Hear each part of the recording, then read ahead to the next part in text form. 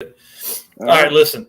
12 pods of Christmas. We have Santa Claus down here, and we have young Santa Claus over here. Want to be? Yeah, the what do you call it? Cinnamon and salt beard Santa Claus there. We got sugar. folks. Yeah, cinnamon and sugar. That's right. We got folks popping in the back. We got Streetcar Chronicles down below. Ryan and his son. I cannot remember your name though, dude. Jake. Oh, Jake. There we go. And of course, Jason. We got Grant here just popping in. Okay, guys, give me 2 seconds, and then we'll let you do your thing. My hands are dirty from putting on a cold air intake literally minutes ago. Just finished it. I want to say thanks to everybody that donated to help the podcast room become available.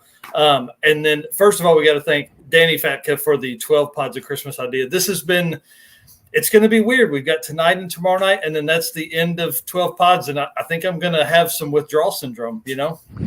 It's been awesome talking to somebody every day. So thanks first, Dino Cardella, Donovan Green, Tyler Petram, Tom Stark, Matt Monroe, Ryan Wink, who's on here with us, and the big bad daddy, the Cowboy Yankee, John Marat, for donating for the podcast room. And thanks to Andy's Computer Repair for letting us be out in the shop doing this and not at my dinner table. And thanks to Hiawassee Tire and Lube. We're coming out this week for some tires, bud. Time to 3,000 subs means 300 feet of burnout. So I'm ready. We got folks over here in the chat. We'll be popping those up all night. So if you got questions for any of these folks, let's get to it. So y'all introduce yourself, and then we're going to talk about your favorite maybe Christmas gift that's automotive related. That was a lot really fast. Time for some hydration. Well, first of all, I want to say I've been doing the 12 Days of Christmas YouTube Shorts Challenge. So that literally doesn't take hardly any effort at all, but it's an effort. And you're doing like a podcast every day. So congratulations on that. Hey, thanks, man. Appreciate that. It's been wild. You guys all know who I am, probably. Jason, old car guy on YouTube. Got an automotive YouTube channel that we just do a bunch of working on projects, Crown Victorias, Grand Marquis, Square Bodies, and Yugos. That's me. That is awesome. Yeah. Tell us about the 12 days of shorts. Drop your shorts. What's the thing? Sorry. 12 Days of Christmas YouTube Shorts Challenge. So it started last Monday, and every day you do a day of Christmas. And each progressive day, you've got to repeat the previous days. So we're on day 10 today for me. And today's day 10 was 10K subs on YouTube. Nice. And I had to go backwards from that. I haven't hit it yet, but we're going to get there. Oh, dude, you're going to be so close. I'm telling you, it's going to be awesome. Bill Armstrong, I see you down there. We'll get you in just a second. Let's get through these folks, and then we're there. Yeah, so I guess I'll go next. I'm Grant Tommy Straight 6 fan on YouTube, and just to confuse everybody, I wore Jason's shirt, old car guy. So yeah, just figured I would do that. Of course, Jason and I, we do our own live stream podcast format, I guess you'd say. I like to just call it a live stream. I don't really consider it a podcast. We tried for a season to upload them to SoundCloud, and they just didn't get a lot of traction. And I think so much of it's, facial expressions and stuff like that makes it. Yes, especially for what we do. Yeah. So we call that the Car Guy and 6 fan show. It will be Thursday nights, 7 p.m. Central. We go 18 weeks in a row, then take 8 weeks off, then 18 weeks in a row and 8 weeks off. So it works out pretty good. We're kind of in our Christmas break right now, but best automotive gift for Christmas. I know I've had a number of them, but not like a ton. Right.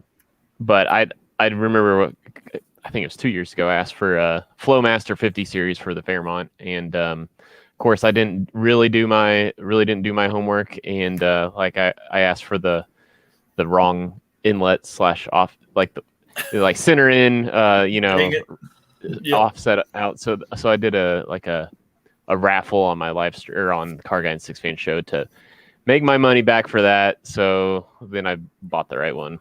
Yeah. What did you stay with the 50 series, or did you go with there you go. That's such a great sound. Like it's mellow, and it obviously lets you, but at cruising, the 40 tends to drone quite often. Yeah. No, and actually, so I had my first interested buyer in the Fairmont, so it was fun to hear him come back, into my neighborhood from off the highway. Because, I was going for, sleeper, too, right? I wanted a good sound, but I didn't want it to be obnoxiously loud, and because I didn't want to make people think the car is faster than it is because it's still not fast, kind of a thing. so and I think I hit the mark. It's a nice sounding, it's perfect for tunnels and everything, right? But it's right. It's otherwise a nice quiet muffler, really. Jason, talk about the 10K Christmas or 10K by the New Year, right? Yeah. So last year in January, I set goals. I wanted 1 million views and I wanted 10,000 subscribers. So we're way far away from the million views, but actually about 85,000 views away. But we're at, I think, almost 9,800 as of tonight. That's great, man. So we're 200 away to do that in about 8 days, 9 days, whatever's left. So it can happen. Yeah, at the rate you're going, you'll be there, dude. I'm gonna bring in Bill Armstrong, Bank Shift Billy. I just tried to tag everybody's channels in the chat. So if you're just popping into the viewership, make sure you're following these folks. I just pulled the YouTube channels. So, hi guys, how are you? Oh, Merry Christmas. Doing well. Yeah, and I would just want to say it's nice to meet some other channels that I haven't personally met yet. So yeah, it's going to be a lot of fun. Well. Yeah. So Streetcar Chronicles is like north of Dallas, and then Bill is you're Colorado. So like we're gonna have some folks from everywhere tonight. I think it's gonna be a fun time. It's pretty awesome. Yep. Yeah, this is no snow Colorado this year. No? Well, hey, global warming's for real. Oh my god, it's crazy. It's crazy. Hey, I'll take it. It's gonna be 80 this Christmas for us. Yeah. That's funny. Well, before anybody else jumps on, let's run through the Christmas gifts. Jason, why don't you start us? And then Grant kind of got into his stuff a little bit, so we'll skip him. And then so we'll do Jason, Ryan, and then, of course, Bill. So 1 year for Christmas. Okay, let's back up. Anytime I sell something like a part or something from the garage or something from the shop, it's cash. It's cash money. I tuck it away. Well, 1 year for Christmas, my wife calls me out to the garage, opens up the door, and there's this great big giant toolbox, and it's like 5 feet wide, it's like 6 feet tall, like double stacker. It's like, and she bought it at the store where I was working at the time, and I knew that these things went for a couple grand, right? Yeah. And I'm thinking to myself, oh my God, she didn't. So first thing I did after I was like, thank you for the great big toolbox. Right. It's the same one that I show. You guys probably see it in my videos, but yeah. Anyways, I was excited. I really was. But I couldn't wait to get into my secret hiding place where I keep my cash to find out that $2,000 was gone. Dude, you can't ever let the wife know where that stuff is, man. Oh, the mama don't know money is a secret, man. Well, she found it. Anyways, yeah. I got the toolbox that I probably never would have bought for myself. Yep. And I'm okay with that. And that was several years ago, but I was pretty stoked about that. So I would have to say that was probably the best gift automotive. That's awesome. Ryan, you guys want to tell? Oh yeah. Well, I mean, every year my wife hooks us up pretty good. It doesn't, she got to the point though. She's like, every time you fix a car up, you sell it. So it's true. She said like a bunch of cars. So but 1 year, like I did a '65 Mustang. I was building like an old road race car, like an old Trans Am car, and she bought me. God dang, she bought me a whole new interior, like a carpet kit, sound deadener, nice. All kinds of stuff, all the stuff that I didn't want to buy, but I needed, and it made the car look very nice. That's awesome. That's awesome. Bill, you want to tell us? So we're talking about cool Christmas gifts that are car related in your past that you didn't buy yourself. Oh my God, that makes it really hard. Yeah. I've gotten some cool stuff for my kids. Those little metal signs that say like "Dad Shop" and that kind of stuff. Yeah. Everybody knows I'm a little bit particular on the parts, and I don't really have a lot of project cars. I have one. Right. And I've had it forever. So they get me like little stuff like that or tools. I'm excited this year because I gave my kids a link and everything. It's those, you've probably seen them on Facebook, and hopefully they're not totally cheesy, but those wrench organizers for the box, the magnetic ones. Yes. I asked for those. They're not very expensive. I think I asked for 4 sets. You lucky bastard. That's awesome. So don't say yet because I don't know if I'm getting them. Oh, you're probably going to get them. They're like, he finally gave us the never night. know. Yeah, That's awesome. But not for myself. I know some nice things that I got for myself for Christmas. Santa knows. Yeah, Santa ordered, a couple of boxes of aluminum 3.5-inch tubing today. Nice. That's cool. I see Danny Diesel down here. I see he's got his mic is muted. So whenever he pops on, Danny, we're talking about Christmas gifts that you've gotten in the past that are auto related. If you guys don't follow Danny Diesel, you need to. It's his channel. He travels the country racing a diesel truck, but he has done a ton of videos lately on the damage that was in Kentucky after the tornadoes. And his obviously, his adventures, which are so cool. So I'm going to link his channel here. Oh, no, he keeps dropping on and off. So while you're doing that, Mike, I did just want to say when you talked about the gifts that you didn't order for yourself, like the older my wife and I get, the close in the way you get an email subscription to everything you order one product from. Like we're getting to that point where she's like, well, I don't want a bunch of Jegs emails in my inbox, so can you just order it for yourself? So it's like we just stopped playing the game at this point because it's like same thing. Like, well, I don't want cosmetic emails blowing up, even though it takes like 2 seconds to unsubscribe, right? It's just that the hassle where it's like, oh yeah. It's like, are you sure you want to unsubscribe? Are you sure you're like? She's like, yeah, I don't need Jegs email. Let me see. Nope, I can't unmute him. So if he's in there, just holler at us. I'll tell you one. Go ahead. You don't think anybody's looking, do you?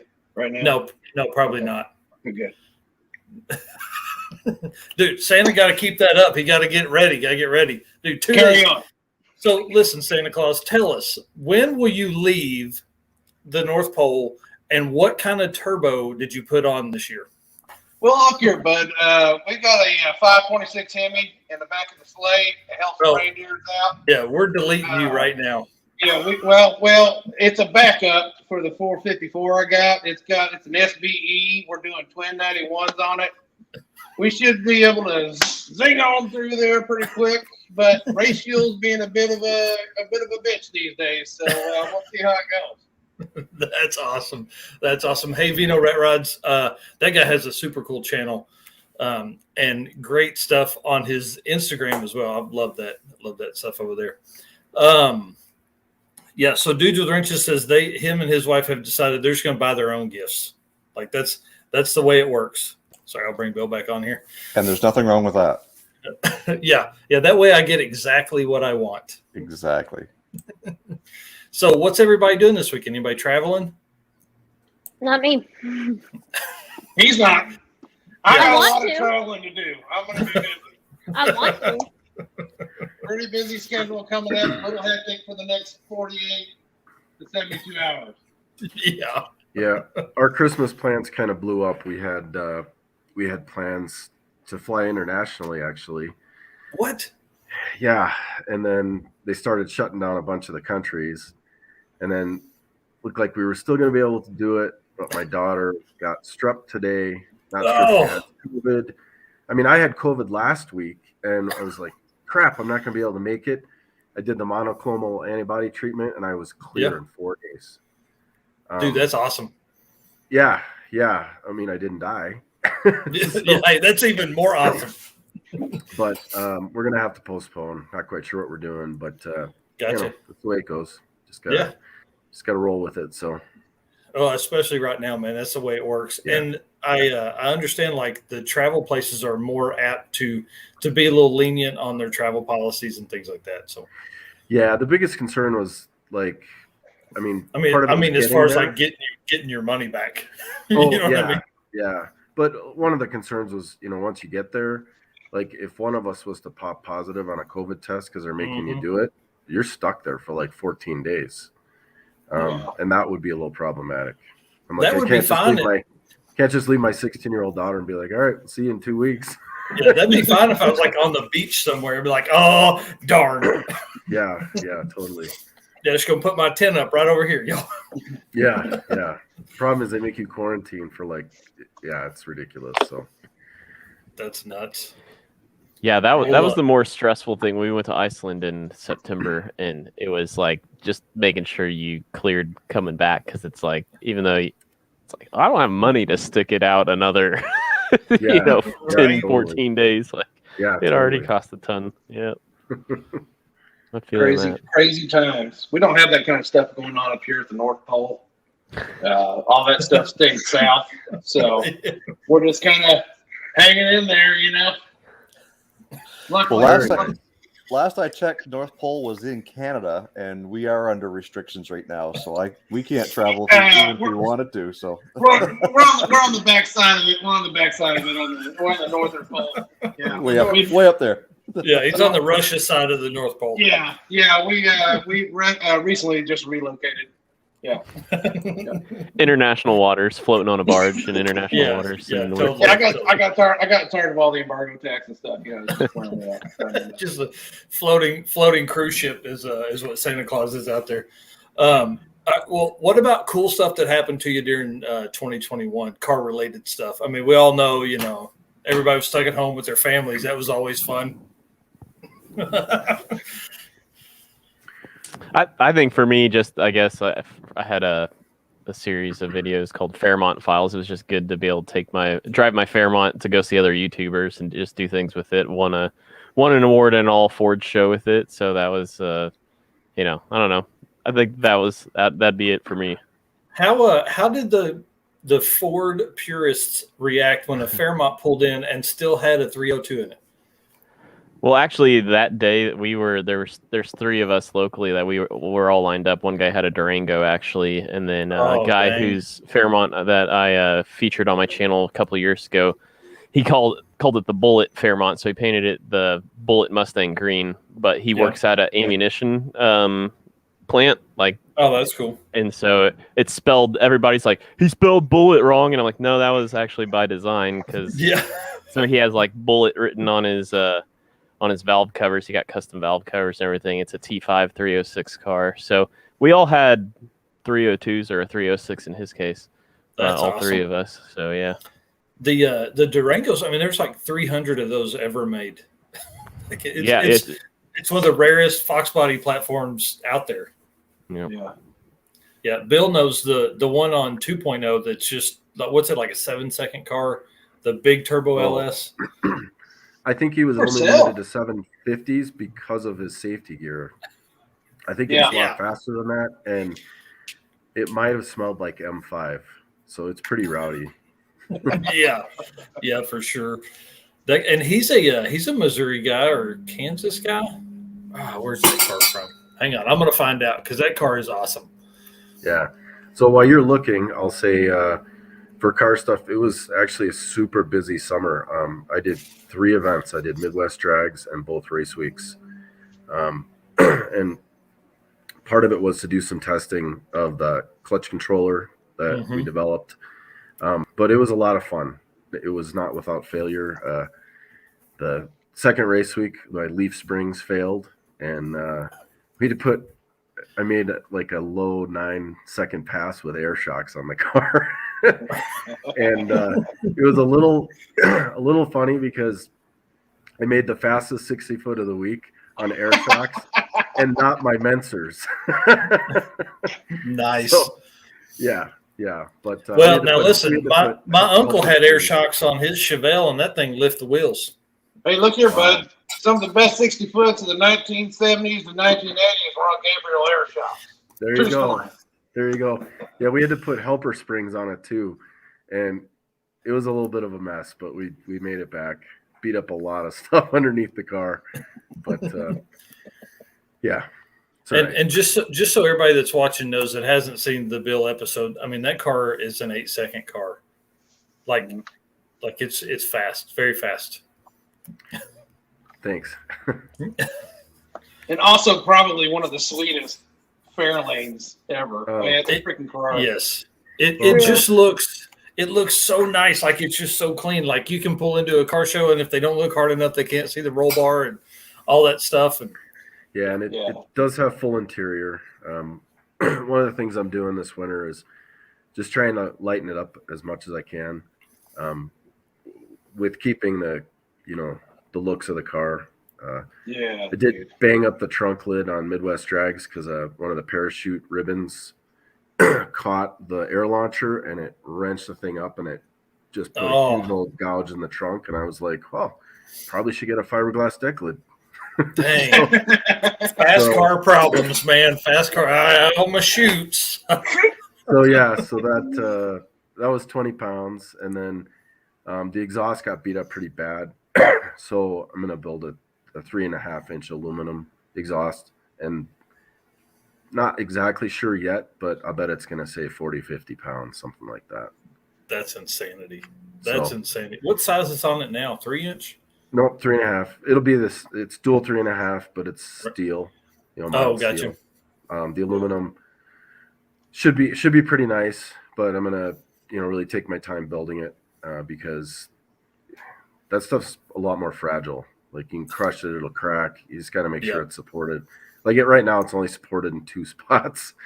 So probably be putting a whole lot more supports in there. Yeah, so the old truck is supported at the turbo and at the muffler. That's the only 2 spots. So if I've got the dump on it, it's just like I hope that V-band on the turbo is held on strong. Yeah. So that's it. And then just there was a lot of crazy issues. Like so the last day of race week, we drove it home. My co-pilot and I 740 miles same day. Drove it home, pulled it into the garage, closed the door. I was like, all right, go to bed. Woke up the next day I had to change the oil in my other car because I had to get back to work. Went to back the Fairlane out, and it wouldn't start. Long story short, it sheared the keyway for the timing gear, smashed the valves, and didn't know why, and ended up pulling the motor. It took me, like no joke, 10 hours to cut the harmonic balance off. I had to break the small block Ford. I had to break the front timing cover, and I had to use a grinder and a plasma cutter. And that will make you sick when you have a nice crankshaft in there because it's at the crankshaft. Hopefully, can be repaired. That's insanity, dude. But it welded itself. Yeah, it welded itself, and I'm not sure. We're gonna measure the bolt and the hole in the crank. I mean, the only thing I can think of is it came loose or something and was just rattling, 700 something miles, and it just so motor's getting a total rebuild, just new pistons, rings, gonna reuse the old bearings, getting the crank repaired. I guess the bearings are fine. It's just this thing on the front. Yeah, and then new valves in the heads, changing over to a hydraulic roller actually this year with considerably less spring pressure because the solid stuff's been okay, but you just kind of burn through a set of lifters every season, and it gets expensive. Yeah, and I mean it's a street car, like 100%. Yeah. Like I don't drive as much as Rich Guido. He's kind of my hero, and but that dude lives a long ways away from stuff. If he lived where you lived or lived somewhere in the middle of the country, he wouldn't put 7,000 miles a year on a car going somewhere. I think he does. I think he does more like close to 15 or 20. Like it's ridiculous. And it's gone 8s. It's just nuts. Yeah. So it's very cool. That car is insane. I'm going to bring Danny Diesel back on. He's popped on for just a second. What's up, dude? You running around? Yeah, man. I'm driving down the road trying to catch internet service wherever I can. Nice. You must be close to McDonald's or Starbucks right now. They put up extra towers, I think. No, I think I'm getting closer to a cell phone tower, though. Nice. You want to tell us where you're headed or anything like that? Can you divulge that information? Well, in the next few days, I'll be headed to Spokane, Washington, to pick up my sick week car. Yes, that's exciting. The Door Slammer project on your Facebook page. Yeah, the Door Slammer project. We just got done machining a 4-cylinder aluminum block. That's all I'm going to tell you guys. Dude, Hang on. I'm going to pull it up. Oh, holy moly! I'm going to try and pull it up and see here if I can show people this thing because it's rowdy. Yeah, it is a 2.0 liter 4-cylinder aluminum block. It's been sleeved. I'm trying to figure out what else I can tell you guys without giving it all away. And it's going into a car. Nice. Yeah, that pretty much sums up anything. Great. Thanks, friend. And I'll come out swinging. I won't need 4 more cylinders to keep up with y'all. So be prepared. Get ready is what he's saying, boys. So Spokane, how long will you be in Spokane? And then, dude, I can't find the pictures for it on your Facebook page. Are they on Instagram? It should be right. It should be. I just barely posted it. So, anyways, I'll be in Spokane, Washington until January 17th, and then I head back to get the car wrapped, and then we head down to Sick Week. So we'll be at Streetcar Takeover February 4th and 5th, testing in Bradenton, and then Sick Week starts on the 6th of February. So we're ready. Here we go, right here. This is so why did you? Dude, you're gonna have to come back on to talk about this because this is insanity. I love this thing. Yeah, right here. We shall. That's crazy, dude. Yeah. Santa Claus likey. Yeah, big time. There it is. Yeah, how much boost are you going to run with this car? Come on, you got to tell us something. All of it. About 65, 70 pounds of boost. That's so you built a diesel truck and you're like, listen, I like boost. I like a lot of boost. So that's what we're going to do. Yep. So I partnered with a company up in Spokane, Washington to build one of the fastest 4-cylinder drag and drive event cars that there will be. So, dude, that's crazy. That is crazy. So what part of the country are you in right now? I am hold on. I might be driving further away from the cell phone tower. Can you guys hear me still? Yep. Yeah, we can hear you. Yep. We're a little spotty, but I think you guys get the gist of what I got going on. So I'm gonna cut off here, and we'll have to do a podcast here in the next couple weeks to update you guys. Bye, dude. Bye. Oh, dude, that's awesome. I love Danny. He's such a cool guy. Yeah. If you haven't seen that podcast, you need to. He is he's living the dream for all of us. It's I think if you told him you had a dream to do something, he would go do it. It's pretty amazing. Guys, I'm going to lose the beard. I'm not going to lie to you. It's just too much. Well, are you going to lose the beard or are you going to go to the short beard? I'm going to go to the regular beard. It's just, it's the wig and everything. It's just a much, it's just fine. You're ruining people's Christmas right here. Santa Claus isn't fake. There's some. I'm just fake. I'm trying to be something I'm not. Oh my gosh. Hey guys, I want to thank you. I got to get off of here, but you have a Merry Christmas, and we'll see you guys next year. Bill, thank you so much. I appreciate it. Merry Christmas. You're welcome. That's awesome. What y'all don't know is I've been wearing Bill out. Been texting him daily, calling him, all this kind of stuff on some personal stuff I got going on, and he's a great dude that has helped a ton with that stuff. So it's really cool. He seems like a super, super cool dude. Yeah, and anytime that you're super cool and drive a fast stick car, come on, bro. And it's a Fairlane with badass stock interior. Come on, man. He's living the dream I want to live. Yeah. Well, and here's my take on his car. It's still Ford powered, which is a huge plus. I'm kind of, that's what I like about the low Fairmont is that like everybody throws LSs and stuff now, which that's what I did in the old truck. I did it, but It's easy. yes, it is easy. So it's always cool to see somebody do something a little different. And he's definitely done that. Yeah, absolutely. I'm going to ask folks that are watching to drop some questions in the chat.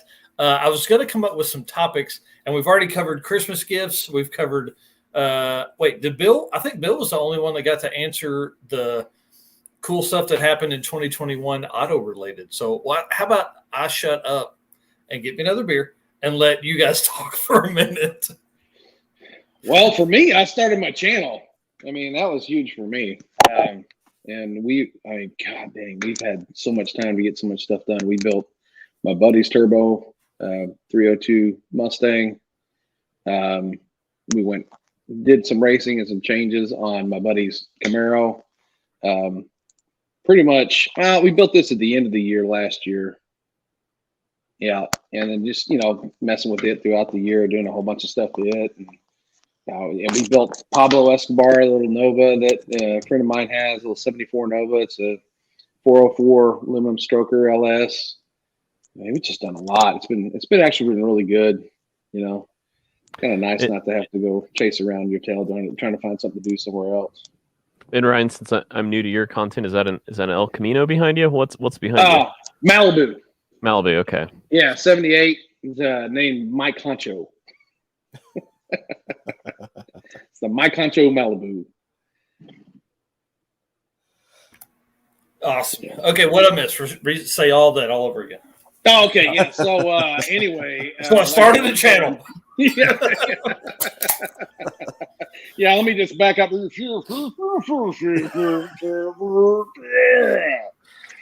See, no, but y'all didn't know what y'all were getting into, did you? Yeah, I'm a little unorthodox, but yeah, this turd bucket here, I love this thing. It's I don't know. It's like a tumor. It's become a part of me. It's one of the only ones you're keeping for a while, right? Yeah, I don't know if I'll ever let this one go. I think my kid's gonna have to inherit this one because he's just in love with it. So I don't foresee this one going anywhere. We'll probably add to the fleet. I'm actually, whenever I figure out if I sell the little 73 Mustang, then we're gonna dump some money in this, and I might try to find another G body to add to the fleet. Nice. Might try to do one of those car truck deals, Oh yeah, the Crook. Yeah, and then start growing it out back here. Get me a Tennessee Cascade going. You start now, you might have one by summer, right? Hey, I'm telling you, if I start right now, I'm not going to gain it right here, but we should be able to get it right back here. Yeah, hey, right on for the skullets. Party's always in the back. That's right. Yeah. There's no business to be had in the front. It's all about the party. The hair has to go south for the winter too. Yeah. So it's got to get warm, man. It's got to get warm, man. Yeah. So. Yeah, but I have to say that 2021 was an exciting year for us because while we were able to sell our house and take advantage of the huge housing boom that was going on, the downside to that was I lost my garage for a while, but in the new place that I'm in, I'm able to build what I'm calling my dream garage because simply it's huge, and I'll be able to fit many projects into it, 32 by 50. And yes. Actually, I got a phone call today. The garage door guy is coming first thing in the morning, so I'm pretty stoked about that. And that's kind of the last thing to get this thing closed in for winter. That's great, dude. Having the shop, being able to work on, actually store the projects I have and work on something for once instead of just doing YouTube shorts all winter long. Like, come on. Yeah, that'll help a bunch. I was just thinking about the range of locations in this. Like we've got DFW and then Canada. Yeah. What part are you in again? Sorry, you've told me, but me? I'm in New Brunswick. So you go straight up the East Coast to Maine, and New Brunswick and Maine border. And actually, I'm right on the border with Maine. So like Maine is like a mile south. And Jason had a pretty sweet setup there as a YouTuber because of his proximity. I mean, he had a PO box on the U.S. side, so no matter who he was sending stuff to or people are sending stuff to him, it was didn't have to do the customs. They didn't have to anyway. Yeah. He did. Well, there was a huge benefit there because I could order parts from the U.S. and have them shipped to there a heck of a lot cheaper than dealing with the duties and customs and stuff. Which is what I've been doing for the last 2 years or whatever it's been, right? Because I can't go over there very easily anymore. Yeah, what a pain in the butt. We've had a big program with my day job where we've come out of Mississauga, Ontario, and it's, I don't want to say what it saves us, but it's a lot, and it's got 2 commas if we ship over the year, across the year, and so we have been bulking that stuff to Buffalo. And then it goes right out of a FedEx terminal in Buffalo and saves lots of money. Yeah. Yeah, it's pretty crazy. It's nuts, man. I really don't understand. And it's the time I think that they spend at the border that makes it that kind of struggle. Okay, sorry, I'll stop talking. Grant, tell us. Yeah, I'll let my ADD kick in now and take the pressure off you, Mike.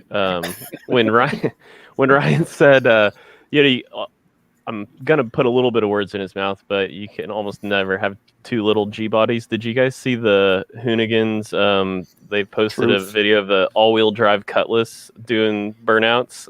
Oh, the black one? The black one? I think it was gray. Well, maybe it was black or gray, yeah. Oh, yeah. So, that car was built, I don't know, man, maybe 6-7 years ago. And the thing, it's not, you're not talking about the one, they're not building one, right? You're talking about the one that No, yeah, I would guess that it was probably part of their Hoonicorn versus the World series. Yes. Okay, we were both right. It was blacky and gray. Yeah, that's the one. It's pro-charged. Yeah. Yeah. That car is insane. I have seen that. That thing is. He did the all-wheel drive burnout in his driveway and chained it to the floor. Yeah. Yeah. I'm a big fan. Yeah, that car's legit. I love G-bodies, but I also like Fairmonts. I'm telling you right now.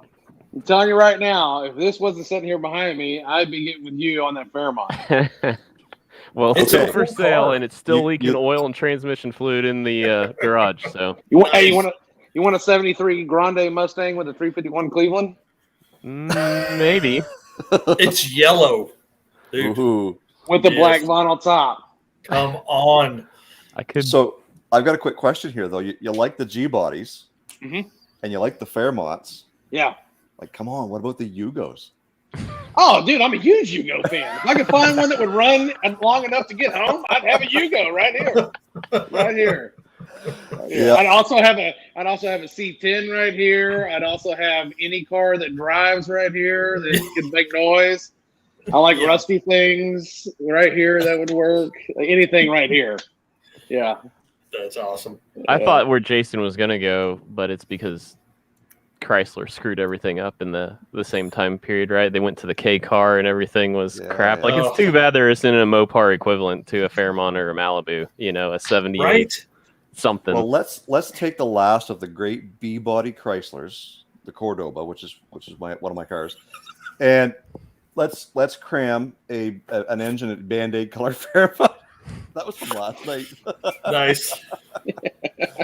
Man, there were so many people live last night. I was trying to do the rounds of all the folks that were live. It was so hard to keep up with.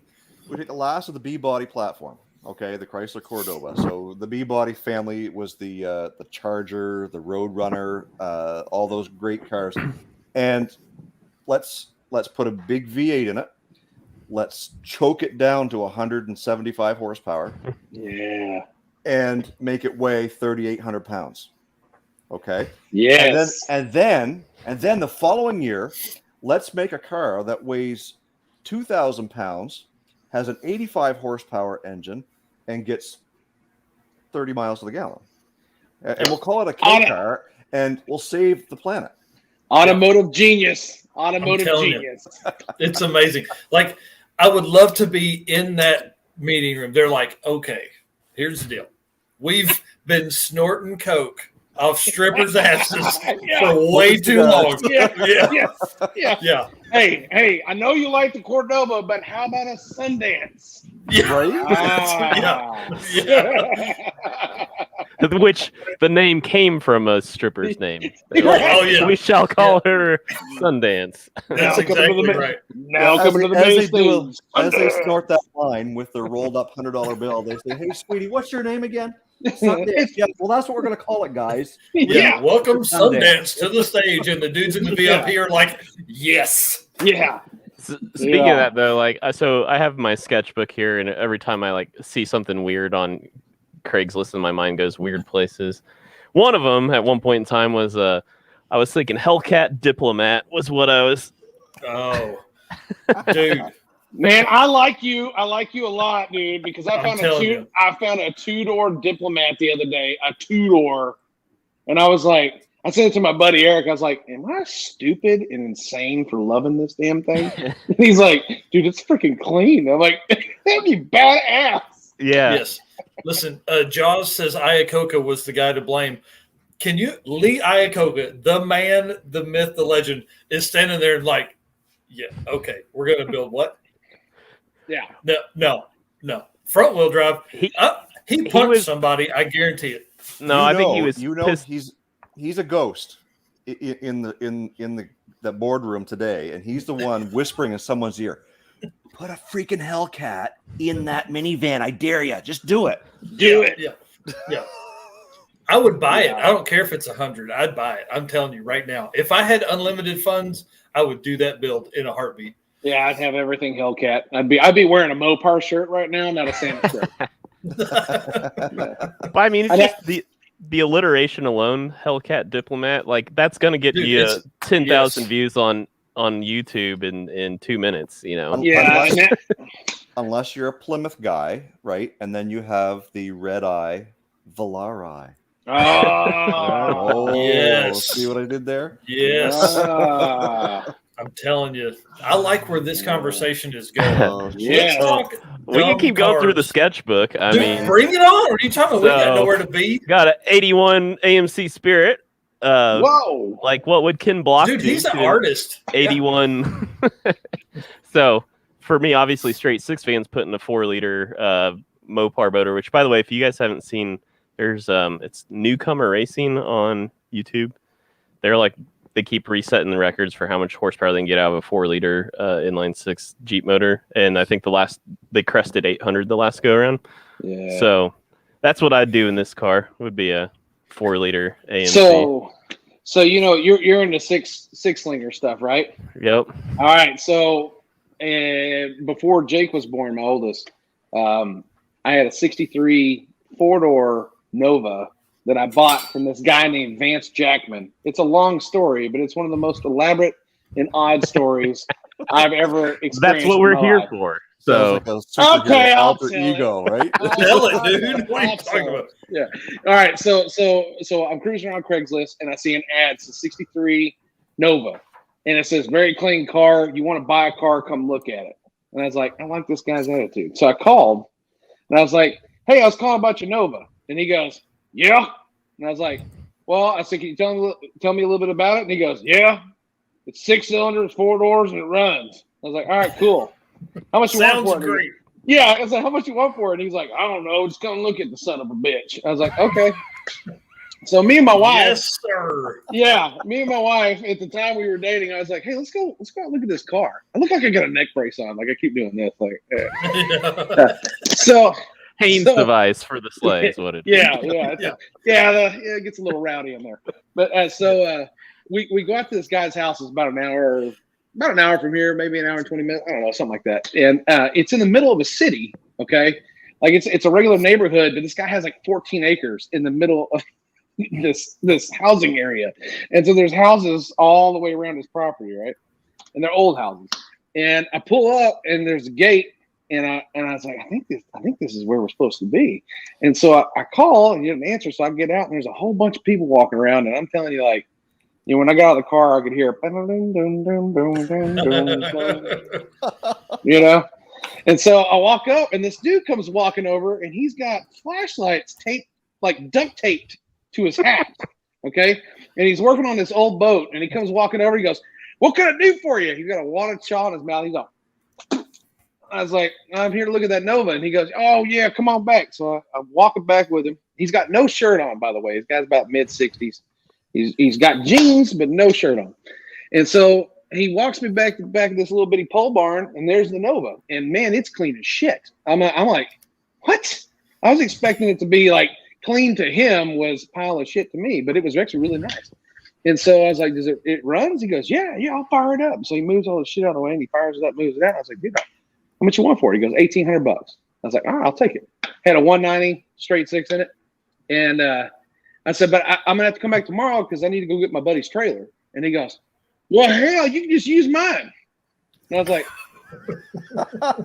I mean, my truck's here. If you want to let me use it. And he's like, yeah, bud, shit, you can use it. And I was like, all right, cool. So he goes, let me go grab it real quick. Well, he had like his concrete pad. And he had a brand new, at the time, like 2008 or 9 F-150, brand spanking, right? Sitting on this pad, kind of out in the open, right? He goes and gets this old, he had like a 70s model F-250, and he grabbed it and then pulled it out of the front. And he had a bumper hitch on the front. So he grabs onto his trailer. He backs out. He's driving it towards me, and he's hauling ass. I'm like, this old guy needs to slow down a little because I think he'd been, pouring some back a little bit. And he swings the trailer around towards the front of the car. I was like, oh, God, don't hit it, And he gets within inches, but he's cockeyed, And so he goes to floor it in reverse, and there's that F-150, and he just plowed it right in the side. I was like, oh man. Yeah, he never hit the brakes, but then he throws it right back in drive and just drives forward and lines it up, and like nothing happened. I'm like, dude, you just hit your truck. And he's like, yeah, I put a little dent in it, didn't I? Little dent needs new doors, and needs a center pillar, the fender's jack. Like, you just totaled the damn thing. Like, what are you talking about? And so I pull my truck around, hook up to it, and I get everything loaded up, and he goes, all right, look, you bring the trailer back, bud. Here's the deal. I want to put it in that front area with the gate on it. I said, okay. And he goes, the gate code is 0000. And he's looking at me just like that. I'm like, okay, I'll remember that. And he's like, in case you forget, I colored all the zeros red. Just line up the red. All right. So I come back. I get the car dropped off. I come back, and sure enough, Vance Jackman painted them all red, right? And so I go to unlock it, and then here comes this crazy son of a bitch down the hill in a golf cart, and he's got this raggedy ass pit bull with him. It's got like one eye. It's Jack. And I was like, what's up, bud? He goes, yeah, just pull it around here. Now the guy's shirtless again. I don't think he owns shirts. I'm pretty sure he doesn't own shirts. He's shirtless. And you remember in the 90s, the bicycle shorts, the real tight spandex. Yeah. So he's wearing a pair of those and a pair of flip-flops, and it's got a green stripe up the side. And he goes, yeah, let's pull it around here. I was like, all right. So I whip it in, pull it around, and I unhook it. And I said, well, Vance, I tell you what, I certainly appreciate it, bud. I appreciate the deal in the car, and let me use your trailer. And he's like, no problem, bud. No problem at all. And I got my door open to my truck, right, to my left, and I'm in it. And he comes and leans on the door, and he's like, man, I'll tell you what, we do some barbecuing around here. You ought to come out and barbecue with us sometime. And I was like, yeah. Leg on the door seal. You're like, yeah. Get that thing away from me. Yeah, my door's open. He's just sitting there, and he goes, you know what we do? We kill raccoons, and then we'll fry them up and cook them or smoke them or whatever. We'll feed them to the neighbors and tell them it's chicken.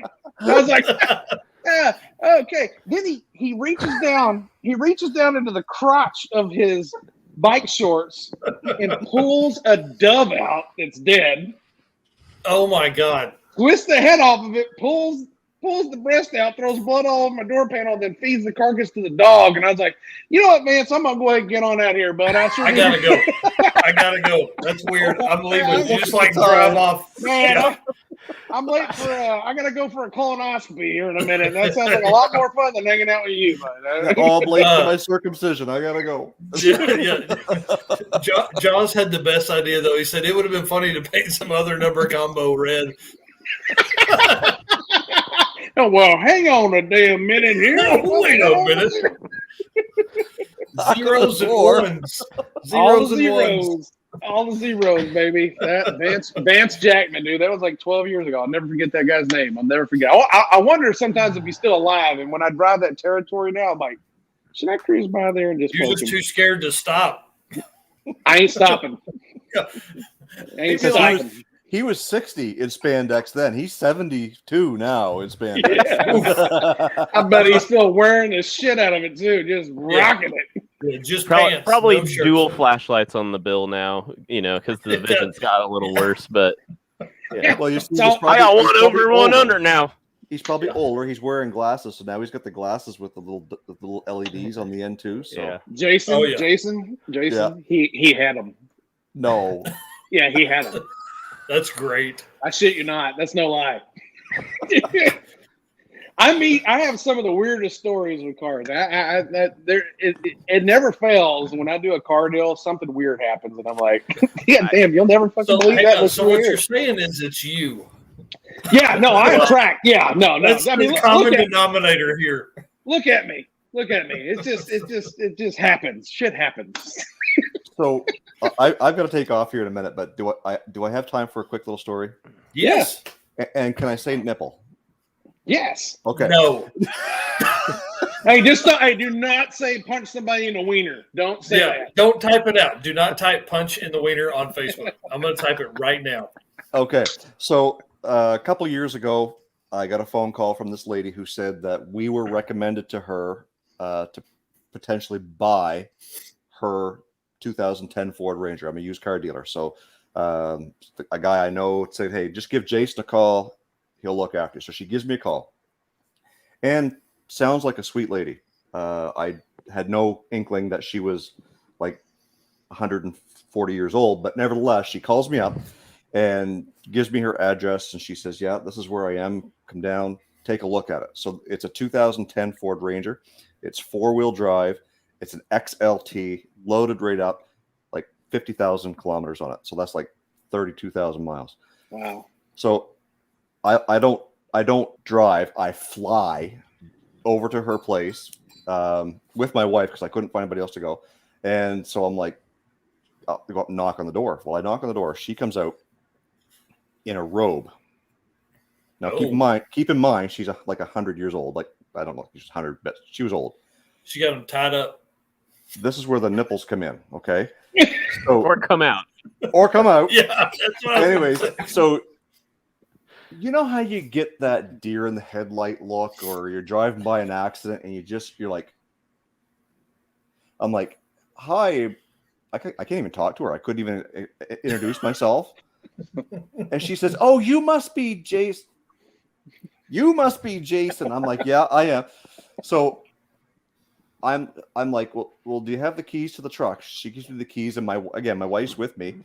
And so I turn around and I'm going like that to my wife. Help me. Right?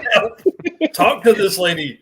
Anyways, so long story short, we end up buying the truck. Well, the truck comes with 4 winter tires. Of course, up here in Canada, we use winter tires quite a bit. But they're in the storage locker, which is about 5 miles out of town. And I'm like, well, how are we going to get there? She's like, well, let me just get my slippers on. So she hops in the... Jaws with the winning comment here again. And peekaboo. Yeah. She's sitting there like this, trying to get the seatbelt on the whole time. Her boob is like... Yeah, like, ma'am, put that thing away, please. Yeah. My wife was sponge baths and a 1 denture replacement, and a 5-mile ride later, Jason got a killer deal on 4 new snow tires. Yeah, it's amazing. It's amazing. It's like, honey, this old lady said if I give her a kiss, she'd give me That wasn't a the beer. only studs in that shed. And I'm like, and she's right over there.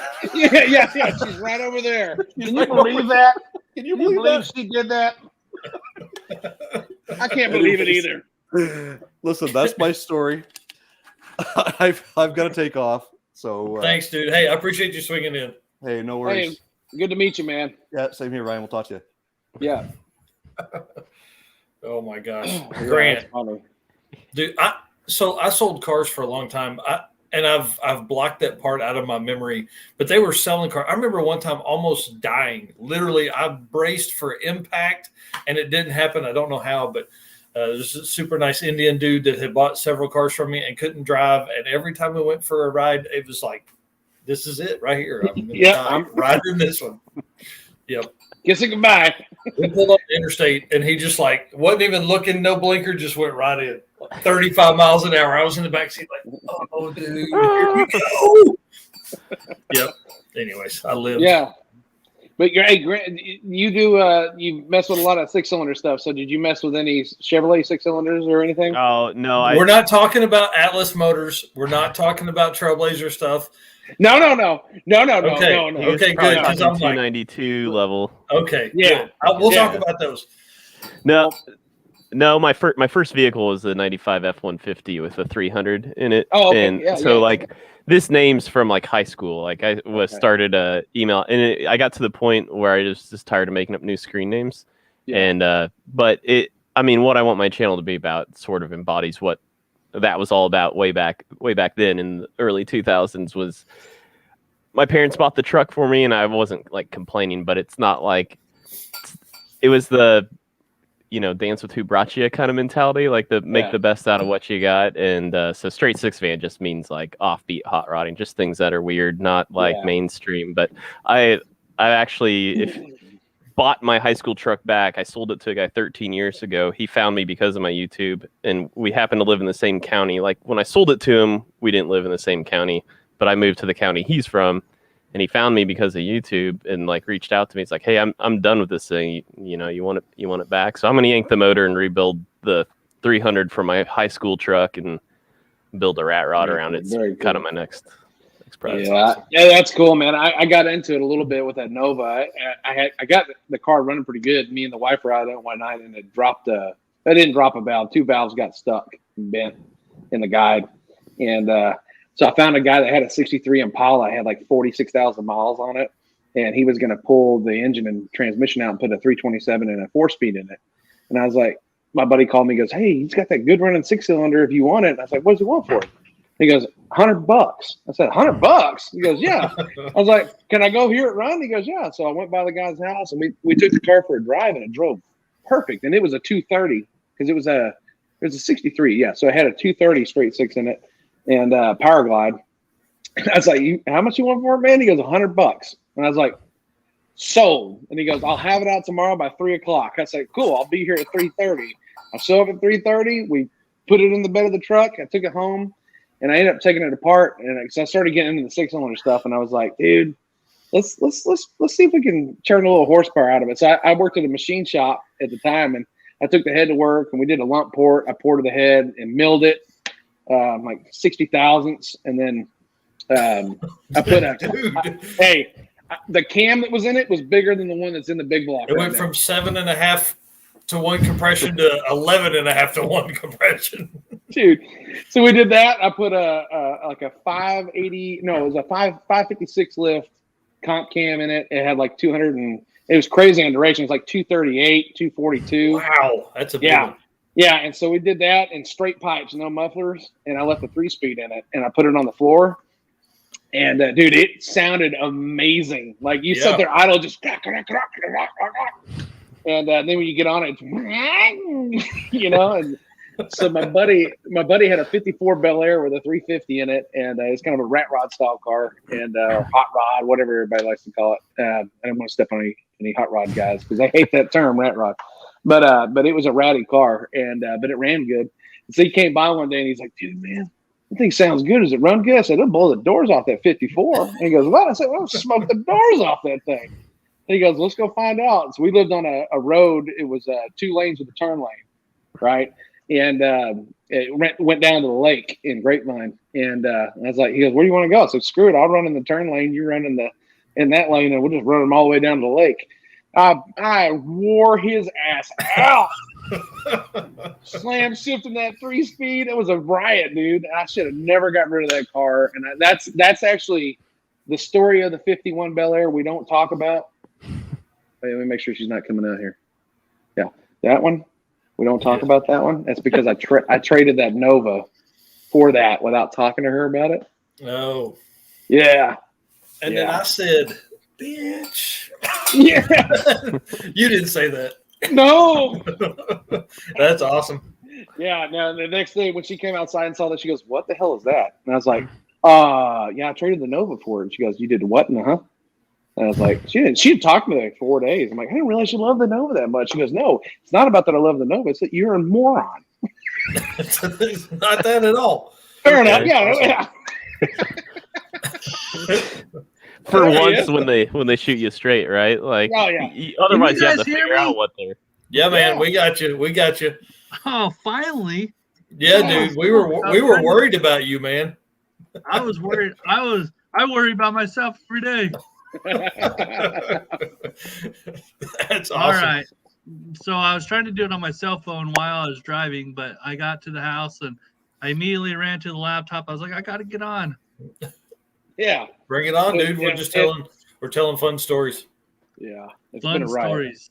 I'm trying to think of a fun story from this last year. Oh, well, no, we're past this year. You can tell a story from this year if you want to, but Yeah, I don't know if I'll top Ryan's, or Jason had a pretty good one too, but Ryan was talking about a car buying experience, and I had spun out my 97 Ford Ranger on black ice on I-70. You know, it's always fun watching cars come at you, and it was like a video game. I get dodge you, but the Jersey barrier's my friend. But anyway, I busted up the front fender and stuff, and on Craigslist, like not too many weeks after, like there was literally somebody selling exact same paint code, like fenders off of their Ranger. So I'm like, oh well, shoot, I don't even have to do bot or paint work. Like I just go find I'll just hang a new fender. So I go to this kid's house, and it becomes pretty evident really quick that like this is kid who probably should have moved out of mom and dad's house by now. Obviously has made some weird financial decisions, like the 22s on his Astro van that he rolled up into 15 minutes late to the range time. I was, so I'm hanging out at mom and dad's front yard waiting for this 4-year-old to show up, and so we go around back to their backyard where he's got his Ranger that he had lowered and had done some work, and then he tried to rattle can, like he wanted to paint the engine bay like all black, so there's all this like black overspray on, like the fender's nice, really in good condition, but there's all this like rattle can flat black overspray over like the top edge, and I'm like, oh man, like, oh well, like beggars can't be choosers, it's gonna look better. Well, then his dad's like, well, I mean, do you need any other parts instead of just the fender? I was like, well, yeah, I kind of need a new header panel and a new bumper. And he's like, but I'm 36, so in true millennial fashion, I had gone to the bank to bring just as much cash as I needed to buy the fender, right? Yeah. Minus $50. Yeah, right. So his dad's like, I only have $100. I only got this much. Let me get this out of my sock. Yeah, well, his dad's like, I don't know, he looks like a trustworthy guy. Just give him the damn bumper and the grill. And so I walked out of there with the fender, a bumper, and a grill. And then, of course, he's blowing up my phone the next 3 days. He's like, because we lived, I don't know, 30, probably not quite 30 miles apart, but pretty close. Enough that it's like, yeah, I'm going to go home and we can meet on Saturday and I'll give you the rest of the cash. But he was like blowing up my phone. You're going to pay me, right? Like, it's like, look, your dad got you into this situation. If you weren't living at mom and dad, so anyway. Josh, paying attention. Pull the extra out like that dove with your bike shorts. There you go. You missed some good stuff, Danny. You missed some good stuff. I left out a part of that. When he pulled that breast out, he looked at it, he held it up to me like that, and he goes, "You see that right there? It's the best damn meat you'll ever get." I'm like, "Ooh." Is it because it's in the dove, or is it because it's been down in your crotch and your bike shorts, fermenting for days? Oh man. Yeah, you don't know what you got into here, man. It's wild up in this place. Yeah, I guess not. And I probably got to bounce. I'll leave a little more room for your stories, Danny. So sorry that we briefly got to meet, but I gotta go, guys. All right, great. Thanks, dude. Merry Christmas, man. Likewise. We'll see you guys. Merry Christmas. Bye. Oh, geez. Yeah. Danny, dude, tell us about 2021 and what you got coming 2022. 2021. Well, it was a pretty productive year. You know, I think we reached almost 8 million people across all social media platforms. So, dude, that's awesome. That's great. I kind of like this. I kind of like the storytelling type of deal here. So, in the last couple weeks, I've been on quite the adventures, dude. I've been all over the place. Yeah. But one of them was, and I haven't told anybody this story yet. But I was out hauling generators in Kentucky for all the tornado type people that needed power. Well, I went up this, and I'm telling you guys, I haven't told anybody this, but I went up this driveway, right? And it was literally a one-way, and I got to the top, and I'm hauling a generator, and I have my 2019 Dodge crew cab long bed, so it's super long, no turning radius, and I get to the top, and there's nowhere to turn around. There's nowhere to turn around. And so I'm hauling like a 10,000 pound commercial sized generator, huge generator, and I start backing up, and it was pretty slick and muddy out, and I slid into the ditch. Oh, dang. And I haven't told anybody because I don't know if the guy's still looking for me or not. But I slid into the ditch of the driveway, and I walked up to the guy's house, and I was like, "Hey man, do you perhaps have a tractor or some way to pull me out?" And he's like, "Yeah, I'll pull you out." Well, he started pulling me out, and the truck and trailer jackknifed in the driveway. So, nice. So, dude, I am stuck. Like, he's like, "You're gonna have to call a wrecker, blah blah blah," and I'm like, "No." I unhooked the generator, and he hooked the strap up to the back of my truck, pulled the back of the truck sideways so I could get out from underneath the trailer, and then I was like, "Hey, go around and the front of the truck is still in the ditch, right?" Oh my God, dude. And I'm like, "Hey, can you go around the front of the truck and kind of pull the front of the truck around, out of the ditch?" And he's like, "How do you expect me to get around? Do you want me to drive my tractor through my muddy field? Blah, blah, blah." I'm like, yeah. No. If you could hover over it, that'd be good. No, here, I'll just stay sideways in your driveway. It's fine. Fine. He was all about it. He's like, "Yep, you can, you'll have to stay here. You're going to need to get a tow truck, blah, blah, blah." I'm like, "Oh no, dude." It was like 11:30 at night because we got dispatched. Yeah, dude, we got dispatched late. So we were working, I think we worked like 72 hours straight. But anyways, wow. So I'm stuck in this guy's driveway, dude. I am stuck. And I convinced the guy to pull my truck a little bit more sideways, and I ended up actually getting out of that predicament that I was in. And I left big old ruts in the ditch, like big old ruts.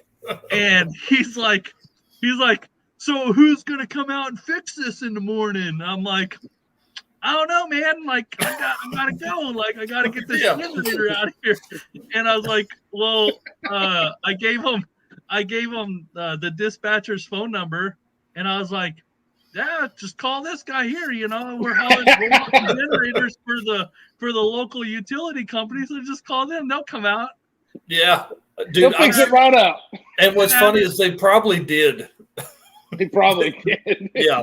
I don't know, dude. He was pretty fired up. I'm not sure if anyone came out, but dude, those were like deep ruts. So like if you drove a freaking not a bulldozer, but a bulldozer through like wet mud. Yeah. They were deep old ruts. Pour them up. Yeah. Yeah, full throttle. You're like turning the wheel. Yeah, turning the wheel back and forth, and I was just digging myself a hole. Yep. Oh man, I tore that guy's yard up. Hey, you know what though? Hey, it's mud and grass. That shit'll grow back. Well, and dude, I mean, come on. It was Kentucky. Like we all know what happened up there. Like, dude, I'm helping people. Get away from me. Yeah, leave me alone. People never cease to amaze me. I still kind of think about it. You know, I was thinking about it the other day. I was like, I wonder if anyone ever went out and fixed that guy's yard. Because I'm telling you, dude, I think I have some pictures that I'll post later once I know the coast is clear. But those were some. Dude, you listen, on your way to sick week, just swing through there, stop by. Yeah. Like, oh, hey, man, ditch still looks bad. Later. Got to go. Yeah. Man, they hadn't made it out here yet. They told me they were coming out. Yeah. I'll call somebody. Go. Yeah, I'm headed to Florida. Let me call him right now. Yeah, Hey, you can call them right now. They'll be out next week. This man's yard's still jacked. Hurry up. No, that was one heck of an adventure though, hauling those generators. I think I got stuck like 3 times out there. It was a mess. That's crazy. So were they loading, like, were you hauling their generator or trailer, or were you on? Oh, that's crazy.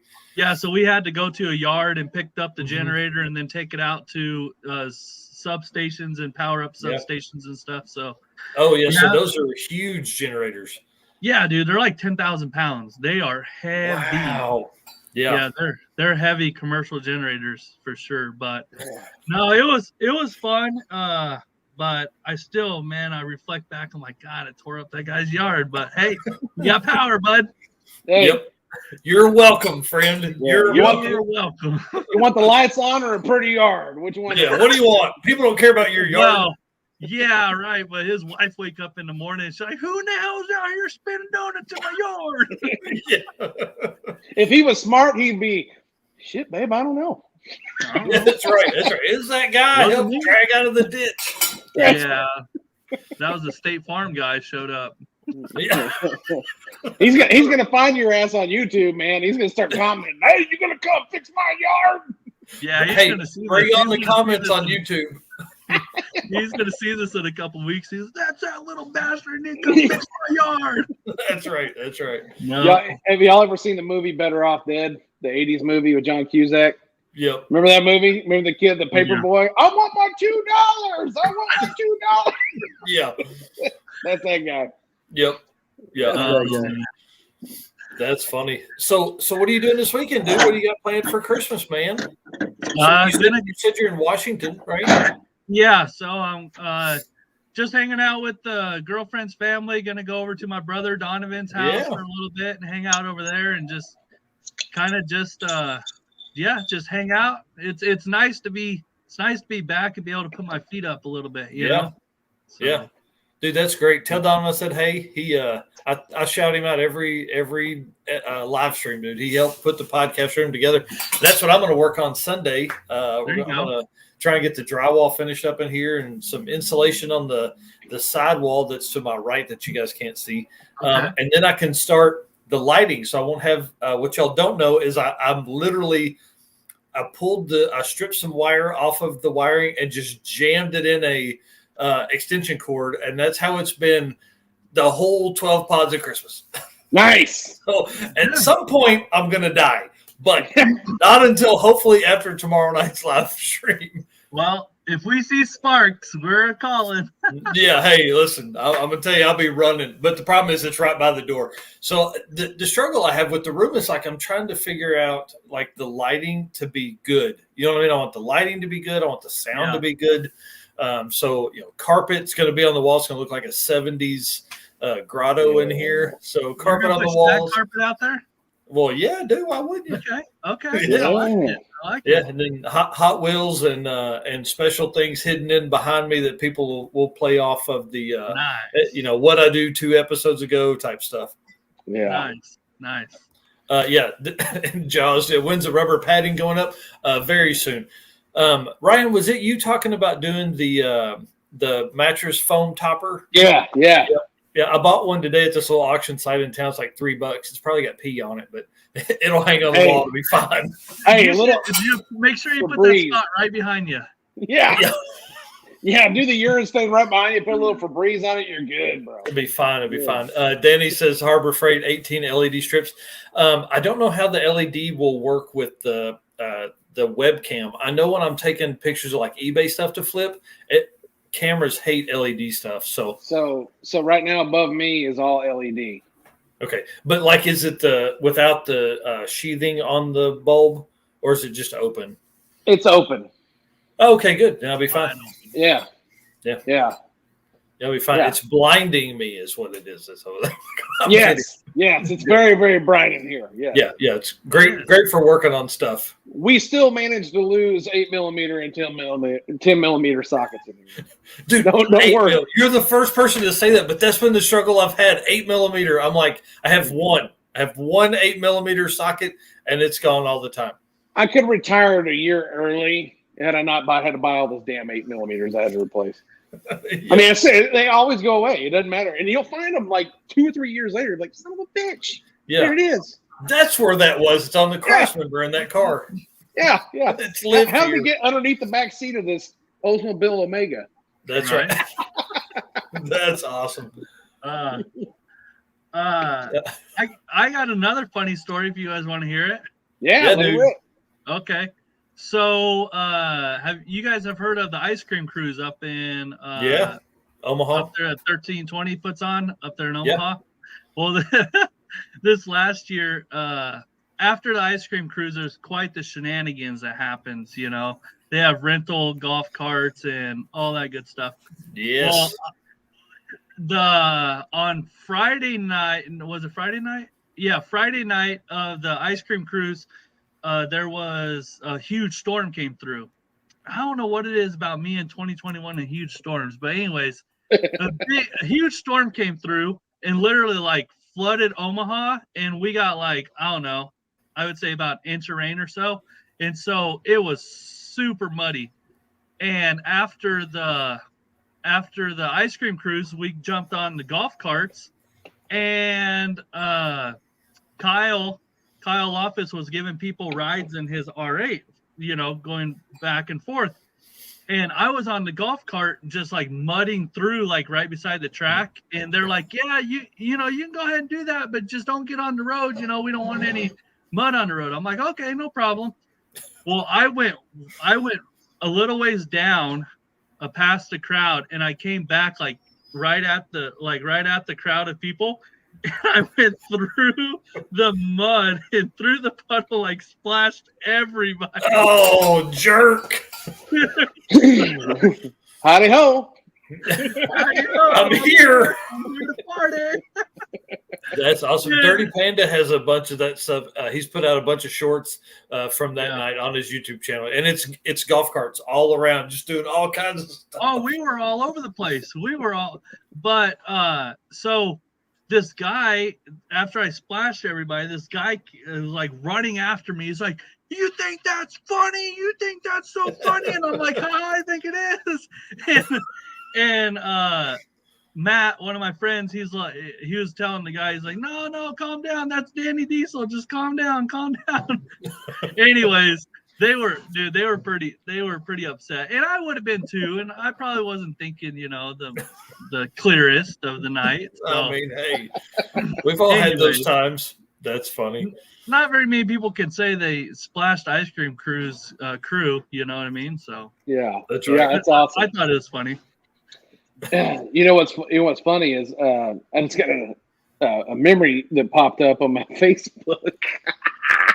This is a good story too. I'm going to show you a picture. See if you can see it. You see that car right there? Oh yeah. Get a good look. Get a good look at it. You see the exhaust pipes coming out the back window? Yes. Okay. Out the back window? Yeah. You see that bad boy?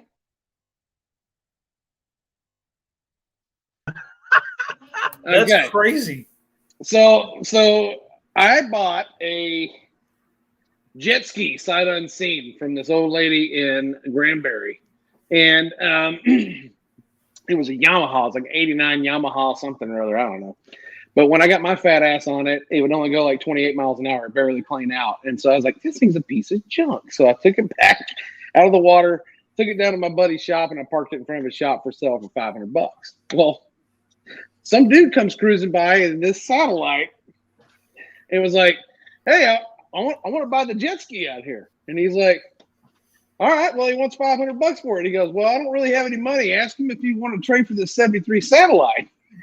And Nice. So my buddy calls and he's like, hey, I don't know. This guy's got a 73 satellite. It's his grandma's car. It's pretty clean. I was like, Okay. And he goes, he wants to trade for your jet ski. I was like, yeah, take the keys and see if he's got the title and give him my title and let's do it. Yeah. So I left the car sitting in a shop for like 2 months. I never even went to go look at it. You know, I was just like, whatever back then. And one day, a guy we worked at, worked with at Speed Tech, was a speed shop I used to work at back in the day. And he had gotten into a motorcycle wreck. He was pretty banged up, actually pretty bad. And so we had a benefit car show for him or whatever, you know, and we decided we were going to do a burnout contest. And so I was like, you know what? Let's go get the satellite and let's bring it down here and let's do the burnout contest with it. I was like, all right. So we went and got it.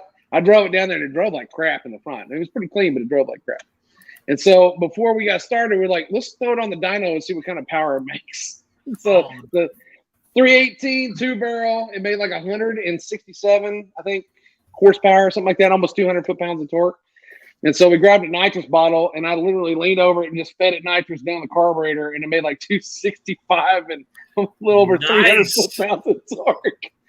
So we pulled it off the dyno, and we're like, well, let's go rip around we ripped around these back roads over, and they had some railroad tracks. We jumped it over railroad tracks. It wouldn't die, you know? So we were like, all right, cool.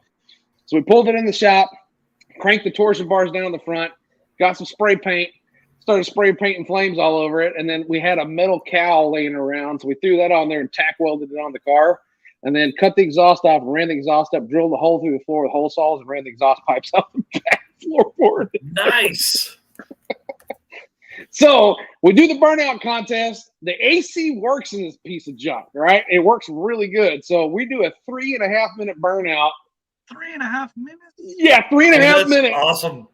Yeah, I hit a brand new set of tires. Those slot mags that are on it were on a customer's car. He had actually a 73 Mustang. He was doing for his I think niece or something. And he was like, you can have the tires and wheels. So I grabbed those, threw them on, and 3.5 minutes AC was on. Well, when the burnout was over, right, and the fire department came out because they thought there was a fire. The car's on fire? No, the fire department showed up because there was so much smoke. Oh, okay. No, so we pulled forward and it had no reverse anymore, right? And we're like, oh well, you know, it's bound to happen, right?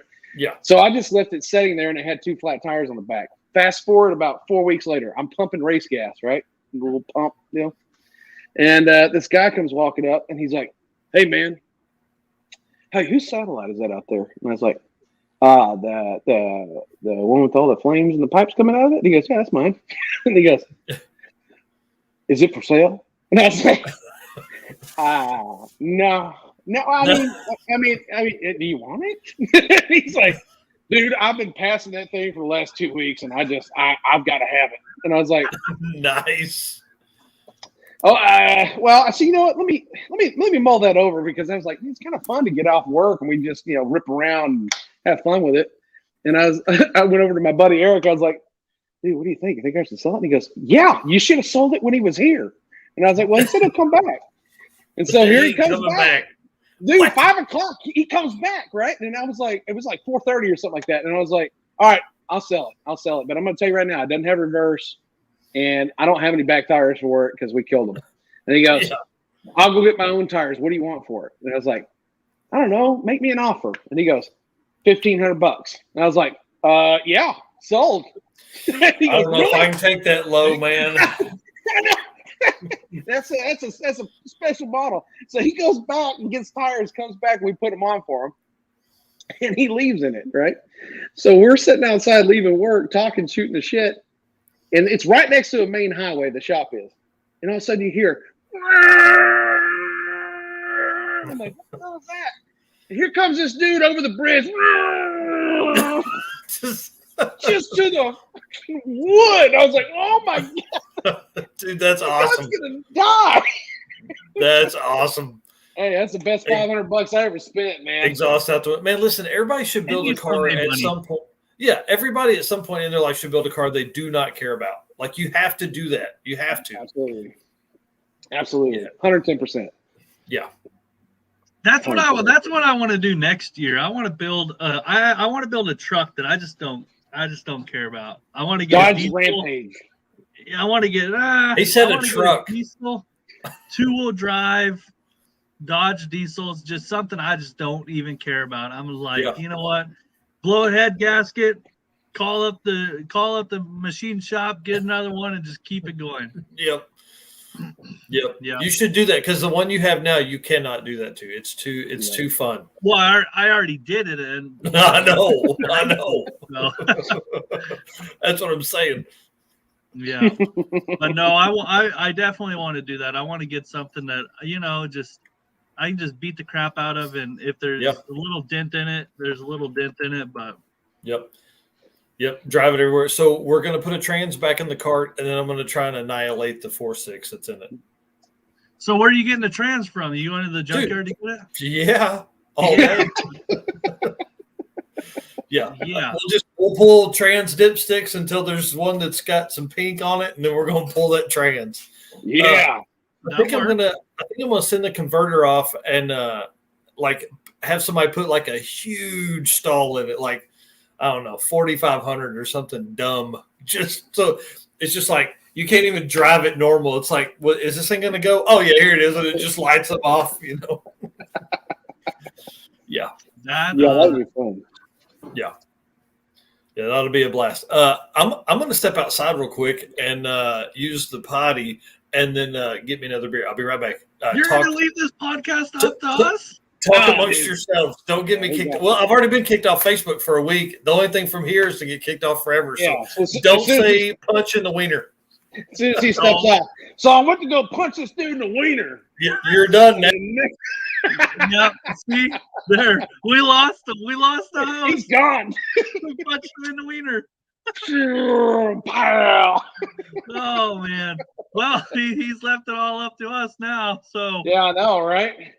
Yeah. Anyways. So, dude, I met you the last night, Race Week 2.0.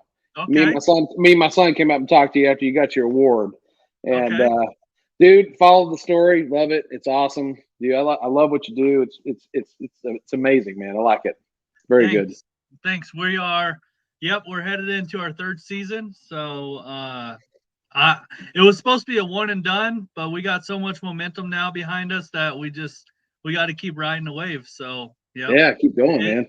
It has snowballed, but people like you and your son, I recall talking to you guys that last night, and that's the only reason I'm out here doing this. So there's definitely not a financial gain to it, that's for sure. Hell no, not at all.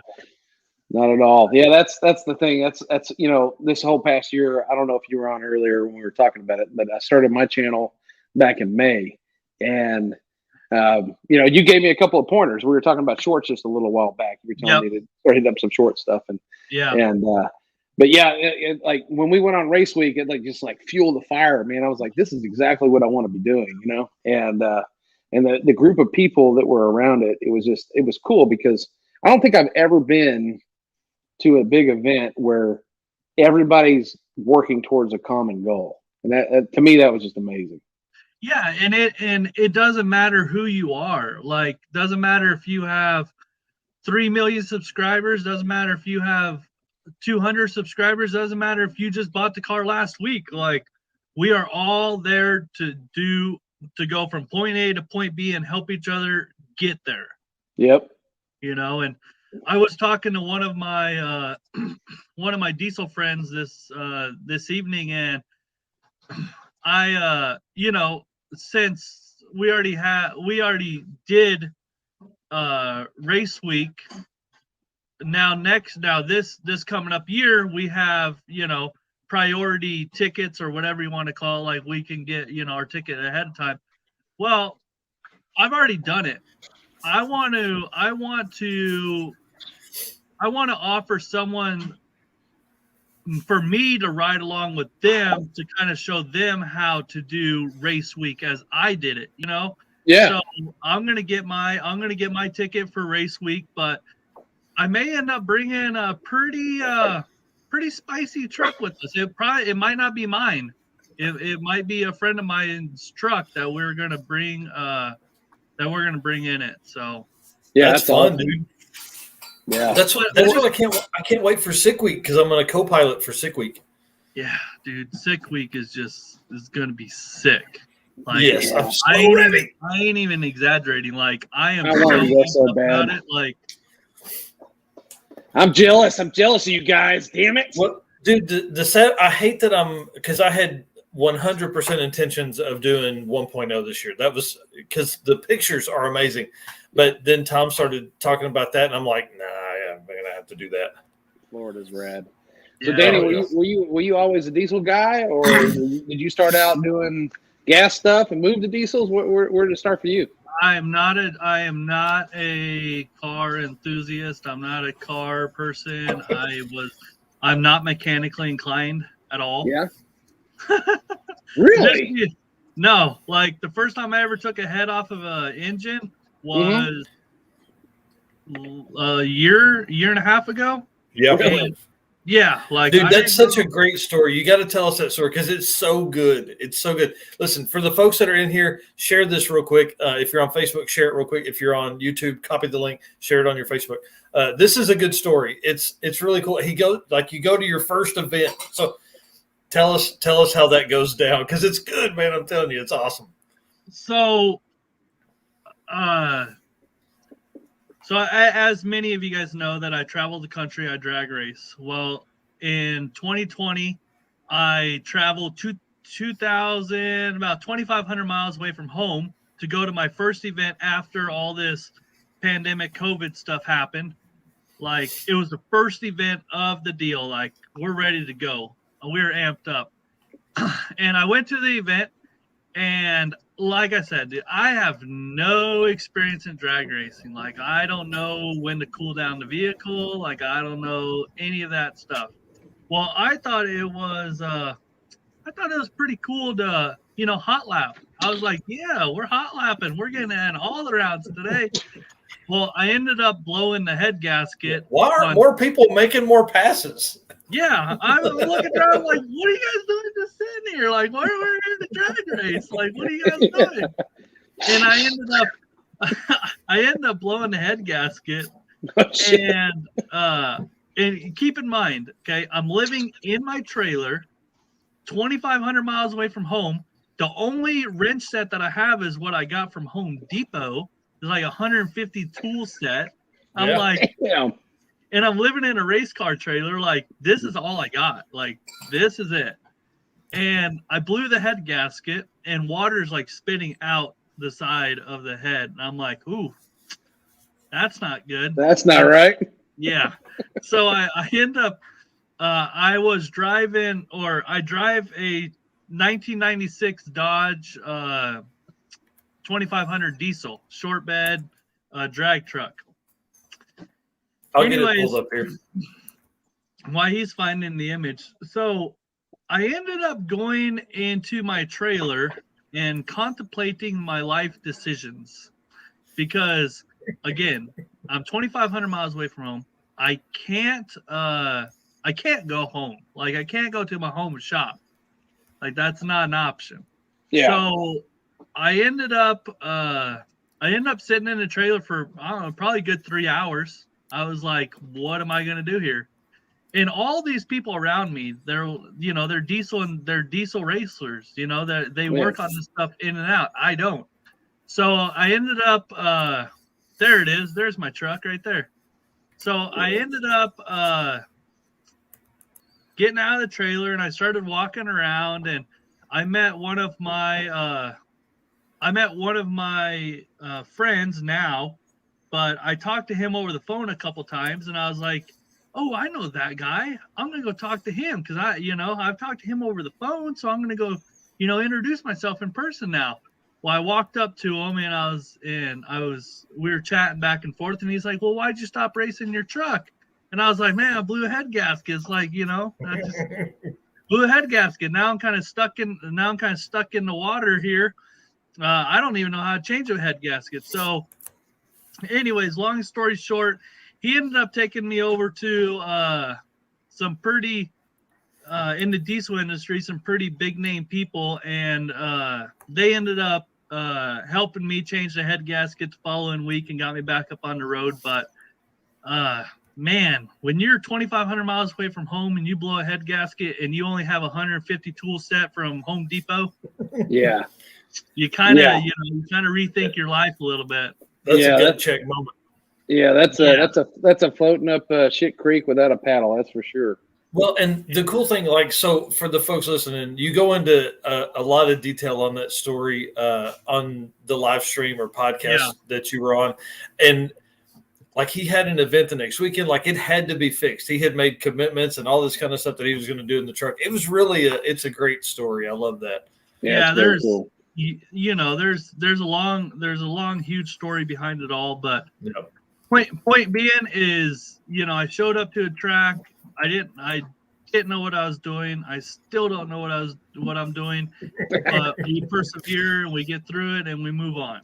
Yeah, you know, that's what it's all about, dude. It's never too. It's a. How old are you? 33. Okay, so and that's the thing. Like, I tell people all the time, because you always worry about the car culture and where it's heading, right? And you know, there's always the stigma that if you don't get guys like him involved, it dies, you know. And I think that you really, there's some dudes making some rips up the street here. Yeah, I could hear that. That was right, yeah. But you know, you always worry about the hobby and the sport, you know, dwindling because, you know, trying to keep people interested. And that's cool that, you know, you at your age were like, hey, screw it, I've never done this before, I'm just going to do it. And that's what it's all about, man. Like, you gotta, you know, I think that everybody who has never messed with a car in any shape or form or fashion, they're really missing out, because you're not just missing out on the experience, you're missing out on the community, the people. And you know, and to me, honestly, like we talked last time, I think that a lot of time, what do you say, bud? Yeah, most of my friends are car people. I mean, a majority of them, actually. I don't know. Besides work people, I don't know if I know anybody that's not a car person.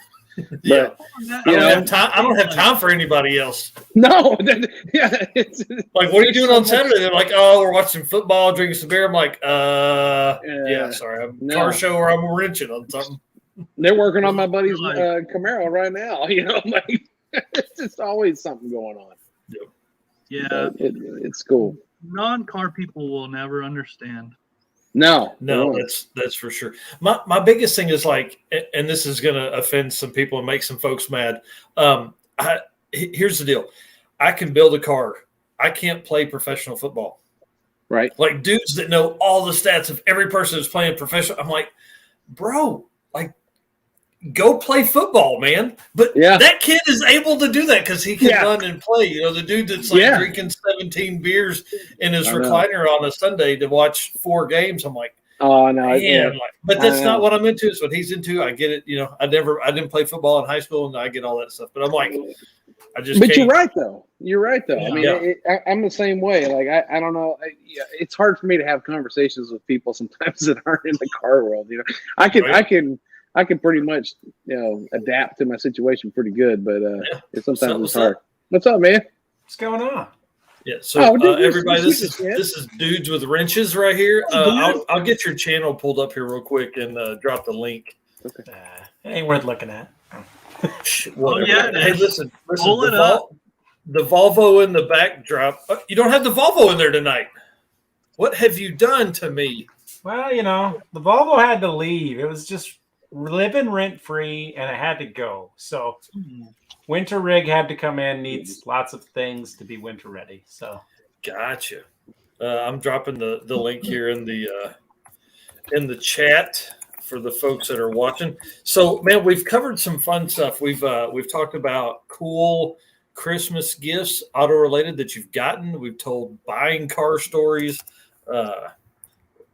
Right now we're talking Danny Diesel in his first car event, on the road, full-time racer, and blows a head gasket and has a Home Depot kit that he doesn't even know how to fix the truck with. So it's great. So, man, lead us in. Tell us a cool story from your past. I don't know. I'm a pretty boring guy, but so I don't know.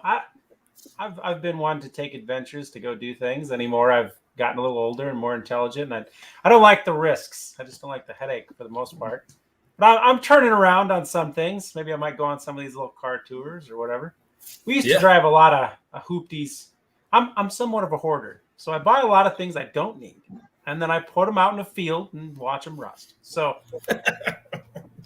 what you're saying is Ryan needs to drive by me, pick me up, and then we need to go to your place. there you go. Yeah, with a trailer or two. Yeah. So three car hauler. I'm in. Yeah. I guess I'll start. I'll bring my trailer. We'll put it all Yeah. in there. That's you go. right. That's right. Just gotta Honey, be if willing to you're give it watching, a I second. apologize. Yeah, we're gonna spend money with dudes. That sounds weird to say. It's Christmas time. It always Yeah. sounds weird. Yeah. So good story, and I got a short video of my 56 COE up there. So sitting there, my a lot of my friends are farmers. I'm in Iowa, so it's pretty common. So I get a call from my buddy. Says I'm at an ag auction. There's this really sweet 1956 5700 COE Chevy straight track. I said, that's cool. What do you think that's going to go for? And he's like, I probably won't go for $1 into $3,000. It runs, it drives. It drove here from like an hour away. I'm like, oh, cool. What? Because it's a big consignment auction. So, Oh, gotcha. so I said, well, hey, I'd be cool to own one of those. If it goes for like $1,500, I'm in. Just throw a bid in for me. Didn't think that was even on the table. Just like, whatever. Yeah. Hour later, he calls me. I'm trying to get a good shot here. You've got a good thumbnail for it, but I can't. Oh, here we go. So, Sorry. hour and a half later, he jumps in and says, so they want you to come pick this truck up by Sunday. And I'm like, whoa, I bought a truck. And he goes, well, I didn't buy a truck, but it's definitely paid for. So Nice. I'm like, I guess I got to go get a truck. Yeah. Dude, Oh, and that's nice. Oh man, that's the coolest body style I'm going That's to tell you out there. Yeah. Yeah. So we went down with an F-150, like a 93 and some gas. What? And we're like, we grabbed some tools. We're like, we don't know. We were told it drove there. So cross your fingers. I don't know. Yeah. So get down there. It is so muddy down there. We couldn't get the truck out of the road that it was parked in. They had to get a 4-wheel drive tractor to hook to the frame and drag that thing through the mud. And it was literally, there was so much mud on the tractor. We were like, oh man, this isn't going to work. It's Yeah. dragging the running boards on that truck. It was so deep in mud. Oof. So we get it out to where we can get out and look at it. Now it's all covered in mud. So we're just kind of like, I don't know what to look at. Everything's covered in mud. Well, it runs.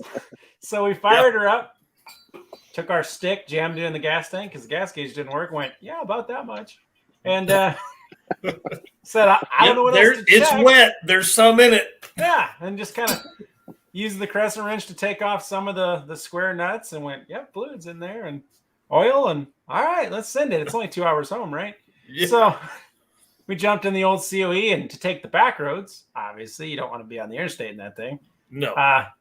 It ended up being about 3 hours. So There are spiders that were in that muffler that were like, what is happening? Yeah, this is not right.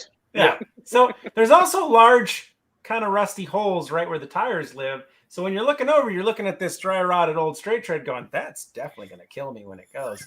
So and you're just kind of, we trucked her all the way back home. We kind of traded off the driver over a 3 hour period and got all the way back home. Nice. We're like, man, it made it. It wasn't a big deal. We went 55 mile an hour most of the time. It's got 2-speed rear end, 4-speed. It worked great.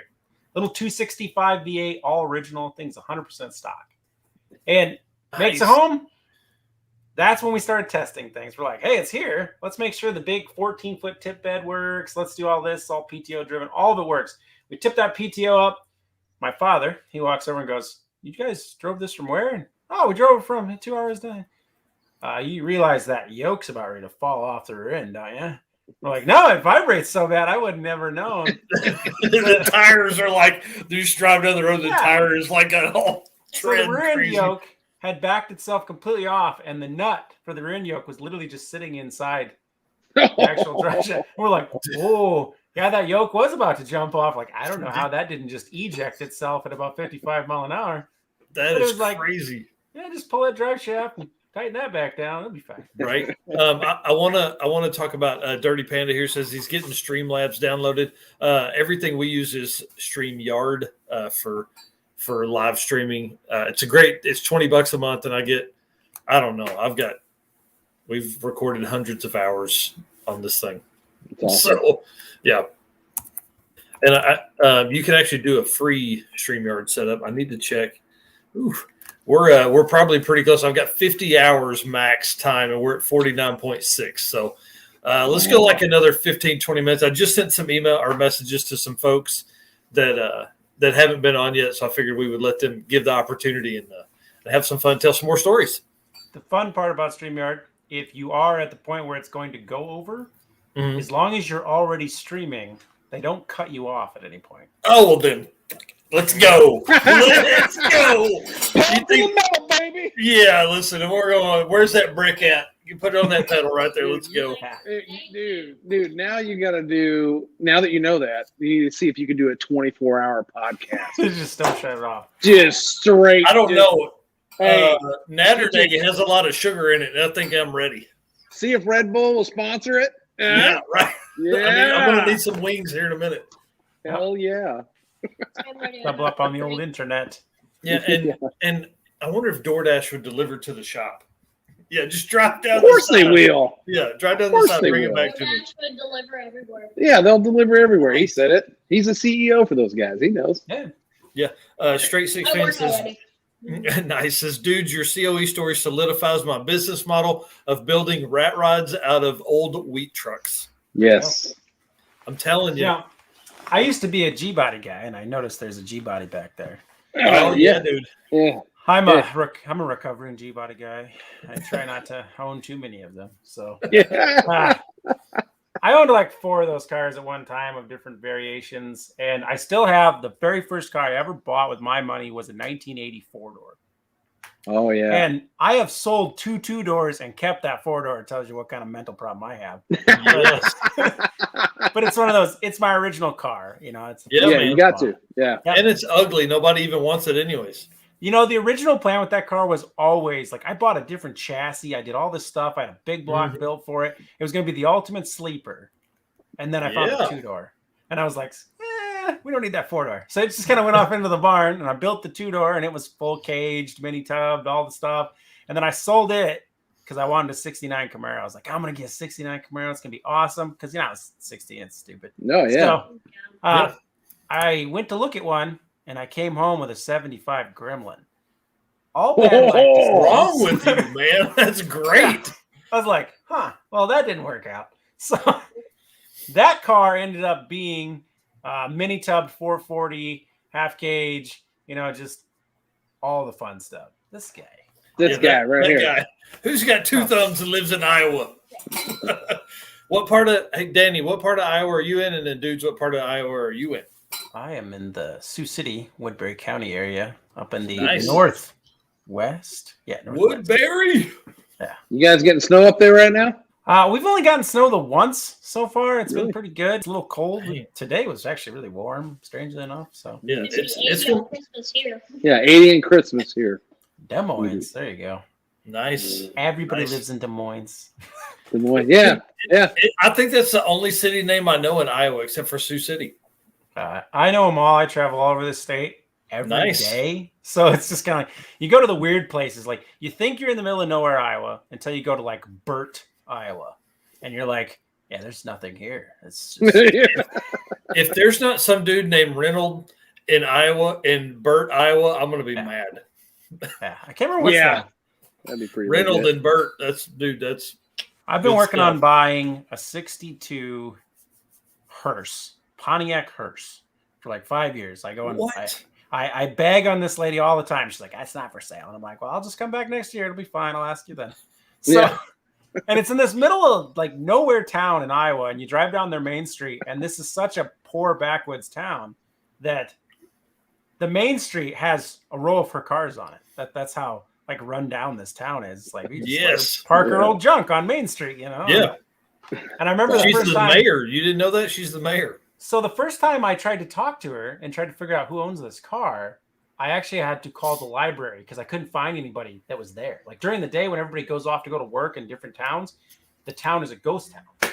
So you're just driving around like, is there anybody that lives in this place? Like what is going on? So Jaws is coming with the heat tonight. Sorry, keep going. I finally get this phone number for the local library, which is also town hall. So I get a hold of the librarian, who's also the mayor.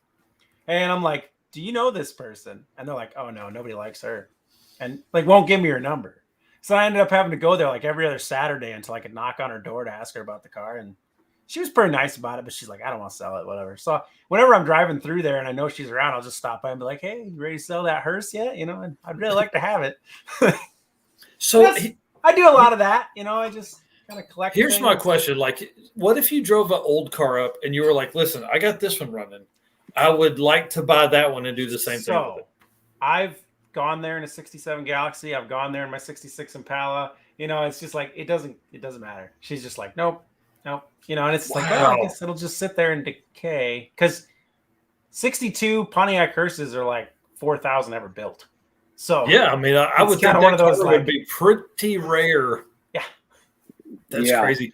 There's been a ton of stuff. So Straight Six fan is saying, dudes, I think it's inevitable that I'll have to make a work trip to Sioux Falls, South Dakota, from where he lives in KC. He said he had to try and stop by. I feel like Ryan needs to just pick me up and we just need to go up there. Let's go, dude. Hey, I just bought a brand new Dodge Ram. I need to put some miles on it. Break it in. Let's get some brakes done. Definitely break it. I was in. Yeah. Sorry. Hey. I don't know if you saw it, but Straight Six fan said, cut from the same cloth again. I'd rather have a Gremlin than a 69 Camaro. Don't know what mental institute that qualifies this for. I don't know. It's a good one. I don't know either. Because, you know, I will say this, and, you know, I've watched Straight Six, and I believe in a lot of things he says, too. So I've always been the guy, and just lately I've kind of broken my own rules, but I've always been the guy that wants the thing that nobody else has. Yeah. Like, if I go to a car show and there's 20 69 Camaros, I all of a sudden just started hating 69 Camaros a little bit. So it's just like, yeah, they're cool, but I don't want to park next to all those ones. Or whatever. Dude, listen, you will not build a 69 Camaro that hadn't already been built. Yeah, that's the case. See, I'm a 55, 57 Chevrolet guy, Tri-5 guy. Yep. And when I was growing up, I can't look at a 57 anymore. They don't do it for me. 55 still do, and you know, I'll have one before I kick the dust. But I can't own a 55 just because the gas door is exposed. That's my only problem. I just can't get over it. Yeah, like, you like the 56, so cool. The hideaway. Yeah, and the 57, and it's just like they were just doing so cool to hide that gas cap, and then in 55, like, what were you doing? You Here, put gas in here. What happened here? If you get the Bel Air, it actually has a piece of chrome to accent the fact that it's there. You know, it's just you're like no, please no. Dude, you know, it's cool. It's cool you did a Grimmy. When I was a kid, I was probably, I don't know, man. I was probably 10, maybe. I don't know. I might have been his age. I was probably a little younger. I might have been about 8. There was a guy, girl that lived across the street from me, and she had a boyfriend to come pick her up, and he had a Gremlin. It was red with yellow flames going down the side of it. It had Krager 10-inch wides in the back, little skinnies on the front, and had a tunnel rammed AMC 401 in it. Oh, yeah, I didn't have that 4-speed. Yeah, I know, but it had 4-speed in it and side pipes. And I'll never forget every time that car would come to the street, I'm like, oh my God, I want one of those. Mine was originally 3 different colors when I bought it. It was kind of in the middle of a restoration. It was not nice. It had a lot of rust. They didn't run inner fender wells, so they just would eat the tops of the fenders. They just bad. So when I bought that car, I was actually driving it home on a milk crate because it didn't have seats, and it's a 4-speed. So I'm buggering at home with the 4-speed sitting on a milk crate, and it is smoking something fierce because the guy had stuck an inline 6 out of an 80s Jeep in it with a plastic valve cover, and it was cracked. So it's just dumping oil onto the exhaust, and it's just bug fogging. My dad's following me. Sure enough, we get pulled over. No license, no registry, nothing. And my dad's like, we're just trying to get it home. And the cop's like, get that thing out of here. So it's like, we take off. And we took it home. And in a month, we stripped it all down. A lot of Bondo was involved. Maybe some chicken wire, some roofing tar for the floor. It's fine. And then just kind of boogered her all together and painted her bright orange. And I'll tell you this, not enough people know what a Gremlin should look like to know when you just removed body lines that didn't need to be there. So, so it became like a flat fender Gremlin. There should be a body line there, but it didn't really have one because I wasn't going to put it back in. We just welded in some sheet metal on the tops of the fenders, feathered it out, and nobody knew the difference. And that's awesome. We put some little skinny 14s on the front, and then we put some big old Kragers, as much as we could get under the back, and we shackled it way up, and they stuck outside the body. It just looked super ridiculous. And then I was really big into subs at the time. So we Yeah. fiberglassed it from back seats all the way to the back window. And it Hell had yeah. 6 12-inch subs in it, 3 amps, I mean, neons, underglows. And then we put green neon flames on orange paint. It was Hugger orange with green neon flames. And it just looked ridiculous. Yes. And then we grenaded the original Jeep rear end. Yep. And that's when we were just like, all right, well, it's got to have a shortened Ford 9 now. And we got to give it a better stance and shove that thing way down on the ground in the back. And, just give it some real meats. So it grabbed the front tires through first gear. And, and then just start trashing transmissions and cook the inline 6 like you've never seen before. And then just, hey, we got this Dodge 440. Let's just make it fit. Just put that in there and make it scary. And it was poorly put together. And just a lot of bad things slammed together to make something I would call fast at the time. But it was either breaking axles, throwing drive shafts, or just eating gears out of the transmission constantly. So, dude, that's awesome. Wind her up and drop the clutch and see what happens. Yeah, that's what I like. That's crazy. I can't imagine a 440 fitting in a Gremlin easily. It doesn't.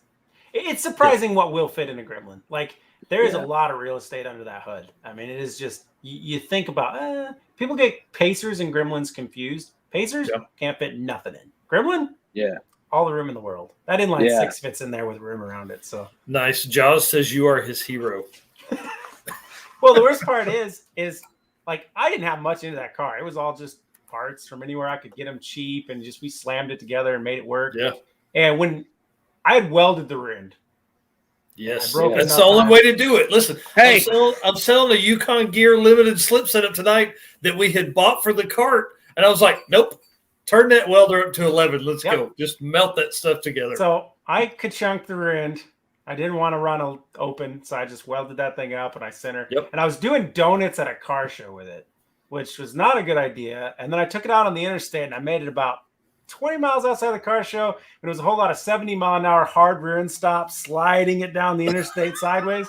And then all of a sudden it broke free right at the last second. And I was like, oh, well, I think we're done here. That's fine. So that's what Jaws is asking, if you still have that car. So here's the rest of that story. So when I blew the rear end, after welding it, we fixed the rear end again badly. It did not sound good. It would whine when you go down the interstate, and it's like, I don't think it's. But you know it's working. Yeah. So if it stops whining, there's a problem. We were kind of beating on it one night, and we went from we drop her real hard in second, and it went from second to third, and when I grabbed third, the handle came off in my hand, and I went, oh, well, that's 4-speeds shouldn't do that. So Wi-Fi. Yeah. We were just in third at that point. So it was just kind of like, I guess we're driving home in third. A lot of just slipping the clutch and making it work. And once we got it home, we realized that the oil pressure wasn't where it should be anymore. And the rear end's making noises and the transmission's definitely broke. So we were just like, I'm done. Let's just throw this thing up on eBay and see what we can get for it. I'm tired of it. I want to go back to building a G-body. So, yeah. So we put it up on eBay, and like I just put it at like a reserve for like $2,500. I really didn't think I'd get that. I thought I'd just wasted my time. And these two guys, like one from Wisconsin, I think the other guy was from Missouri at the time. They kind of bid back and forth on the whole deal and ran it up to about $6,500, which I thought was way more than a Gremlin should ever be worth. Definitely in that shape. And I was like getting nervous because I was explaining to them, it doesn't really have floorboards. Yeah, somebody's going to have to buy this. Yeah, like I'm sorry if you come here and think this is a nice car, because it is not. Like, I was very upfront about that. And the guy came all the way from Wisconsin, which isn't that far. It's like an 8-hour drive or whatever. And he picks this thing up and he's like, oh, yeah, it's perfect. And I'm like, for what? Like, it's a rat trap. And he's like, no, I got one that's all rusted out. And I'm just going to take this body and take pieces and parts, and I'm going to make them into the same car, and I'm going to restore mine. And I'm like, good luck. What? And just on the way he went, and I'm just like, bye. How bad was his, right? That's what I was saying. I was just like, oh my, well, yours must be totally trash if this one's the nice one. So that's awesome. So yeah, I've got a big block in this and a 7.5 on 28 splines and a welded diff. There you go. Yeah. And see, Anybody can say whatever they want about that 7.5, but Yeah. I've blown up enough of them to know what they will take. Yeah.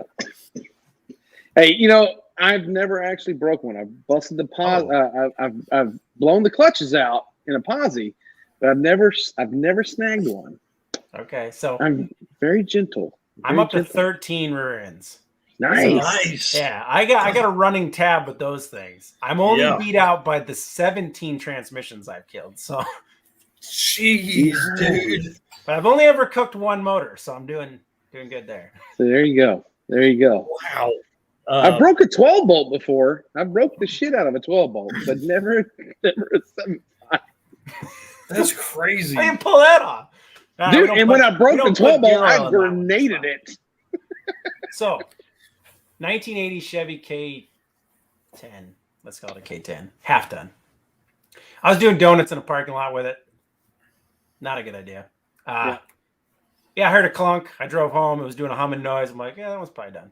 I get out. I realize it shot one of the spider gear teeth through the cover.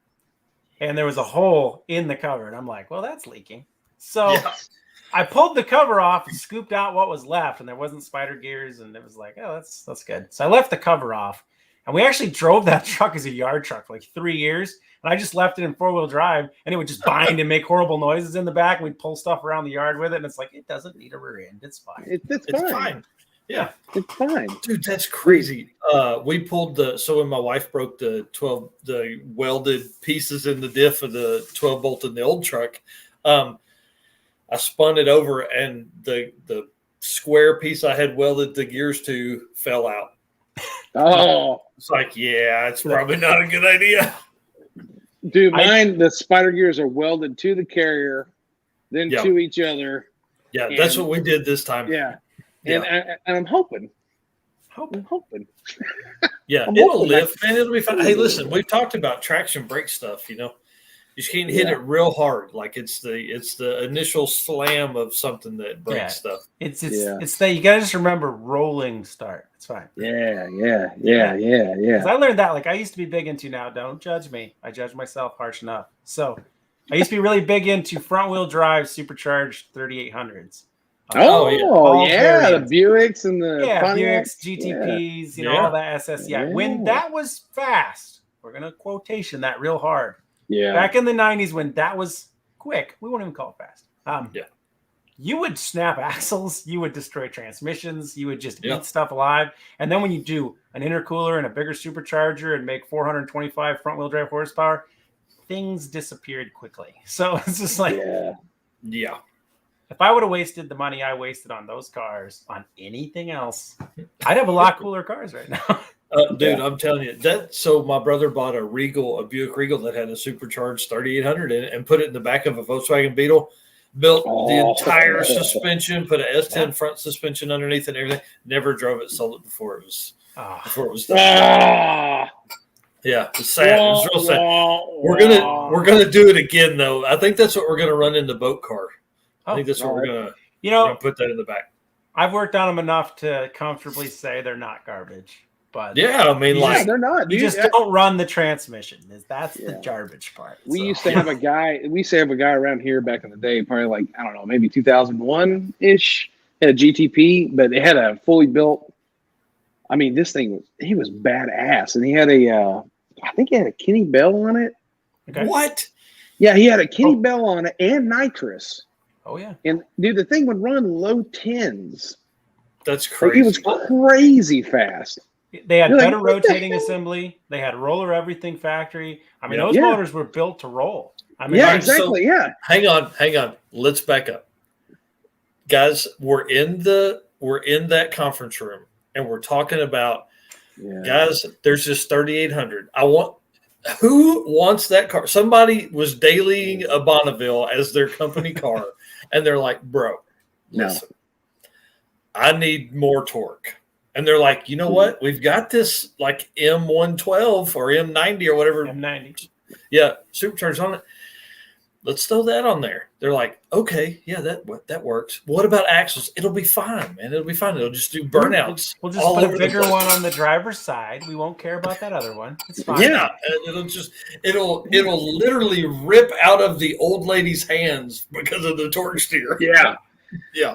Yeah, I envision the conversation going something like this. Look, guys, the damn Grand Prix and the LeSabre, they suck. Okay, we gotta boost the sales. Okay, Yeah. and we're not getting any more money for any more redesign. Yeah. So what are your ideas? And there was some drunk guy in the background going, "Shit, I don't know. Put a supercharger on it." Some dude, Yeah. right? That's fine. Yeah. Yeah, they're like, these cars drive great. And some like kid that wasn't even what's before a millennial is like, listen, we can compete with BMW. We can, I'm telling you. We just need to supercharge this Bonneville and put 47-way adjustable power seats in it. Yep. Yeah. And memory, everything. It'll be the nicest car on the planet with this boosted 3800 motor. Yeah, and then there was some young kid in the background going, "But what about us, man? We like Cavaliers, you know." And they were like, "Screw it, put one on that thing too. Yeah. Call it a Yeah. Super Sport. You'll love Yeah, it." call it an SS. It's only a T2. It's fine. It'll be fine. So I will say this about 3800s that people aren't aware too. If you put cutouts on one of those and just straight pipe it right out the side before it even goes into the resonator, you can set off car alarms with that thing too. So That's that's the car. The Yeah. car I was talking about had the electric cutouts on it, and he used to pull in. We'd be hanging. This old guy, dude. He was like in his 50s. He'd pull in, and he'd be all quiet, and then he'd kick the dumps open, and he'd be like, they're loud. That's awesome. Yeah, he ran drag radials on the front of it, like I think it had like a 305 or something. I don't know. It was wild, dude. It was a cool car. And it was a sunburnt orange, like the Trans Ams came in, you know. Yep. Sunburst or whatever. God dang, that thing was cool.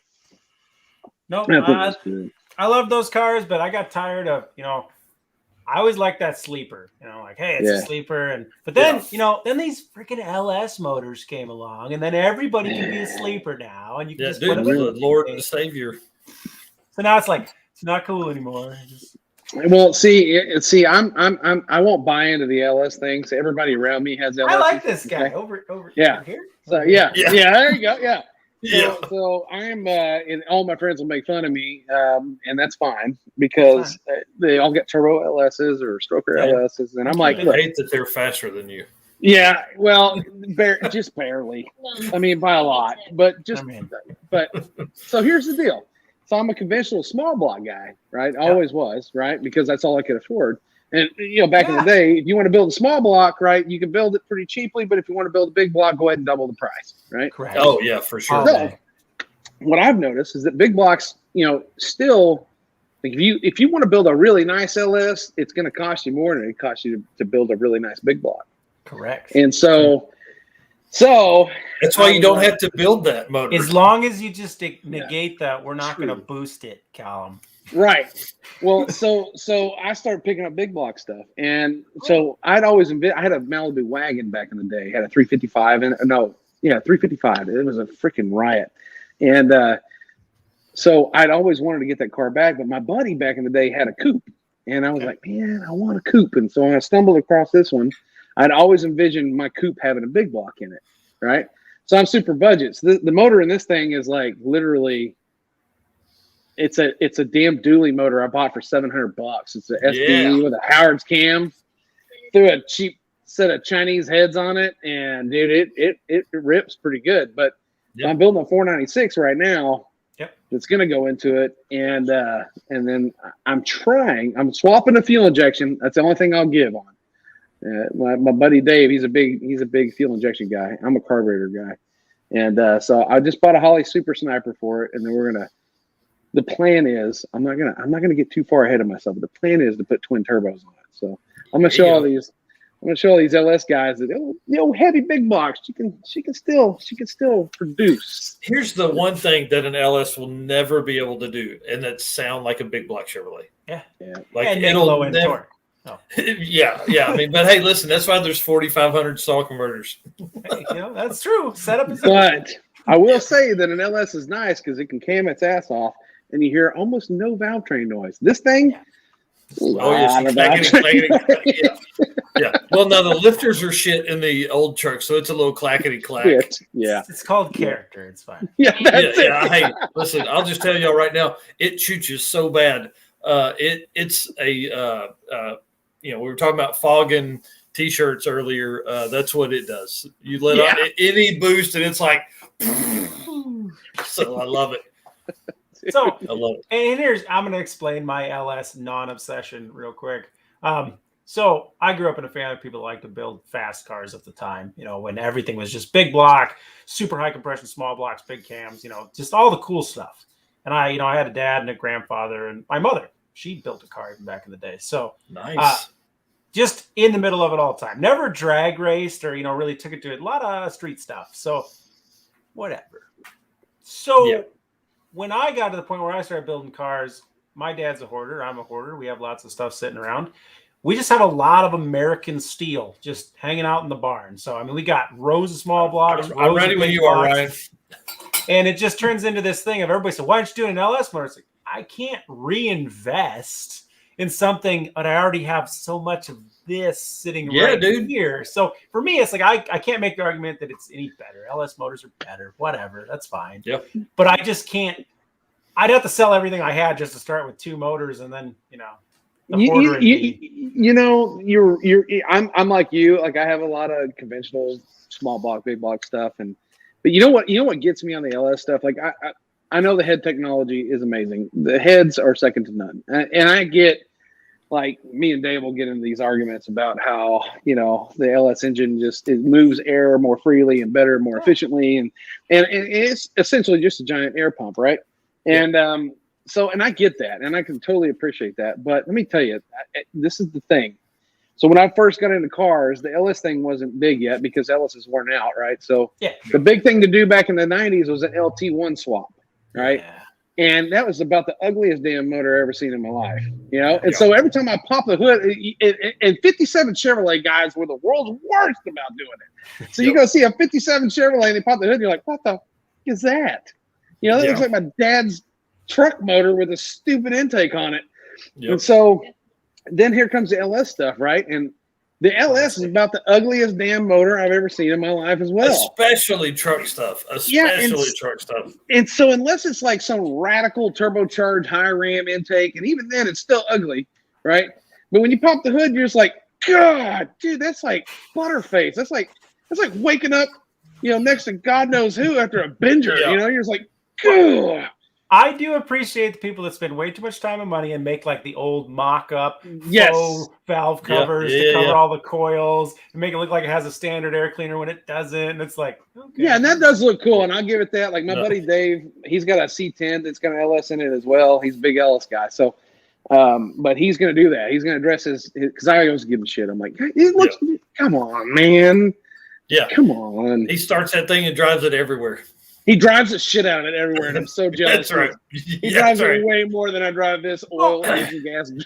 I've said that too before. Like everybody says, well, I just love driving my LS motor. That other stuff's not reliable. And I always argue with those people because, like, I drive my stuff. It's reliable as anything. I don't see where everybody makes that statement. It's like reliable.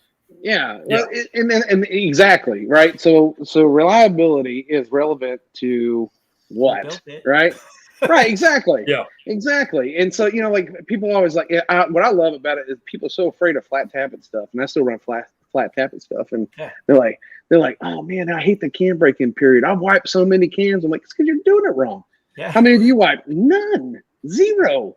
It's That's never crazy. happened. Now to sit here and say that I'm not nervous as shit every time I do it is a freaking lie. Yeah. Right.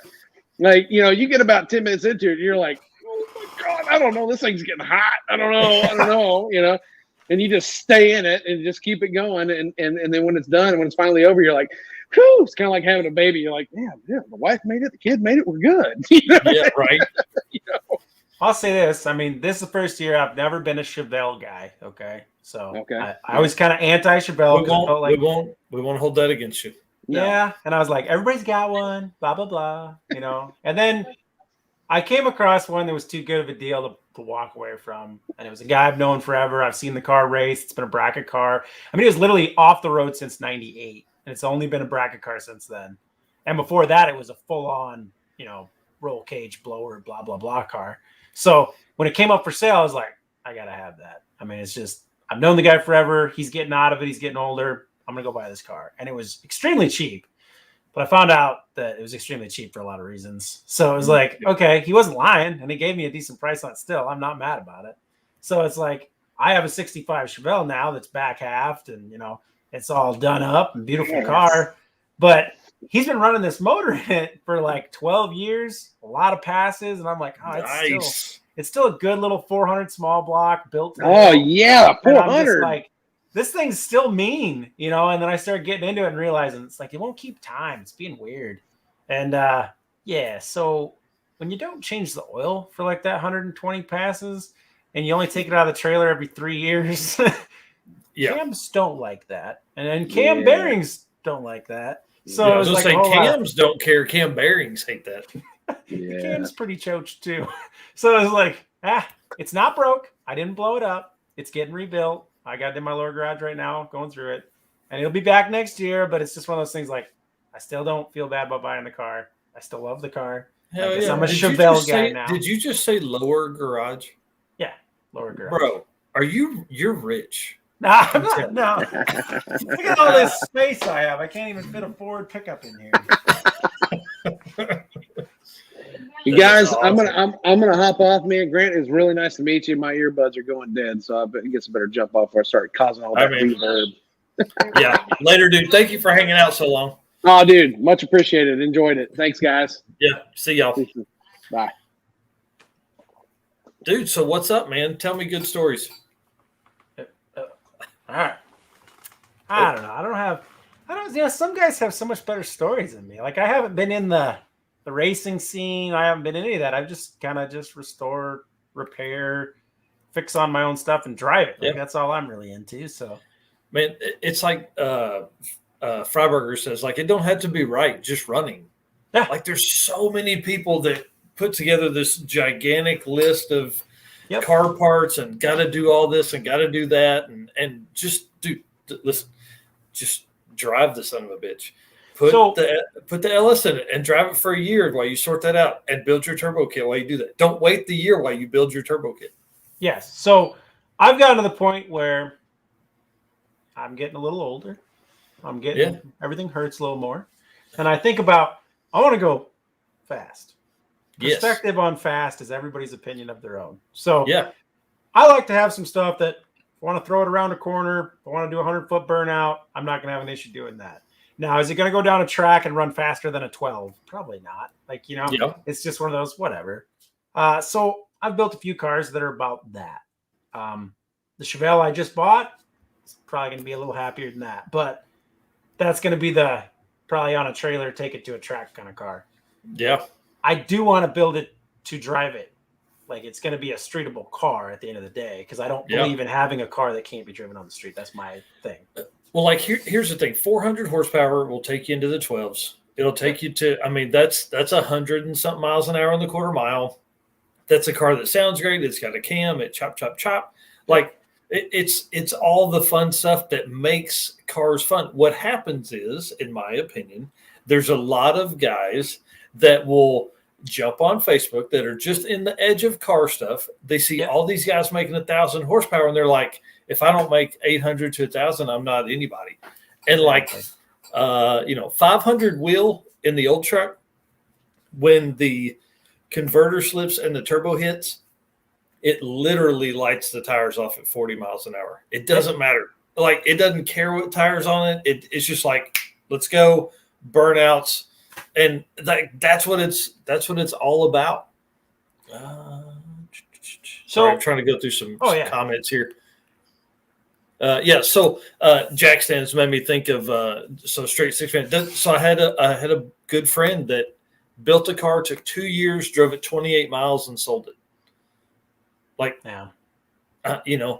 put too much boost in or too little of timing, too much boost, knocked the motor off as soon as he built it, pulled it back in the garage and sold it. You know what I mean? Like, he had he had a turbo kit, he had cam, he had injectors, all this kind of stuff to put it together, and bought a different turbo because it was a deal, Bought a different turbo, had to upgrade injectors, had to upgrade fuel pump, fuel system, converter, all that kind of stuff, and then drives at 28 miles. Like, well, for what? instance, so this Chevelle I just got this summer, and I've already told everybody this, I'm rebuilding the 400 small block. It's going to be bigger, badder, everything. But if I don't either get the funds together or just get the time together to do it, I have a running 355 sitting on a roll stand in the basement, and it's going in there. Something is going in there come spring. It's just, that's what's happening.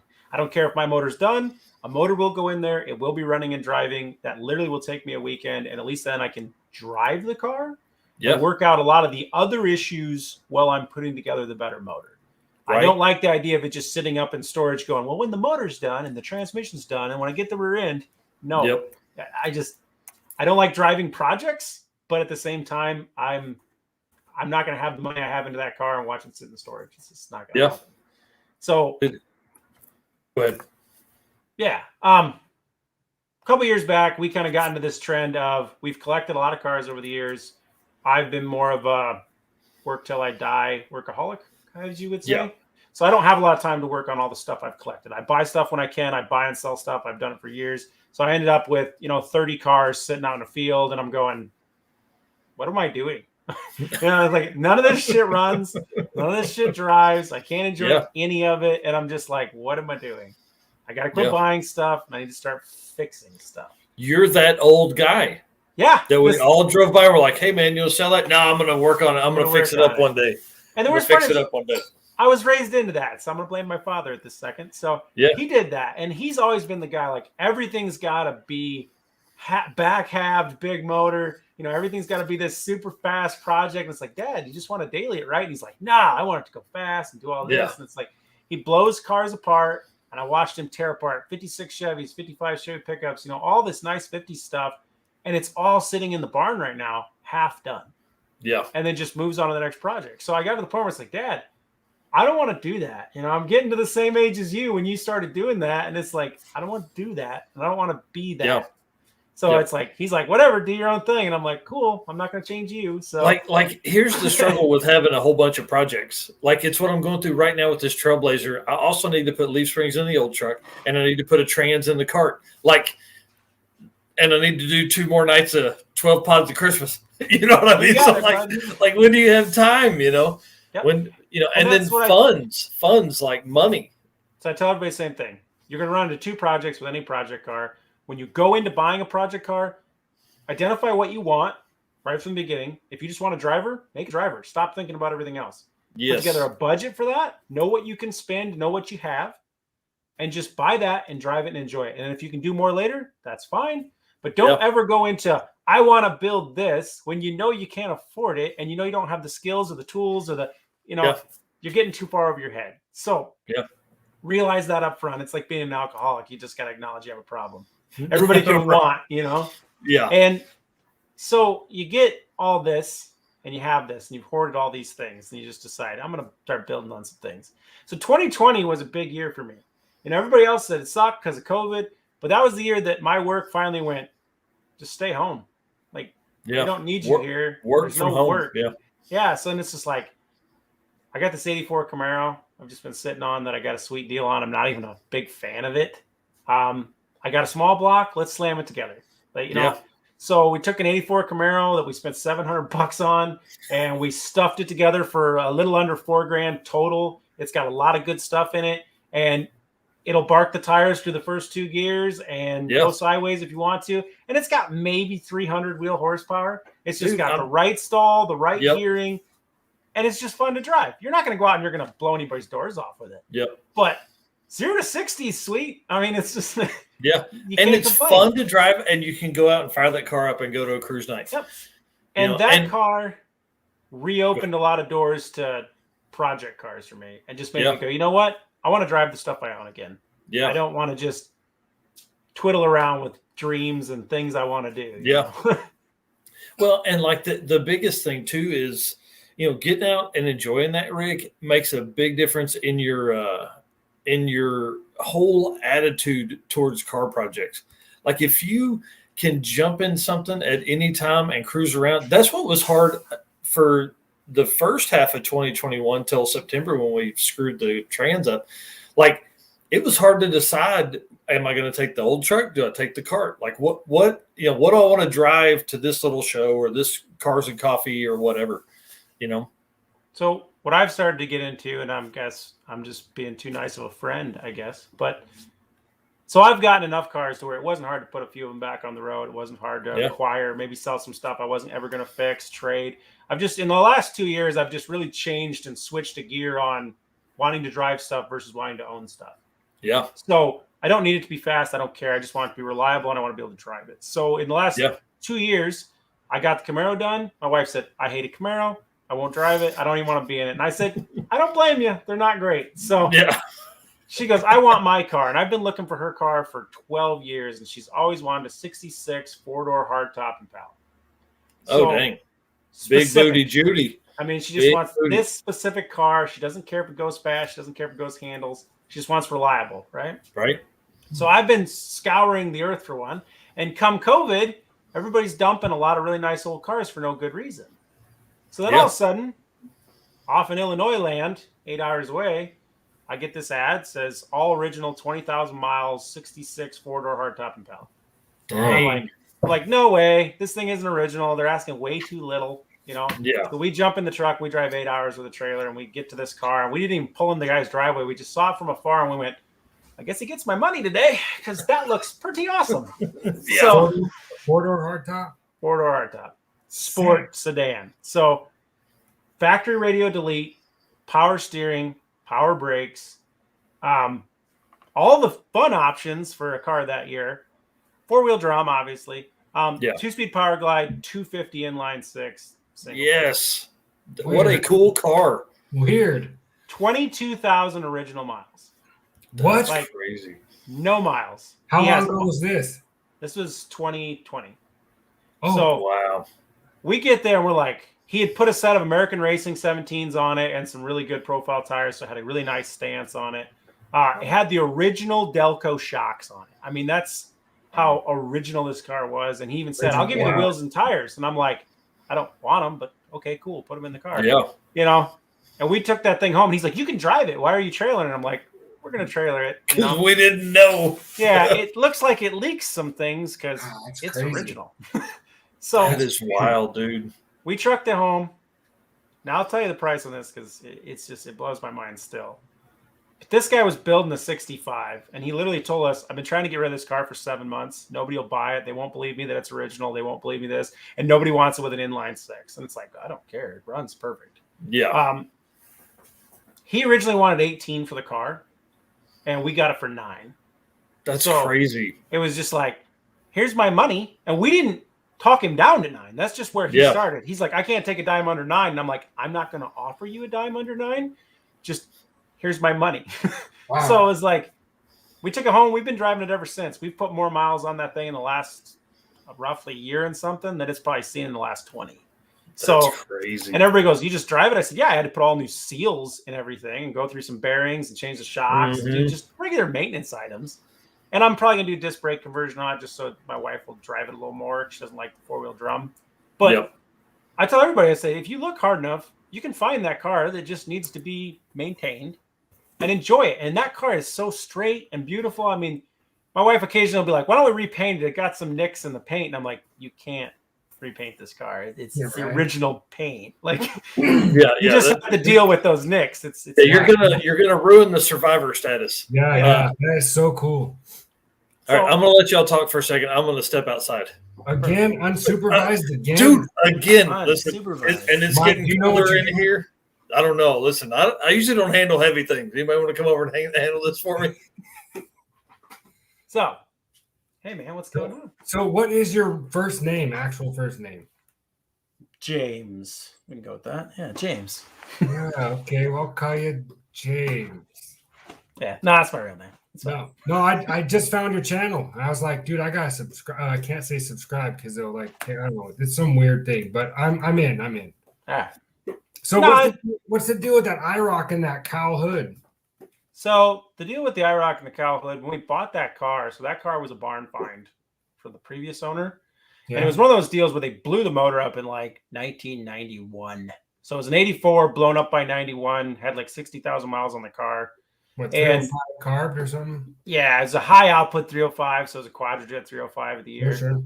Yep. And when they pulled the motor, because it still had the trans in it and everything, they pulled the motor, rebuilt it, and they never rebuilt it. And it sat in the barn. So when they had the hood off, they did one of those, lay the hood on the ground and stack a bunch of shit on it. Yeah. So it turned into not the right shape. So it was like, we put it back on the car and it's like, there's something wrong with this hood. Right. And when I threw the new 355 in it and put the higher intake and the carb and big air cleaner, I was like, screw it. I'm just going to go buy a hood. So it looks cool, man. I was going to paint the hood. It's always been like the intention, like we're going to paint the hood, but then we're going to have to paint the car maybe. And it's just got all these little nicks and dings and stuff from being in the barn. But at this point, it's just kind of like the hood kind of gives it its character almost. So we're just like, we don't really care anymore. We're going to do a lot more to brakes and suspension and stuff, make that car handle better. And that's kind of probably where we're going to leave it. It's like, it doesn't need more motor. We don't care. It doesn't need new paint. We don't care. It's like, I'd rather invest my money in other directions than worry about making that car look cherry. Does it still have the 200 R4 or is it a 5-speed car? No. So originally that car was the first car for the 700 R4 for that year. Oh, 84, right. Yeah. Yep. So it has the 700 R4 and we took it out. We built it, put a shift kit in it, put a stall converter in it. And then we changed out the 355 rear gear to a 373 just to give it a little more low end, and that's all we've really done to it. It has a bunch of UMI suspension upgrades to kind of make it hook up a little better. And we lowered it 2 inches and just all that kind of stuff. I'm not a big fan of much stuff made after like 70 or 71, 72. And I 100% agree. That thing is kind of sick. I saw the profile of it. I saw that big cowl and I was like, okay, that's either like Pro Charged or something nutty in there.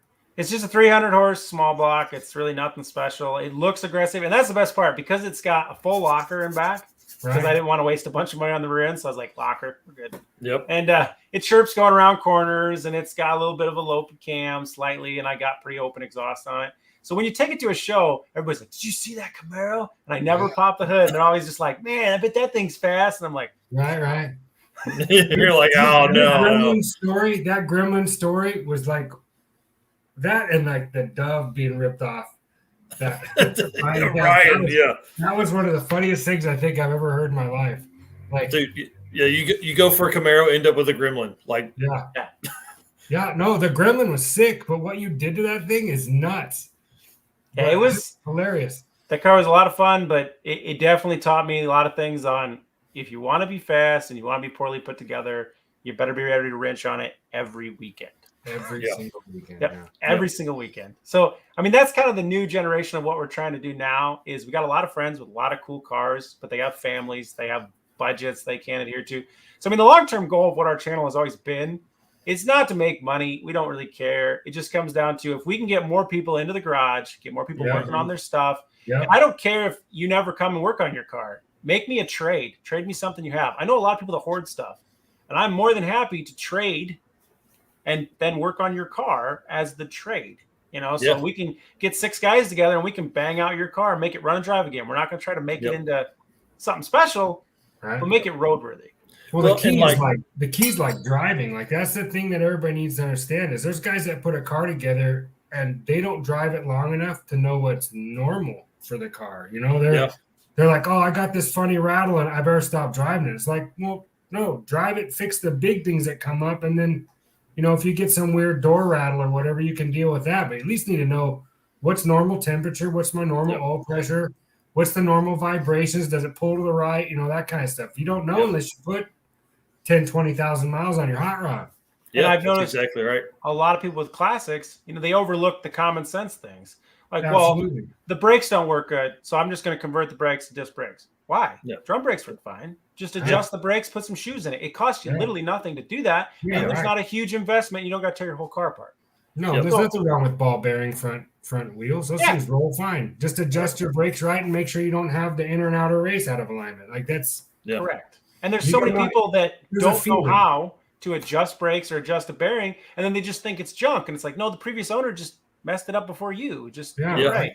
Yep. And then the other one that I've run into multiple times, well, I drove my car for a while and then the RIN launched and now I'm going to put a Ford 9 and a 4-link. And it's like, you don't need any of that.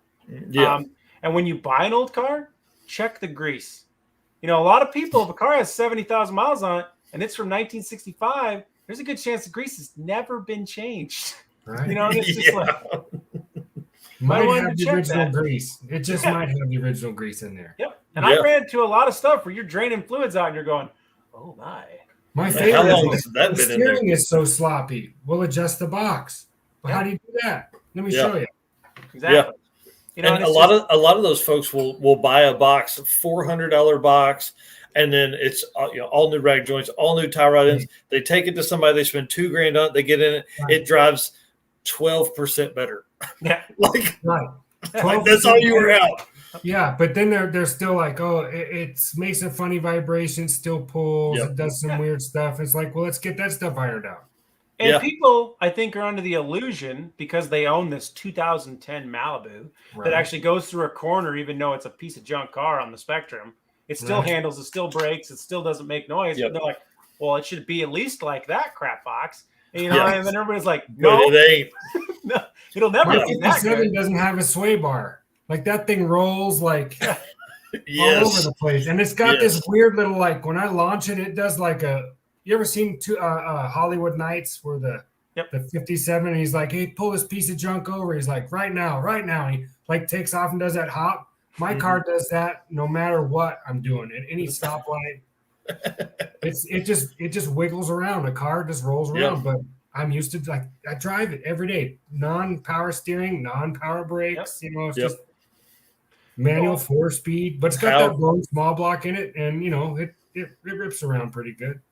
Yeah, I would think so. Yeah, I got into it the other day with one of those new BMW competition series M4s. Mm-hmm.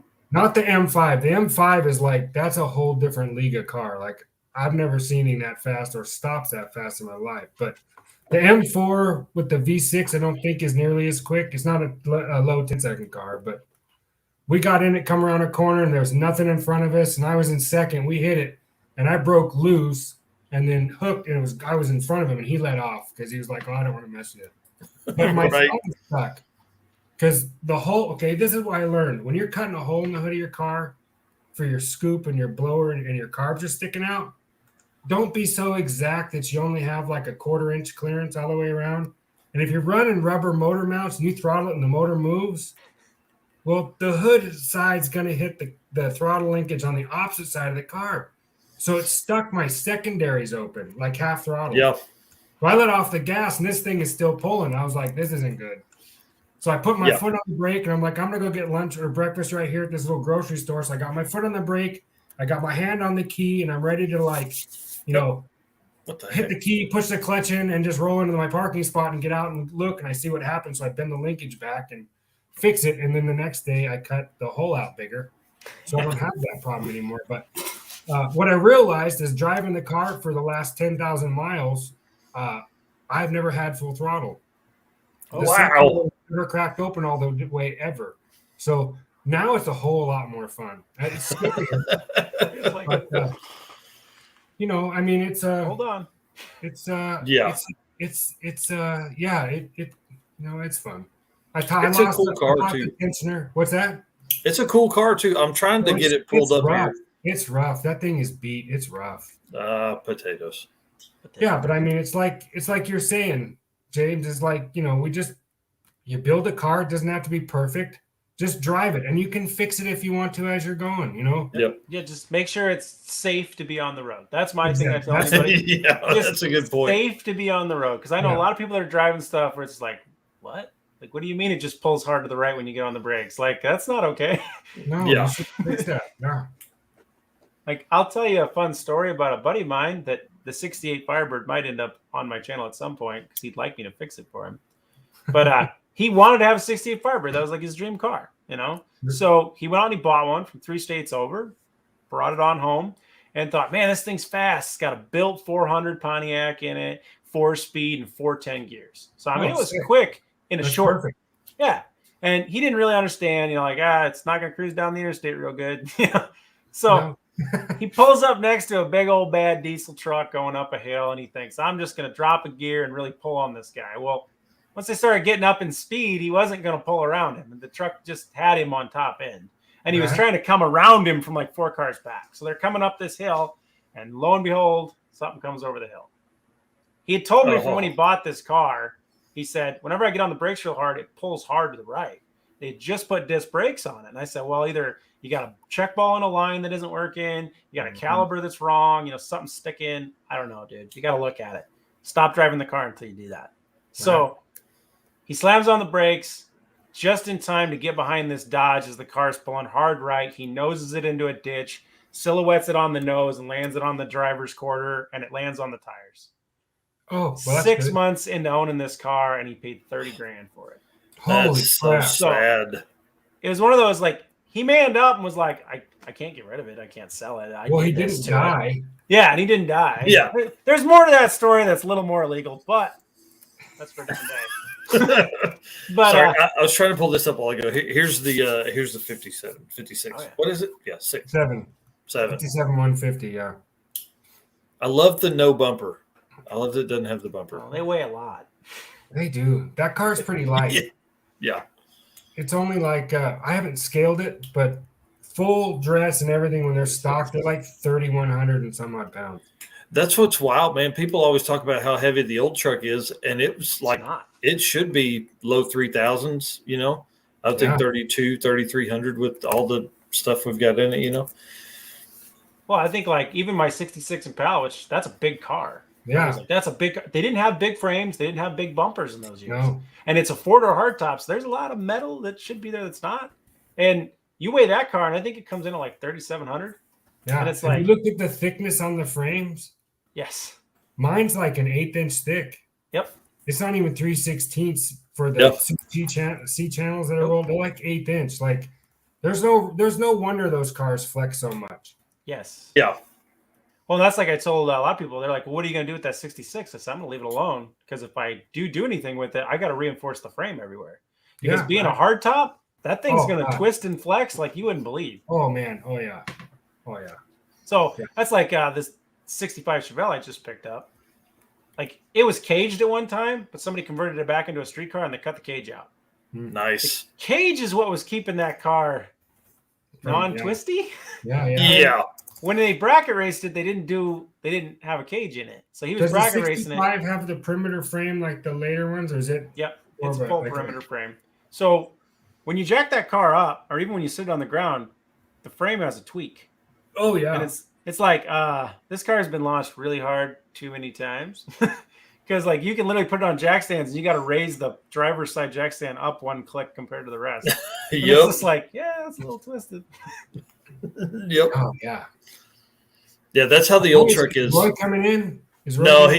No, he said he's just stopping by to show some support, and the bonus is he gets to see you guys. Oh man, that Hudson he's got is like one of my favorite cars I think I've ever seen on YouTube.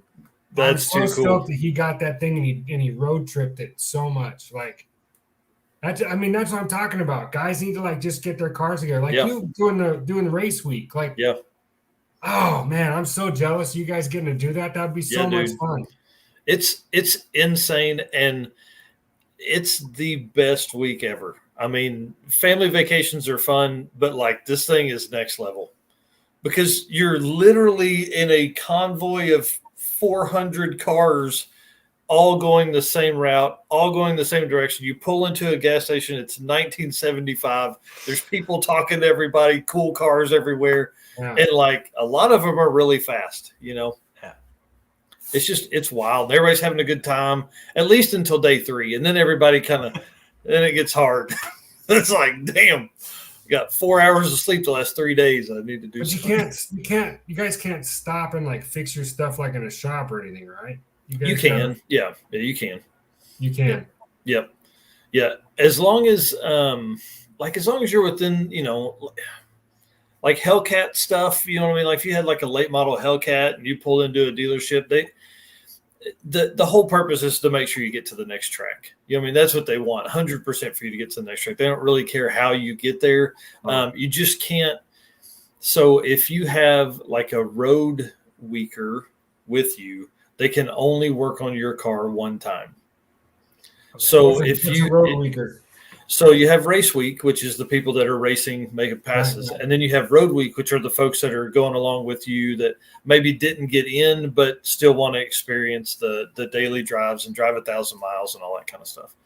So you have the race crew, and then you also have all of these people that are following us along, typically families and friends and things like that of racers. But for 2022, there's going to be a ton of people that won't be able to get in because the pool of repeat attendees is going to be so large that it's going to be hard for them to because if you've been on it before, you go on, you're first offered again. I remember you were loading your trailer up with like all that crazy, like we watched you on that one live show where you were just just loading your trailer and stacking. I was like, oh, you missed a spot. It was like, you just put the jack stand right there. And I thought, does he have enough stuff if he beats on his car? But you can't bring like a trailer. You could tow one on yours, but nobody else can bring like a truck and trailer behind you, like for your parts or anything, right? Mm-hmm. You can't carry like extra stuff. It has to be what you bring that's all you can bring, right? Yeah. You have to be completely self-sufficient.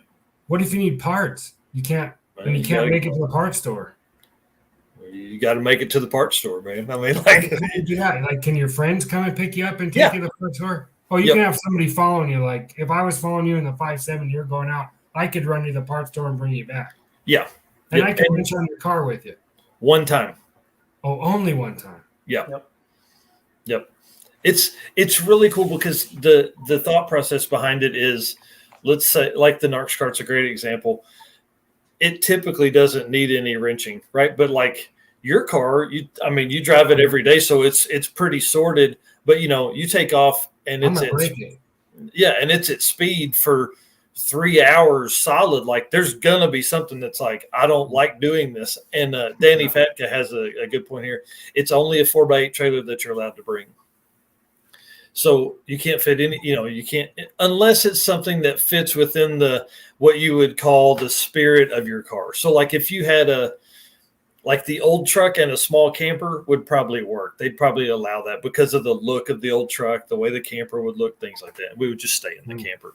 But like Rich Guido, he brings a complete transmission in his trailer. So, but the theory is you would want to be completely self-contained. You'd want to not have to buy stuff everywhere you went if you broke something. Sure. And your friends can't bring. It happens. Everybody breaks down. Yeah, man. Yeah. Everybody's going to break. You guys aren't babying them when you get to the track. You're not babying them. You guys are you're sending it every single time, right? Yeah. For us, anyways. Yeah. There's sometimes like we're not going 100%, but we're not fast. But like there's guys that are like in those index classes, they may make 5 or 6 passes every track trying to get that. If they're on like a 11.0 index, that's probably the most competitive class, 11.0 and 12.0. Those guys may make 5 or 6 passes trying to get like a 12.0 number instead of like a 12.11 or something like that. They're at, I had Jason and Earl on the other night. They were talking about in their Trailblazer SS, they were changing nitrous jets and they were adding tires to the back if they went too fast. Right. I think one night they made 5 passes, trying to get to that number. Huh. Yeah, because it all adds up in the end, right? So if you're the guy that can just hit it perfect every time, you win. Yeah. So you got to hit that number. Yeah. Danny says it here. Road weekers cannot work on any car at the track. That's 100% true too. You can only work on the car out of race hours. As far as like a road weeker, somebody helping on the race car. So it should be you and your co-pilot working on your car during hot hours at the track. And then road weekers can work on your car one time, and that should help you get to the track. That would be the goal. Sure is cool. What's this sick week? What's that? It's the same thing, but hosted by a different guy named Tom Bailey, who has Sick Seconds, which is a 69 Camaro Pro Mod car that's been on a ton of drag weeks and stuff like that. So I think he had a lot of fun on all the other drag and drives, and he's like, I'm going to do my own. And so it's in February and it's in Florida. So the weather should be pretty good. And it's kind of the off season of that stuff. So it ought to be a ton of fun. He has a different view on like people that are road weeking with you, that are going with you, and so they're going to have their own parts of the party. They're going to have their own like parking area. They're going to have their own, like, it's this whole thing, their own merch, all that kind of stuff. So well, yeah. And like you just said about the race week, once it becomes big enough and people can't be a part of it because everybody's it's so packed, you're going to need other events to kind of an overflow. Yeah. Sick Week sold out in 3 minutes. So there was a lot of people allowed in early. Like, we were one of the ones allowed in early because we had competed in some other events. And I mean, I wear Tom Bailey out. I'm trying to get him on the podcast, so I'm always messaging. So we were one of the, in the early class to get an email of like, hey, are you interested in something like this? And I was like, I'm long enough. I'm going to do this whether you want me there or not. So get ready. Stop texting me and I'll be there. Yeah, right. Well, we don't have his phone number, but I got his email, and we subscribe to the magazine and all that kind of stuff. And so there's conversations there. John Hooper's talking about SICK 2.0 is a 5-second quarter-mile car. There are 3 cars capable of 5-second passes that'll be on SICK Week. I can't imagine going that fast. Dude, it's like 260 something miles an hour, and then loading your street tires and street turbos and intake and all that stuff, and then driving that thing 150 miles to make it to the next track. What got me hooked on it was I watched that shit box of doom, that kid with that had that blown alcohol motor in that 57 wagon. Oh, I don't guess I've seen it. Oh, you guys got to Google shit box of doom. It is I'm in. It's a full patinaed 57 Chevy wagon, but they got this crazy idea to take like a 2,500 horse alcohol, like top alcohol drag motor, and stick it in it, and then they drove it on race week with a trailer or something.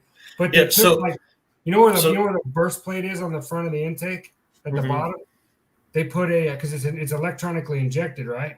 Mm-hmm. So they pulled the belt off and they put a throttle body on right there, and they run it that way just as a throttle body, and they just change the tune. And then when they get to the track, they put the belt on and throw the alcohol on it. So that's Tom Bailey's son. Oh, is that okay? That makes sense because he's like 18, isn't he? Yeah, he is. Aiden is his name.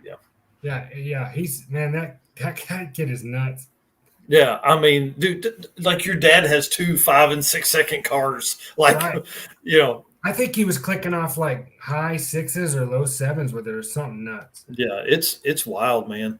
Aiden Bailey, that's him. Aiden Bailey, that's him. Yep. John Hooper saying that car is his screen wallpaper. And then Roy Marco says, I just want to work on my cards again. Yep. And see, I've even talked to people about that just recently. Like, obviously, I'm working on this Ford to get ready for winter. But, like, I always get this winter funk going because all my cars usually go away in September. I put them all up in storage. And it's just an old rule of thumb for me because I just don't want to end up rushing around after it snowed at the end of October. So I try to get everything stored by September, and they don't come back out again until March.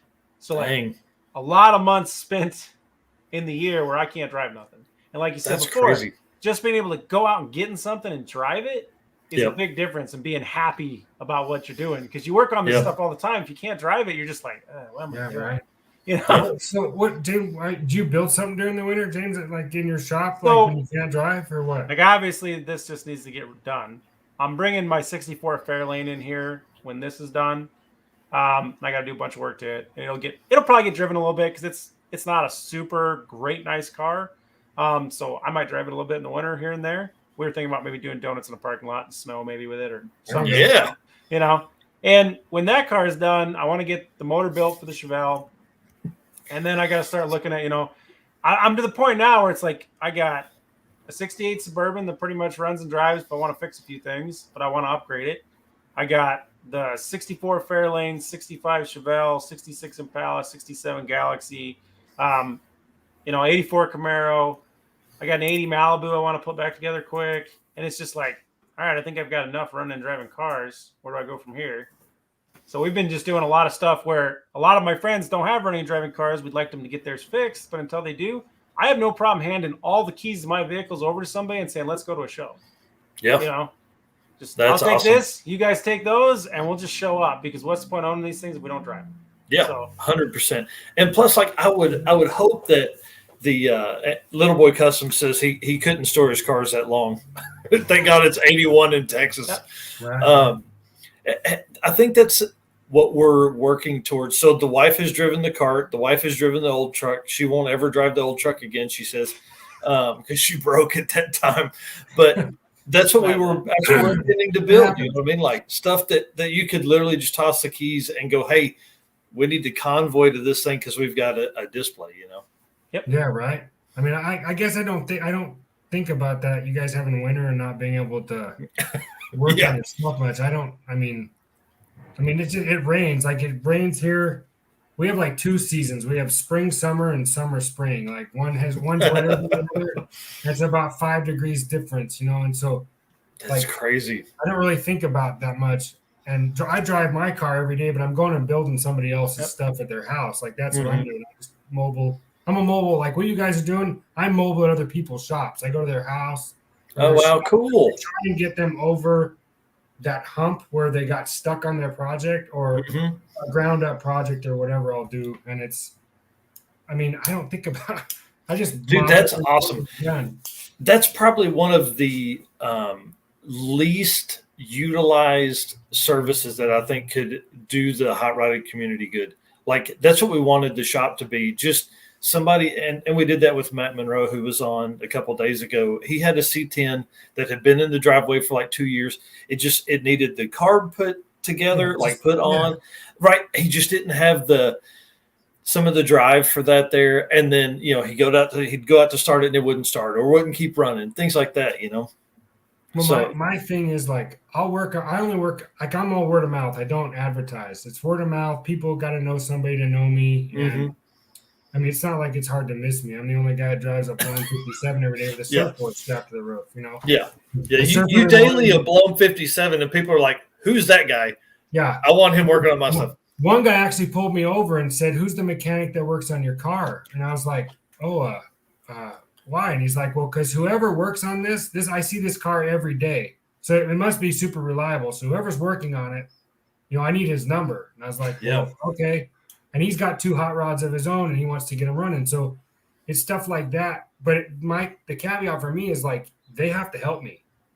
God, no.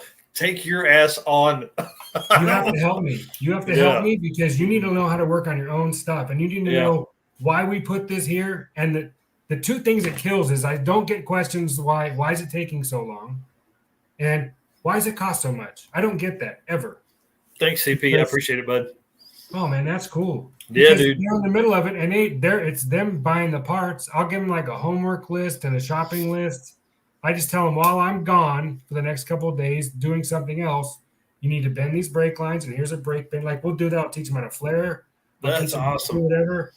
And they'll do stuff. Like I get texts all the time while I'm doing this. I got a buddy of mine that's trying to figure out how to wire his hazard lights in on his 37 Ford pickup. Oh, cool. He didn't know his column had hazard lights ability. So, you know, he's trying to figure that out. So he's texting me back and forth while this is going on. And then that's great. Yeah, it's super fun because these cars aren't sitting in garages anymore for years. Yeah. They're being driven. And then they call me. I'm stuck on the side of the road. I don't know what happened. And I'll motor down there and be like, well, you're out of gas. You know, dude, I'm telling you, out of gas is the number one. Right. Like you pulled a Jason. They're like, what's that? I was like, oh, you ran out of gas. It's all right. Little boy asked, what size rear tire are you running on the back of the 51 F100? The one that I'm doing?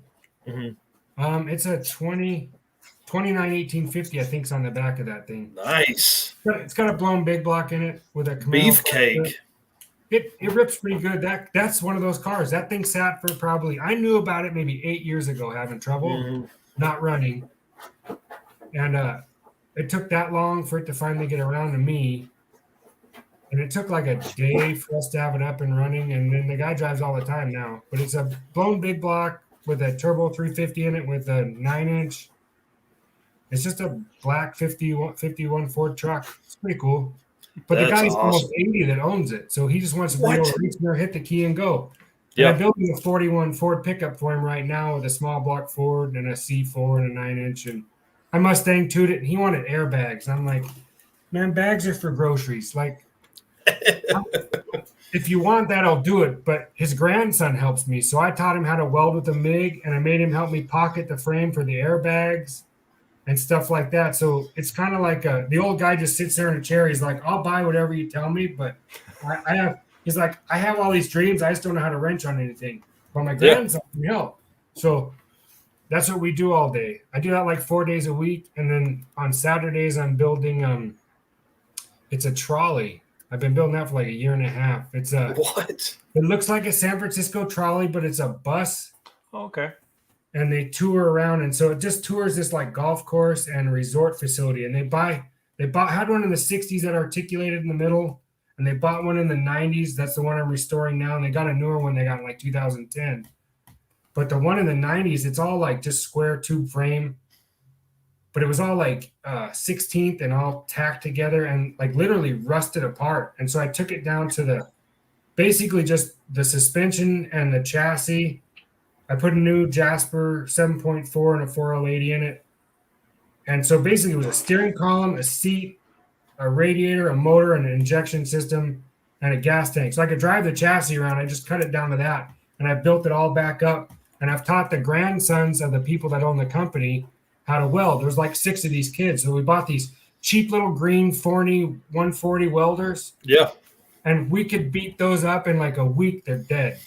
So like we were warranting those things like crazy. Every week we're getting a new box and getting new wire. And these kids are learning how to weld and, cutting stuff up. And I had my chop saw. We wore out so many blades just welding this thing up. So now I think I'm doing the wood flooring it now, and I'm getting ready to skin the sides of it with aluminum. But that is too cool, man. Yeah, it's super fun. I love doing it. It's I think kids learning to weld is probably one of the biggest. I'm going to teach both my daughters to weld just because, like, one of my daughters is fancy. She'll be Little Miss Press, and if she could whip out a MIG and just lay some stuff together, it'd be awesome. Yeah, it's one of those skills that I think, it's like I was telling these kids the other day. I was like, look, I got a hot saw, like a torch. I got like it can't be too tight if it's liquid. You know what I mean? That's right. Yeah. So I got a hot knife, I got a hot metal pump, and I got a grinder. We can make whatever we want. Like we can cut and build and do all that kind of stuff all we want. So yeah, it's super fun, man. Teaching the young kids, and some they're so lazy they don't want to do it. But there's like this one kid out of the whole group. He didn't know he could weld. He didn't know he could do anything mechanically. And now he's going to go in the military for like the Army Corps Engineers. That's awesome. But he's like just turned 18. He's super talented. I can just tell him this is what we want to do and give him an idea, and he'll just go grab the chop saw and make angles and cut stuff up, and he'll just weld it all up. He's just doing it. So that's great. Yeah, Danny's right. He said you need to start him out with a stick welder. I've stick welded one time, so I need to learn to stick weld before I can teach my kids. You don't need to go backwards. It's fine. Yeah. Listen, I have a MIG. I'm just gonna MIG. Yeah, that's just like just spray painting metal into an area. Yeah. That's awesome. Well, welcome back, dude. You put the boys to bed? Oh, no. I can't hear him. We can't hear you. He's got his mic on. We can't hear you. Yep. Nope. Can't hear you. No, nothing. Now, when he gets on and we actually can hear him, we should pretend like we can't. Yeah, let's do that. That'll be fun. Yeah. I don't know sign language, but no. I think that's thank you. It's sign language. That story about the dove and the lock with the red numbered combination, that was the funniest thing I've heard. Oh man, I'm telling you. I'm serious. You should go back to that guy's house at night and take the zeros off and then paint every other number red. Yeah. That'd be awesome. Yeah, you may have to jump back out. No, so hey, leave the studio, and then there'll be like a mic setting in that front screen. Yeah. Well, you should be able to do it down here on the bottom. Yeah, you can do it. You can do it in there too. Oh, it's where you can pick the mic in the very beginning. It'll actually show you if it's working by going up and down. You can test it there. Yeah. Yep. I mean, Trash content crew. What's up? What's up? Yeah, man, you guys are so fancy. This is like a $6 mic I bought, and I had intentions like it works out really well if you're in a group, and it doesn't sound too bad in here, but that's part of the plan of the new upgrade for the podcast stuff. Look at you, got new lights. You're so fancy. I just do you have a mic, James, or are you just like I got a mic with all the fancy stuff. Turn it on. I got my laptop. Oh, wait, God, dude. Where were you on April 2nd, 1948? Got all the color changing lights back there. And nice. And then these lights, so all these accent lights, I got a yellow light, an orange light, and a white light to give you all the different depth and tones, you know. Testes? Test. Yeah, there you go. There we go. We can't hear you. We can't hear you. Yeah, dude. Hey, yeah, if you're ever down this way, Brant, we can always swing down to Vance Jackman's house, see if he's got some oh, dude, I would love to go meet that guy. I would have a blast with him. That guy was freaking right. I actually left out a part. When I went back, his wife came outside, and it was funny because when what was his name? Jason was talking about his the lady with the boobs. His wife came outside in a bath towel. Okay, what is going on at that house? Hey, dude, it's like Wild Kingdom, you know, like it's weird. But yet she came outside and she's like, Vance, and she dropped it like on one side. I was like, oh, I got the whole side shot. I was like, oh my God. Man. Oh God. No. Oh God. I don't want to go visit Vance. You can't unsee that. You can't unsee that, right? No. He still wakes up. Where's that towel? Forever in my mind. PTSD. I'm pretty sure that's why I've got a bad left eye. Okay, so you G-Body guys, did they ever make those with manual transmissions? Yes. They did. I have a buddy of mine that actually has a black 79. Later, little boy. Thanks, man. And it wasn't a good transmission, but go back. Yeah, it wasn't a good one, but yeah, he had a black 79 that he used to had a 355 and a factory 4-speed, and he used to race that thing all the time. And now it's got a 406 with a TKO 600 in it. But why didn't they build the GNX with a T5, a world-class T5? Like, what were they thinking? Right? Do you know? It was a Buick. Come on. Well, what about the 442? Put the instead of lightning rods, put a T5 in the old. Lightning rods were kind of a joke in the 442. Yeah, I don't know, man. They missed a market there. They did. Yes, Monte Carlo SS, the Aero one. They're ugly as sin, but that with a 5-speed and like some 355s and what did they ever tune port those? Didn't they last year? Nope. Then they had the Aero Grand Prix as well. The Aero Grand Prix. Dude, I actually know where Aero Grand Prix is right now. See, I think all those G bodies are ugly as hell. Dude, they're saying they're beautiful. And they get this weird like shuffle thing going on when they leave the track, like spectators got to run when those things leave. Yeah. But I've seen some of those cars pull some numbers. I'm like, okay, whoever's driving that's got to have, 2 doves stuffed in his bike shorts. Dude, heads off. I know he knows 125 miles an hour in a G body. What do they start doing? Floating. Dude, their front end starts doing this little number right here. Oh. And you either have to make a choice: let out, don't hit the brakes, or mad it. Yeah, my wagon was the world's worst. You just dirt track through it. Yeah. It's just like a speed wobble with the trailer. You just stay in it. It's fine. Stay in it. But yeah, the first time I felt that, I had my wagon, and the car had 273 gears in it. This car had 241s in it, which blew my mind. You should have seen the pinion; it was like this big.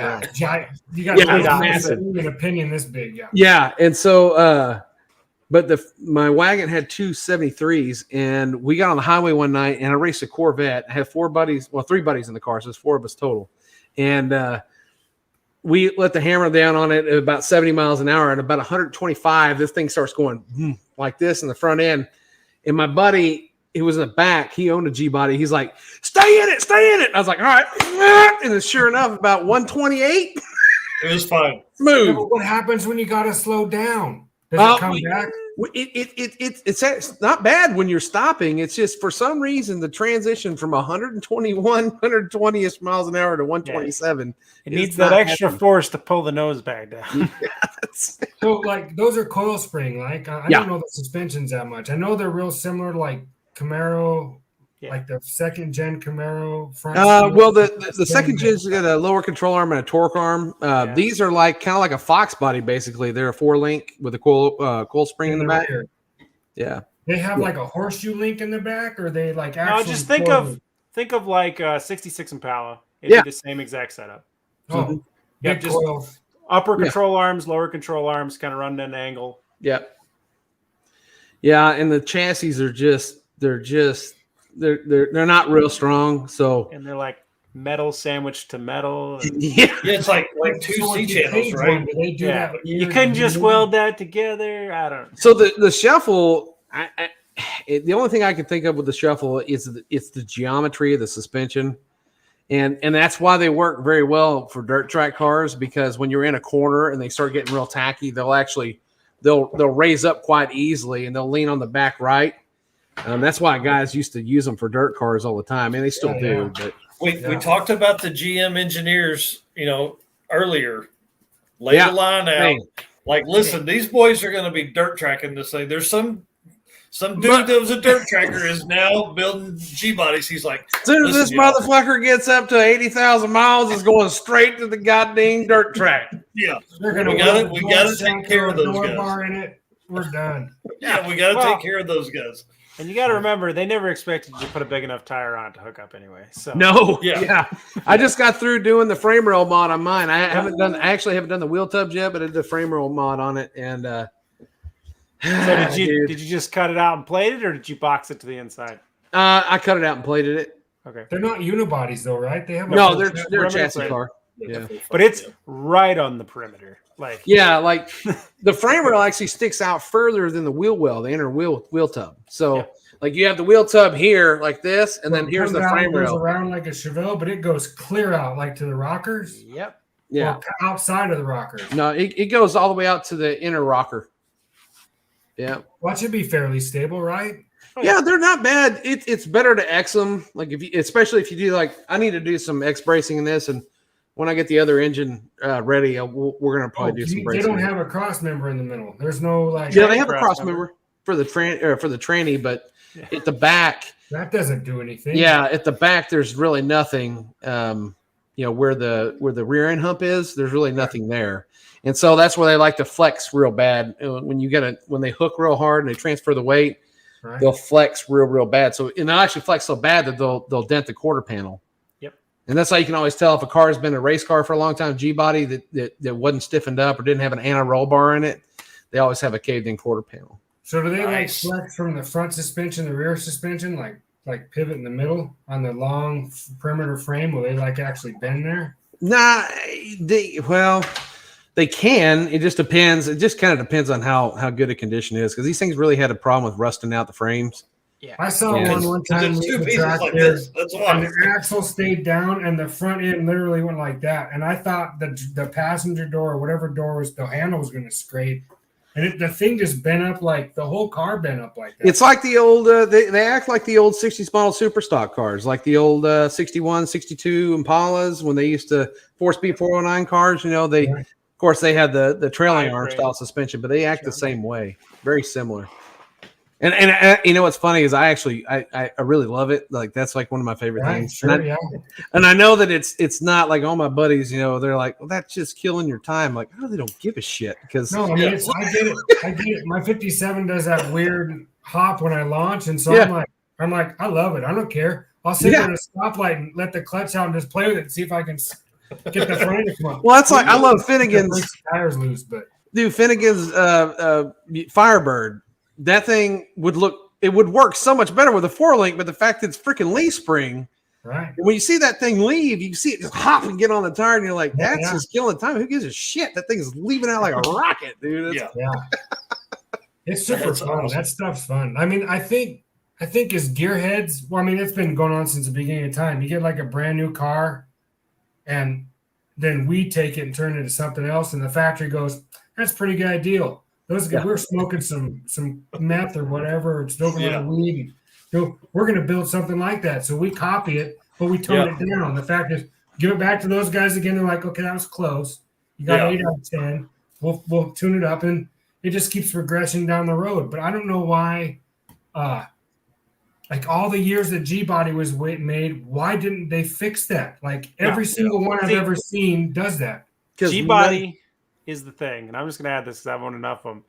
G-Body was the one car that you can honestly say was never good from the factory. Like there was never a variation of it that was worth nothing.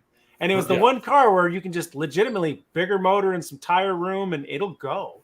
Yeah, it was the Fox body for GM for a long time. But a Fox body had the intention. Like there was an intention of like this is going to be a sports car. It's going to be a fast car. G-Body never had that intention, and it still pulls it off. No, it just moved. It was actually the G-Body world. When you think of GM stuff, the G-Body should have been like the K car. You know what I mean? Like it was just a forgotten year. You know. But for some reason, some dude in the hood figured out one day that this thing will roll and it rides nice. And after that, it was a snowball. Oh, dude, great. Dude, this thing freaking you get on the highway in this thing. I got 373s in it now, but it's a little not as quite as nice. But dude, at one point in time, we get on the highway, the thing would just roll, man. Yeah, they're the perfect front clip if you're gonna do like a because like Tri 5 Chevys, the pickups 55 through 9 use a Camaro front clip, like the second gen Camaro front clip, and they make those things ride great. But if you do like a 40s era car or like a 50 Chevy and the front end's a little narrower, G-body front clip, if you can graft that in, those make those cars. I've seen them drop. They'll drop the whole body on the whole car and stretch a frame like the El Camino. I've seen them do that, and it's like they make that car fantastic. Oh yeah. Problem I've seen with that is I've watched a guy take a 56 body and put it on a G body and stretch it out a little bit, and then he put an LS in it with like a taller intake, 6 liter and stuff, and he didn't run a hood no more. And I'm like, what happened there? And he put the body too far down on the frame to where everything was too high in the car, and he just drive around without a hood, and it's like that looks weird. That's called body drop. Yeah, it's like when you see a 56 where the hood doesn't fit because the engine's too high, it's like there's something weird. Yeah, good old body drop. My brother-in-law used to have body drop stuff, and same thing. And stock floor body drop, and everything raised up, and it was pain in the ass. Yeah. Now speaking of scoops, though, I don't know. Can you see it? I got me a cool scoop too. Oh yeah, that's cool. Yeah, and it's not cleanly cut either. Even better. Even better. I just grabbed the death wheel and went to town on my hood. That's what I did. 4-inch grinder, no guard, let it rip. So, Brent, you were talking. I can't see the stuff flying off the wheel good enough to see where my line is. Right. The guard on there, it's in the way. Well, you got to take the guard off. Grant, you were talking about your engine pivoting and grabbing the accelerator. So one of our first videos on the channel is a buddy of ours that had a healthy small block and a Firebird, 2nd gen Firebird. And we were at a car show, and he pulled out and he was going to do this burnout, and it was going to be great. And the throttle stuck wide open, third high gear, like just annihilating tires. And he's like there were people standing there, and he's like hollering out the window, I need help. He's like, I can't get out of the car, and it's just on the wood. Reach the key. It was wild. It's a good video though. Man, there were so many people that were mad because it was throwing just rubber on everybody's show car. That's when Brent was telling that story earlier. I was went outside to catch it, and I was reminded when I was like 20, I had a 64 Chevelle, had a M21 4-speed 327, and it had rubber motor mounts, and I did burnouts in the car everywhere. And my friend, there's a videotape somewhere. I don't know where it's at, but it exists. I was in front of his house, and I just bought a brand new set of Mickey Thompson ET Streets, the old bias slicks they had. Yeah. And I had Krager's on it, and I said, it's got me some new slicks. He goes, well, it didn't burn out. I was like, hell yeah, well, about 4 houses down with a stop sign, and it teed into a fucking field. And so I dumped the clutch. I rev it up, and it didn't stop. And it kept going. I was like, oh, shit. And it was drum brake. So I'm like playing on the brakes, and it's wide open. I'm like, I couldn't think to kill the key or pull it out of gear. Yeah. And I'm just like, shit. And I go through that intersection, hit that curve, go up into that field, spin it around a couple times. And I looked at him and he's like, what the hell? I was like, oh, it was pretty awesome, wasn't it? We just talked about that, James, about making sure your brakes work. Yeah. We just had that conversation. Yeah, you'll have that. I'll tell this story here. My brother makes a comment here. He said, if we had a video of the golf cart, the very first test drive. So he put a sport bike engine in a utility golf cart. Yes. It was insanity. Locked rear. It was like a 4-wheeler rear axle, so solid. God, It was the coolest thing ever.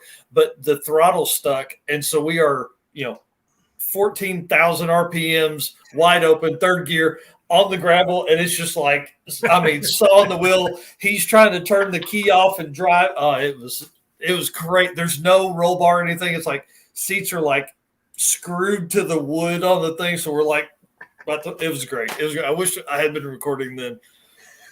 It was pretty wild. We didn't have phones and stuff to record back then. My brother, I told the story a long time ago on my YouTube channel, but it was my brother had a '69 Camaro, and it was like Kawasaki green. He's Mexican, so he has like the worst color. His colors are terrible. I love him to death, but he's got terrible colors. But he has '69 Camaro, and he put like a circle track small block with a 671 and all this stuff. And he had an automatic and had brand new ET Streets. That's what made me think about this. And I'm over at his shop one day, and this guy comes up like, hey man, I want to go for a ride in your Camaro. And he's like, yeah, sure, no problem. So he goes in the house to get some of the keys or something. And while he's there, I'm looking around, I see another set of pulleys. So I'm like, oh, this would be great. So I swapped like a 4.2 smaller pulley on top and tension the belt up, and I hide it real quick so he can't see me. And he knows me real good. So as he comes out and gets in the car, he looks at me like, why are you acting so strange? And I'm like, have fun, kid. See you later. And he fires the car up, and he's like looking at it. He looks at me like, what did you do? And I'm like, have fun, bye. And he takes off because I tweaked it a little bit. He takes off down the street. There's like a burnout spot behind his house. He goes down there, and I hear him let it off. Like he sends it. And then he kills it. And I was like, oh, shit, I just killed my brother. Oh, shit. He doesn't come back for like 45 minutes. And I was like, should I walk down there? Nah, he's all right. I'm sure he's fine. And then I hear it fire up again. Then he comes back. And that guy in the passenger seat's just like, oh, my God, this is cool. I could just hear him just talking to my friend. And my brother's looking at me. His name's Jose. So I'm calling him Jose B since we were kids. So Jose B's like looking at he's dead on me. Pulls straight in, opens the car door, gets out, looks at me, walks up, is like, what'd you do? And I pull the pulley out. I'm like, ta-da! He killed me. And I was like, well, was it different? He's like, it was night and day. It was so much faster. And this guy goes, wait a minute. The car doesn't usually drive like that? And he's like, no, it's never driven like that. So this guy is scared to death. All of a sudden, he starts throwing up. He's scared. He put up on the story because he just realized his life flash forward was literally almost dead. I said, what took you so long? And he's like, oh, we were out there doing something. Some lady in a minivan pulled us over. Her kid wanted to check out the car. And I was like, oh. He's like, why, were you worried? And I was like, well, I thought maybe I killed you. But like, you didn't come check on me? And I was like, no, I don't want to walk that far. Yeah, you were fine. Yeah. So the next we're always building blower stuff. He and I are always building stuff with blowers. So he builds this one crazy truck, and he's like, please, for the love of God, don't change the pulley on me. Leave it alone. He's please. Like, please. I was like, okay, I won't change the pulley on it. So we tell that story to everybody, and they're like, you're so mean to him. You almost killed him. I was like, he's 3 years older than me. He's not going to die. He's fine. Yeah, you showed him the way. Yeah, he's missing out. Yeah, just let him in the water. Yeah, he can drive. He'll be fine. Yeah, my wife is on her way back home from the other island. She's coming home early, so I got to go pick her up at the airport. Cool. She gets in like 20 minutes, and I'm like 30 minutes away. Nice. You better go, dude. Thank you for jumping on. I really appreciate it, man. Merry Christmas, you guys. It was so you good too. hanging out with you guys. And I'm subscribed to you, Mike, for sure, but. The other two channels, I've never seen you before, so I'm totally stoked. Well, hey, welcome. I did subscribe to you too, man. I haven't seen your channel either. I'm binge watching for sure. Right on, me too. Let's go. Let's go. I'll see you guys later. Merry Christmas. Hey, thanks, man. Merry Christmas. Everybody. Merry Christmas. See, how do I get out of here? Okay. Where's he at? Is he in Hawaii? Yeah. Oh, no way. Yeah. Yeah, I didn't want to call him out, but I've been on 2 live streams with him before. But hey, that's all right. So he's so we've had somebody from New Brunswick and somebody from Hawaii. I mean, I don't know if it gets any further. I should have messaged Nick Scarju, whatever his name is, that's in Australia. I should have sent him a link too. I didn't think about it. Dude, that's so cool, man. That's worldwide, boys. Hey, Bad Tree, I was going to tell you the link for the thing is up higher in here somewhere. We're only going to go for another 5 or 6 minutes. I've been sitting on this stool a year ago. But your ass is wore out, dude. Oh man, it's my back. Can't all have like this. Oh, look at this guy. You're freaking rocking and rolling with the. He's so professional. I have a barber chair that's outside that I just haven't saw brought that in. in your other videos. I'm Yeah. like, there's the old chair. Hey, I got a stool too, buddy. I'm right here with you. Yeah. So here's the thing: when you're a hoarder cheek. and you buy these fancy old stuff from auctions, and you got it sitting in a reefer trailer somewhere, and you're sick of sitting on a steel folding chair, and you're like, I think I have a chair somewhere. Here comes the hoarder guy. And you're like, huh, this thing's kind of neat. And I've never sat in this chair, and it squeaks. Has this weird squeak. Danny says, I believe you went outside a few times, and I did. I had to go pee. So when I found this chair and looked it up, I found out like people buy this chair for their like hipster office. Like, oh, and I'm like, I knew you were a hipster. Exactly. I'm like, I didn't know I was that kind of guy. But great. This thing's from like 1948, and it's like a super high end office chair. And even today, it's worth like $700. Bro, awesome. Ryan, when are we driving to his house? Yeah, I'm ready, man. You tell me when. Hey, I'm off until the 5th. You want to go next week? Oh, dude, sign me up. My boss is out next week too. What up? What up, dude? So, dude, does anybody want to hear now? my wide open throttle story? Sorry, I didn't realize that. What's happening? Hey, little man. Hey, big props to you. I wish more kids were like you. No, he's talking to you. My fiance here loved seeing that 1320 video with you hanging out. Awesome. I did. That's too cool. All right, dudes, tell us the wide open throttle story. We make our kids watch. Yeah, yes. we try. So the story has a little pre-story to it. Yeah. I wanted to buy some big blocks because I like to invest in larger motors. So I used to buy up any old Chevy pickup that had a big block in it anywhere. So we came across this old truck guy used for painting. I mean, it had been literally rolled out with white paint. This thing was nasty. Door was bent. I mean, it was a horrible truck. 3/4 ton, 2-wheel drive, but it was a factory camper special big block. And we never licensed it. We just took it home on a trailer. We'd take it down to this little bridge on the gravel road occasionally, and we'd do massive burnouts with it until the tires would explode. So, like, it's posi. We're just going to steal the big block out of it at some point. That's the only purpose for this truck. So then we got into, like, hey, we used to do mud drags. I had a 72 GMC with a lift, and we used to go do mud drags with it. So they had a burnout contest. I'm like, let's bring the old, whatever. So I took the 72 GMC as a mud truck and trailered the camper special behind it. So it's like, it kind of looked weird because it was like, you got the wrong truck on the trailer. That's fine. And we did a massive burnout show with that truck and blew the back tires off of it. I lost because it was a buy audience only win. Oh, man. And we weren't all taking it serious when the guy that was running the whole thing brought out his like 3-year-old on a big wheel and held the tires and made little plastic tires go reeky, reeky, reeky. And everybody cheered like, yeah. And then they gave him the trophy and we're like, whoa. No. Everybody stopped cheering. I'm just doing 2 tires for this. What do you do? So that's when we did donuts in the infield in the rocks on the rims until we loaded it on the trailer with a lot of middle fingers and just, we're not coming back to one of these events. Yeah. And then we had the great idea of let's throw some tires on it, take it to the fair, and let's tough truck it. Oh, probably not good for the motor. I mean, we had worse ideas. So we did the big jumps with it and just put her right out in the air and just let her land real hard a couple times. It was like, oh man, messed it up in a bad way. And we're like, okay, time to take the motor out of her. I don't want to trailer it over to my buddy's house. He lives down the gravel road about 3 miles. This is going to be her last hurrah before we pull this motor and rebuild it. So now we've burned out jumps, like everything. I should have known, like, hey, maybe there's some mechanical issues with the truck. Oh man, it's survived this long. Yeah, it started. So you go down this gravel road for about 2 miles, you hook a right turn, you go up another mile. So on that right turn, I'm like, I'm gonna fishtail all the way up to it, and I'm gonna whip that turn like a drift car, and I'm just gonna send her up the road. Well, about the third whip, I felt the pedal not come back. And I was like, oops.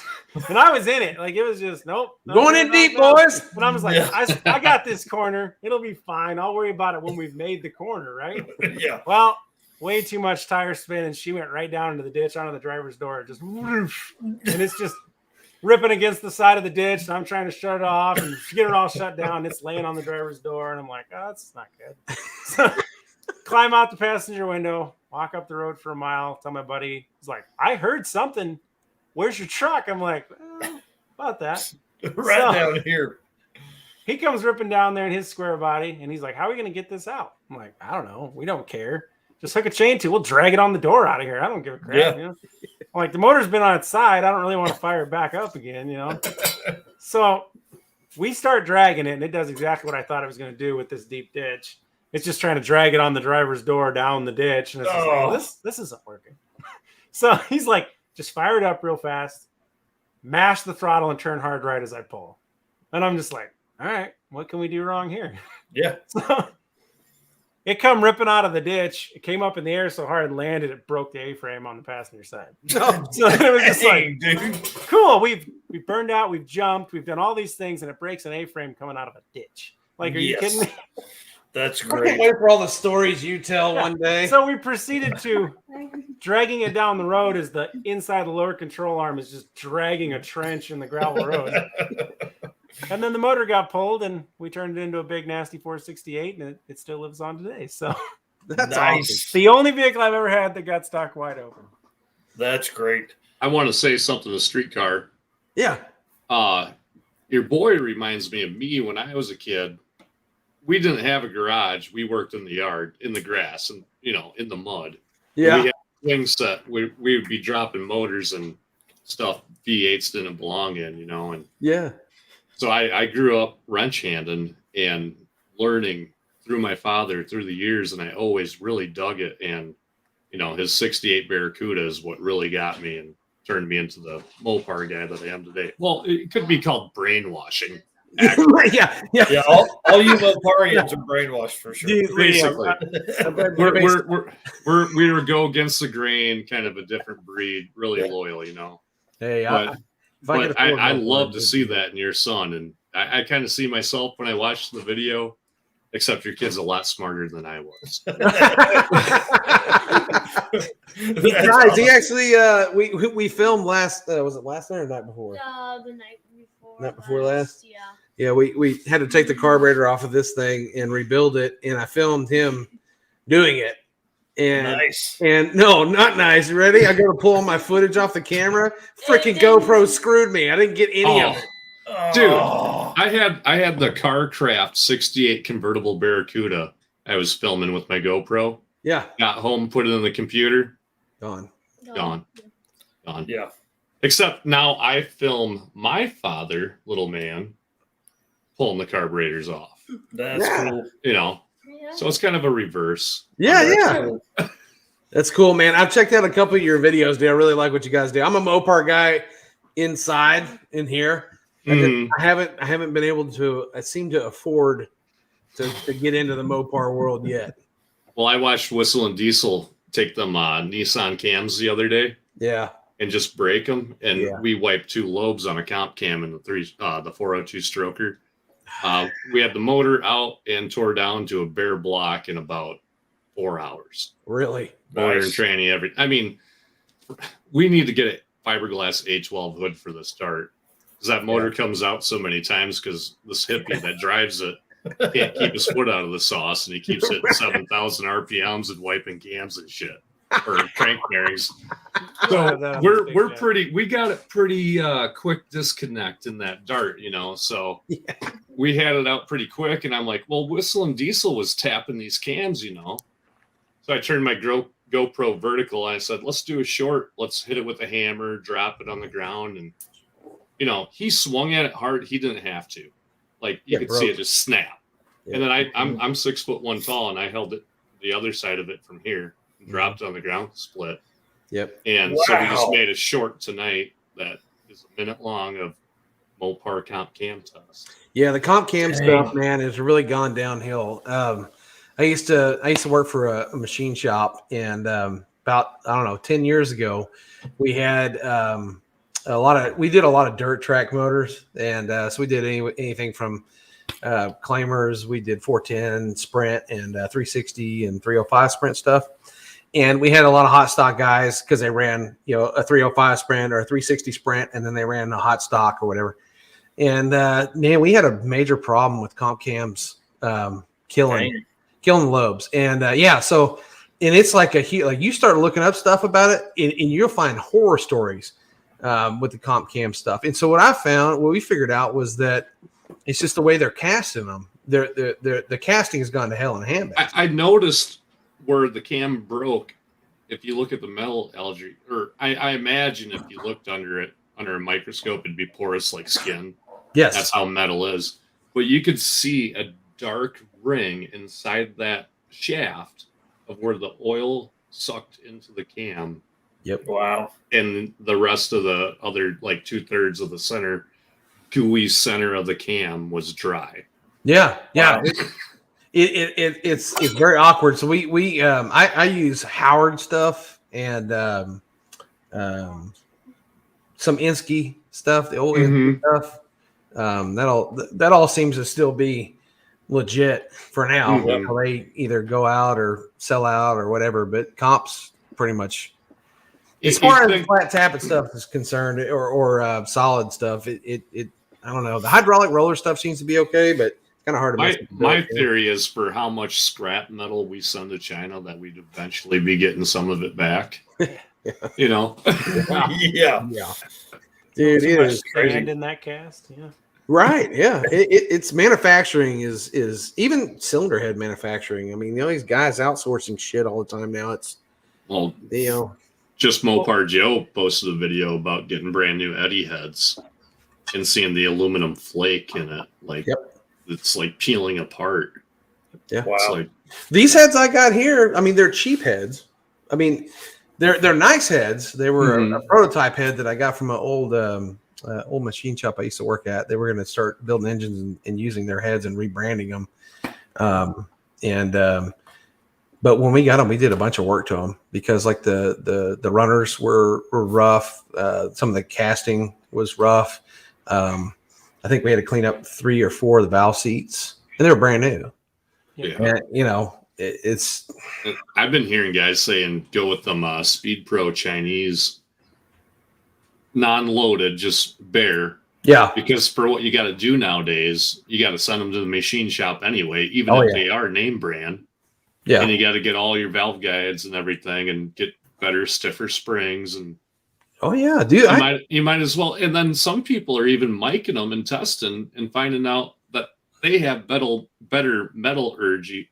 I'm Midwestern. I talk slow. I can't associate sometimes, but it's actually kind of seems like a better quality of a casting. Yeah, I've had 2 or 3 buddies had bought some AFRs, and the AFRs came with all kinds of problems. Like a friend of mine bought a set of big block AFRs and had to spend about $2,000 in work on these things trying to get them fixed. One of them actually had a hairline fracture in it. And they're brand new. I mean, brand new stuff. And that's still haven't heard anything bad about Trick Flow yet, though. I mean, from my people, Yeah, Trick Flow, I've never heard anything bad about it. I'm really concerned about the AFR thing because there's been 2 or 3 different, 2 or 3 different guys I know that have bought new AFR heads and they had problems with them right off the bat. I'm like, man, I don't know what's going on with that stuff, but it always pays to check it.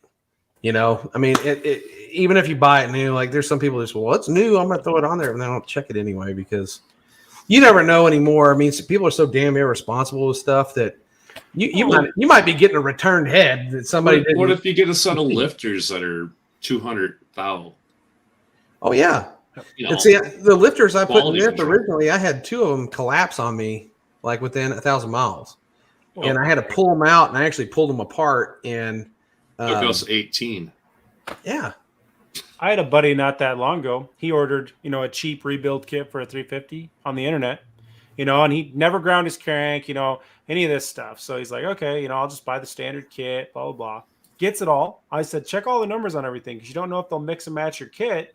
They'd send it out wrong. So he checks it all. He's like, oh, no, nothing's, I said, well, okay. He puts it all together, gets all of his lower rotating assembly pretty much in there. And then he's like, I can't turn this over without a pry bar. What's going on? And I'm like, you need to check your crank bearings. And he pulls them out, and they're stamped standard, but they're not. And he mic'd them, and it's like, these aren't the right ones. I said, exactly, because they stamped them, and they ended up in the wrong kit. Yeah. So it's just simple stuff like that, where obviously that was never going to turn or do anything. But it's simple stuff like that you don't think about when you're just throwing kits together. That's why you buy 200,000-mile junkyard motors. I know it's coming. Listen, I'm gonna get this SBE in here just a minute. Hang on. Freaking LS guys. How many guys put a motor together that don't even own a caliper? Yeah. Oh, dude. Hey, listen. Hey, I'm gonna tell you right now. I've had the heads off the old truck, and it still runs. So that tells you. I picked up lifters off the floor of this shop. I don't even know what they came out of. I mean, I'm pretty sure they were LS stuff. It clatters, but hey, still makes boost and still does bands. You seen that 350 small block with only one cylinder head the other day online pop up? Yeah. Oh my gosh, that's great, dude. Hey, 350 Chevy. I mean, they just run. Dude, the LS stuff. I beat on the LS stuff. I'll tell you, we did my buddy PJ with the Pablo Escobar Nova. He used to have a coupe, like an '89 coupe, and it had a what is it, LQ9 6-liter? Is that the flat top motor? I don't know, right? Something like that. Yeah. And, speaking Chevanese, yeah, you don't ever take the heads off, man. It lets the magic out. Well, he bought the block, and then he got another set of cylinder heads. I think they were Cathedral port. It was a smaller combustion chamber, so the compression was going to be like 13-1. But the cam he had was a 656 lift, something crazy. And so he's like, man, we might have a piston and valve clearance issue. And sure enough, I mean, we clayed it, and it just demolished the clay before we even completed the revolution. And so I was like, damn, dude. And he goes, yeah. He goes, I really need to get this motor together for this race this weekend. I was like, well, go get 2 valves you don't like. Get some 80 grit sandpaper and get some glue, some really good glue, and bring it over here. Thanks, Andy, for all the comments, dude. I really appreciate it. Some thick head gas. Yeah, man. Yeah, and so we literally stuck an intake valve, an exhaust valve in the head, set it on, bolted it down, and I used a drill and I fly cut that with the new valve. Yeah. And then we slid them off, we checked the depth with the micrometer or the calipers, and dude, we threw it together and it freaking worked. That thing ripped like crazy, and he blew it up. But it's because he ran on E85. Yeah, and he threw it on some gas, and we went to go do a burnouts for my buddy Blake, and he had like 38 degrees of timing in it, 13-1. So yep, yeah. Thanks, gas man. don't like that. It ripped like crazy for a minute though. Yeah. Well, see, I was always lucky growing up. My grandfather was a big dirt track guy. He was a local transmission shop in town. So we'd always trade transmission work for engine work, etc. Nice. So there was a couple guys that did dirt track stuff where they had a full engine shop in their garage. I mean, they had everything to do whatever you wanted. So, my dad had bought into a lot of that stuff. So he could do heads from the ground up himself, do all the grinding, magnafluxing. So we always did a lot of heads for people for other trades and stuff like that. But, I mean, we used to know a guy who used to build all these motors. It was funny because he'd win races in a crap dirt track car that he welded together himself in his garage with these blocks. And he'd just be like, hey, you guys blew up something. There's a couple good pistons in there. I'm putting them in my block.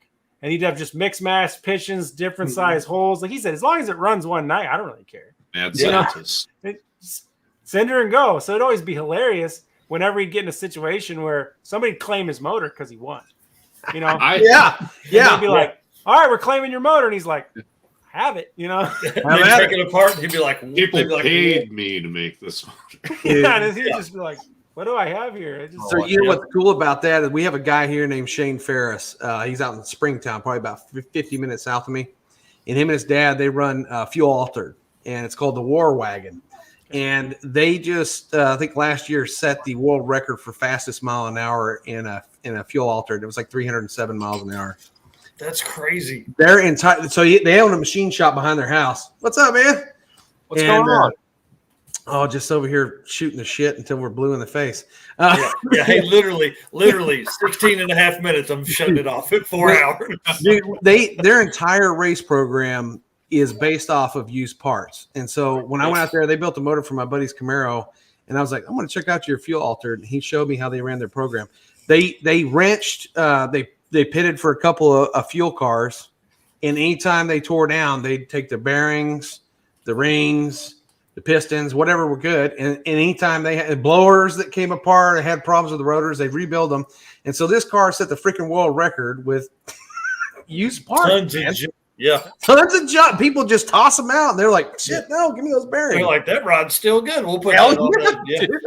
Yeah, I've had the road for a long time. It's here for a good time. It's fine. Yeah, that's right. So I'll just tell y'all the story for the old truck. So we've probably all heard of sloppy mechanics. Oh yeah. And so Matt put a different head on one. It was like a 243 head on one side and like an 806 head on the other, and the thing made 700 wheel. I was like, okay, I'm in. So when we put lifters in the truck, I was tightening down a rocker arm stud or rocker arm bolt, and it stripped it. And I was like, great. So the old truck has two different heads on it. Like, I mean, I didn't clean it. I didn't do anything. I put the good valve springs on it and shoved it back in there. You can't beat it, man. 13 pounds of boost and burnouts. Machine shop stuff. I just found out a guy that was right-hand man's with Dick Landy has a machine shop 40 minutes away from me. Oh, how cool is that? Dude, that's awesome. Just imagine all the stories that guy could tell. Oh, dude. You know, You so need to take I the gotta camera get there up and get some of them. Yes. Well, Yeah. I did a thing last week with a buddy of mine, Terry Meyer, and he remembers like White Bear Dodge from Minnesota, like all the crazy old 70s stuff. Like he bathed in the blood of doing super stock stuff back in the day. Oh man, so cool. We wanted to do a new show called Sub Shops, where we go to subscribers' garages and they tell us the story of, why did they want a garage? What did you want to put in it? And, I'm trying to force some sponsorship so I could stop at Subway and grab some subs, Yeah. And bring them with me. I even do the whole Happy Gilmore. I eat 3 footlongs a day to keep me nice and strong. That's a awesome. new thing. We want to do like sub rides where subscribers bring their car over and we check them out and showcase them for like a 10, 15-minute video. Yeah. And being that we couldn't get our garage built this winter, I'm trying to think of what kind of content do I thought I was going to be struggling, but I got a 440, two 727s, big block, small block, 904, the 402 stroker motor. I'm like, wow, did I think I didn't have content? Yeah, you got plenty of content. Stuff so to rebuild. I did early on. It was probably 2 years ago. I did vintage daily drivers, and so you had to basically drive the car, 5,000 to 7,000 miles a year, and we did like 8 or 9 cars. It was great. I loved it. I loved to be able to go over and hang out with somebody and let them talk about their car and ride in it and drive it and stuff. It was awesome. Now, maybe it's because I own too many cars. So No, I don't drive anything. There's no such thing. Anything 5,000 miles a year. Doesn't matter what it is. Like even my 05 Chevy pickup, which I completely just got done rebuilding. I think I've put 1,300 miles on it this year. Dang, that's crazy. Yeah, I mean, like one of them is a guy named Mike Mall, and he runs a local car club here, and he's got a 70 Chevelle SS big block car, automatic, that he drives almost daily. He drives it 3 times a week at least. My Slant 675 Duster, I was passing people in the blizzard last winter. Yes. We went on a 7-hour road trip in a snowstorm to go get some J-Heads. Nice. No. All right. That's awesome. I got to know, dudes, what are you doing with the 150 in the back here? Everybody wants to know about this junk 150. I'm I'm fixing it to drive it. No, it's my daily beat around truck, and it needs some work. XLT? XL. Now I know. Good, thanks for XL. The fancy one. So it's got the 351 or no. It's the one in the fleet with, the Christmas tree on the dash. Yeah. All of us mechanics, we got one of them vehicles. No, I'll show you under the sun if this camera went far enough. But I have literally cut all the EGR and all the smog and all the crap off this motor. And to make the dash not be lit up, I put all those sensors in and zip tied down all the points and put resistors in there so it actually reads back to the computer. Dude, that's hilarious. Electrical tape is so much easier. I was gonna say, just pull the bulb out. What was it, a 95? That's the most elaborate way I've ever heard of doing that. That's pretty rad. I actually have all the Thanks, sensors Destroyer. tripped, so it thinks Destroyer's that the the motor is man. okay. Dude, that's funny. You spent so much time to do that. Well, the worst part is when I got this truck, I got it for $500. I didn't even want it. It was supposed to be a truck for another guy. We were supposed to fix it together. He was going to learn how to fix a truck. He ended up buying a house. He couldn't fix it. I sat on this truck for like 4 years, didn't touch it. And then I just got tired of staring at it. I'm like, I need to sell that. So I'm just going to fix it and sell it. The So then check once I started engine looking- light is still clutch fan carburetor. You think Tesla has that pop up on their dash too? So I dragged this truck in. It runs like crap. It never should have drove home with everything that was wrong with it. It doesn't shift out of second gear. Speedometer doesn't work. All the dash lights are on. It bug fogs gas smoke out the back. I'm like, Is that a tumbler? So sorry. When we figured out what was wrong with it was the wiring harness had been completely chewed end to end. The guy told me, he's like, yeah, some squirrels got in there. We tried to make it right. It was a farm truck. We didn't care. It's a second owner vehicle. So when I got in there and really started looking at it, the waterfall intake, mice had gotten down the center and chewed all the wires off the injectors. So without pulling the intake, he just kind of rewired it, not knowing how to wire that setup. So he literally just wired like 2 injector wires to every injector he could reach. So it was just a whole lot of like, oh, so they inject fuel all the time. Cool. Yeah. Like it's on and they're just spraying. Yeah.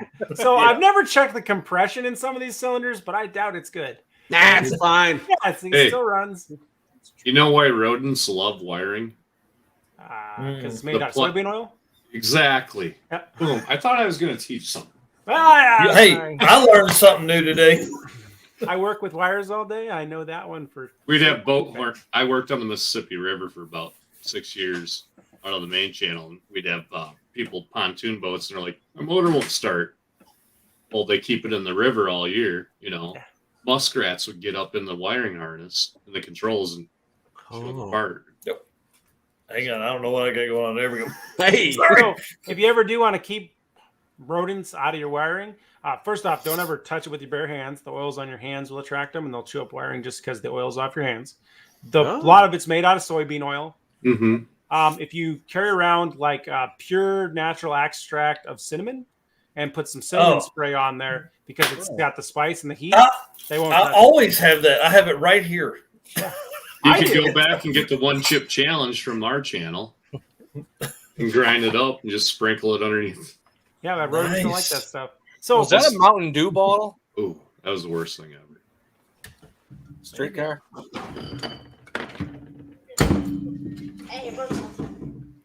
Whoa, what are y'all doing? I'll just spray this on it. There you go. Yeah. So yeah, Freeze the long story bastards. short, we had to rewire this whole truck front to back. At that point, we were too committed to it to sell it. So we went through it front to back, did a bunch of work to it, and we've literally driven this truck probably more than we've driven a lot of things. And I take this truck because winter around here sucks. Everything's gonna rust. You got to own something that you're willing to let rust, and that's what this truck is. So, Nice. but I have OCD about things. So like I've torn the whole dash out of the truck and replaced all the mounts so it stopped squeaking. I've taken the doors off the truck to replace all the mounting points so doors wouldn't rattle. You know, I've fixed the air conditioning, the windshield. I've made everything in the truck work. I mean, there's nothing in this truck that doesn't That's work. the nicest 93 F-150 XL rusty shit box Fine. out there. Oh, man, Ever. use a pack of matches and that'd get it stopped rattling. That's a 95, isn't it? Yeah, it's Yeah, 95, yeah. So it's just one of those like, is it a good truck? No. Should you probably put any more money in it? Definitely not. But Yeah. You're it's going one of those for- trucks that like, if anybody calls me, because I have 4 trucks in the driveway, and everybody's like, can I borrow a truck? I'm like, yes, you can. Yeah, here you go. They're like, I gotta take that one, and then they get in. They're like, this thing's pretty nice. It doesn't even rattle. Yeah, lights New are truck. on. Well, the worst part Yeah. is we jumped in this truck to go get a rear end for my 82 dually. And everybody's like, why are we taking this one? I'm like, because why wouldn't we? It doesn't matter. Like, I Yeah. trust this truck. We drove it 5 hours one way just to go pick up a rear end and drive it back. And everybody's like, why would you take that? I'm like, the heater works. It's fine. Like, I don't know what you're Yeah. talking about. Why are you afraid of this truck? Man, so that's what's so funny about like real car guys is like, I mean, y'all, I daily a 93 Tercel if it's raining or super, super cold. Like, I don't care. I want to spend more money on car parts. Hold on a second. You still have a 93 Tercel running? Yeah, dude. The odometer stopped at 258. I don't know how many it has on now. Is that the original motor? Oh, yeah. Why would you put another motor in a Tercel? Well, so I got a Tercel as my first car. My grandparents bought it. Yeah. This one's baby blue, 2-door, 4-speed. Bro, you need another one. You need another one. You can't find them here. They're gone. Oh, yeah. This one's super skanky. Where are you at? I'm New in Hampshire. Yeah. Blake, where are you at?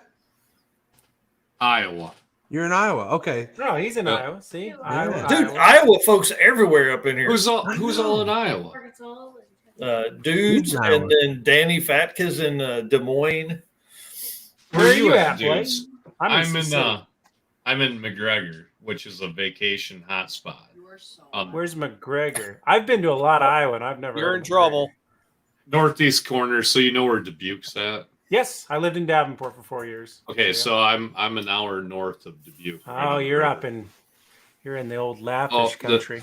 The driftless area, they call it. See? Okay. So the glaciers never hit our area, so it's all rolling hills and bluffs. The one spot in Iowa. Yeah, the one. If you think about Iowa, laser flat cornfields around here, no cell phone reception because of hills. Sioux City, Iowa has the Luss Hills, which is the same ground soil content as Japan. So it proves that glaciers and the whole Pangaea whatever thing was real because it's the only place where that dirt exists outside of Japan. What blows my mind about this whole conversation is me and Mike are the only ones that have rust-free cars. Yeah. Hey, man. Yeah. Whoa. Wait a second. I have a 2006 F350. If any of you guys have watched my channel, it's rust-free now. Because it cut off. Nice. I replaced the bed. I replaced the cab quarters, the rocker panels, the 300 SRT8. Never seen a winner. Dang. She is clean. That's gonna be tough though. Like I don't know how you guys survive up there with that. Like being in this world, like doing the hot rod thing. Like I see a lot of guys every year having to put their cars up in the winter. I'm like, so here's one thing about it.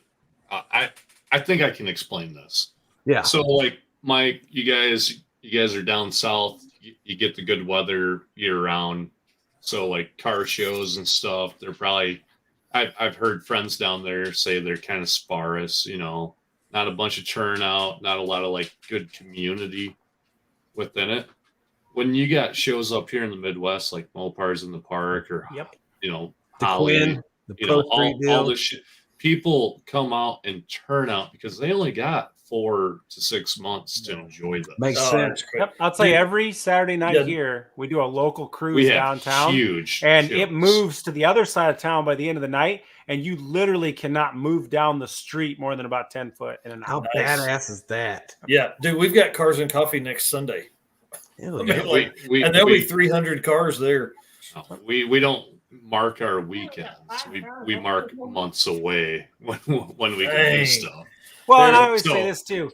Own a good 4-wheel drive. It's always fun to just beat around in the snow somewhere. So. Oh yeah. Dude, we got 13 inches like in 2009, and I think I did donuts for about 9 days straight. Yeah. I had to put a new set of tires on the freaking truck after that. Nice. Like when I went down to Florida and I was doing some go-kart racing and it rained and everybody just hit the wall and wiped out. Right. Yeah. And I won the race easily.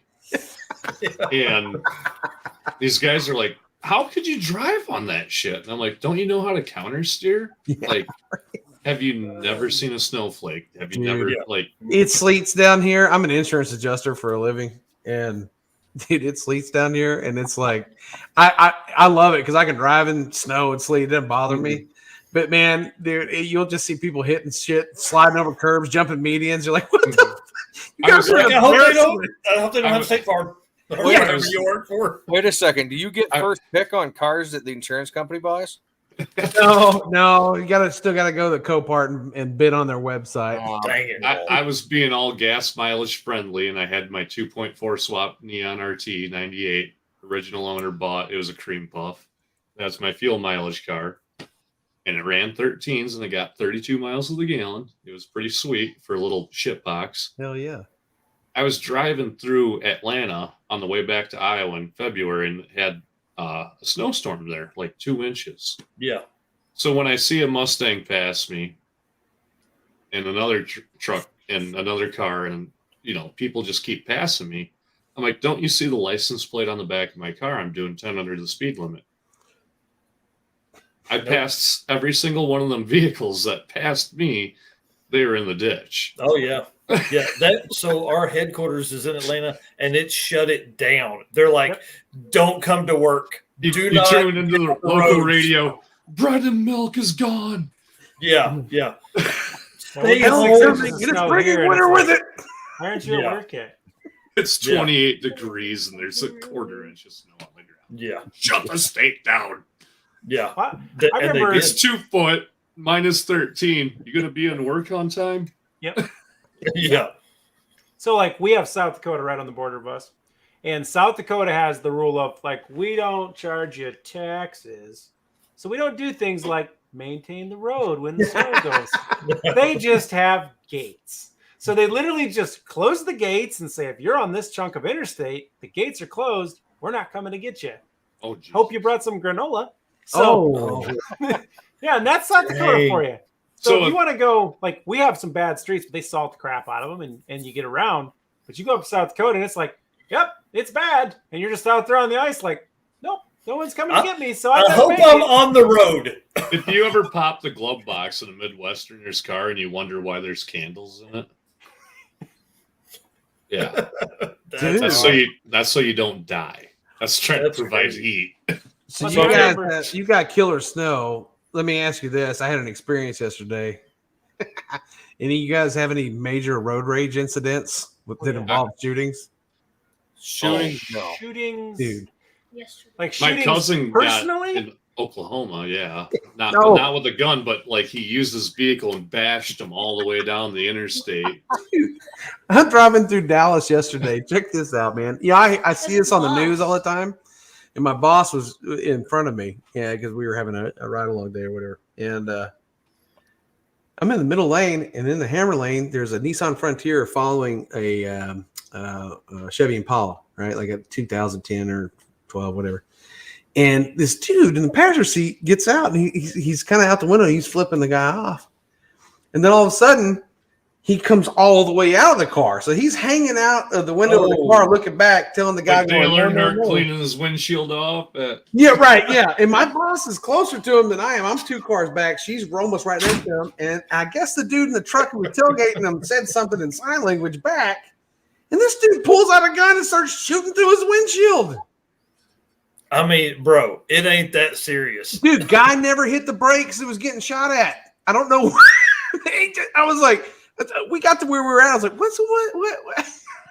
You're like, what just happened? I don't know. What the hell just happened? It's time to move to Iowa. Yeah, there's Iowa's road rage. sounding real good. There's road rage in Iowa, but it always ends up maybe with some fisticuffs, but there's not usually like just straight up, I'm going to shoot at you now for no good reason. I mean, dude, it's that's crazy. That's a life-changing decision that just, nope.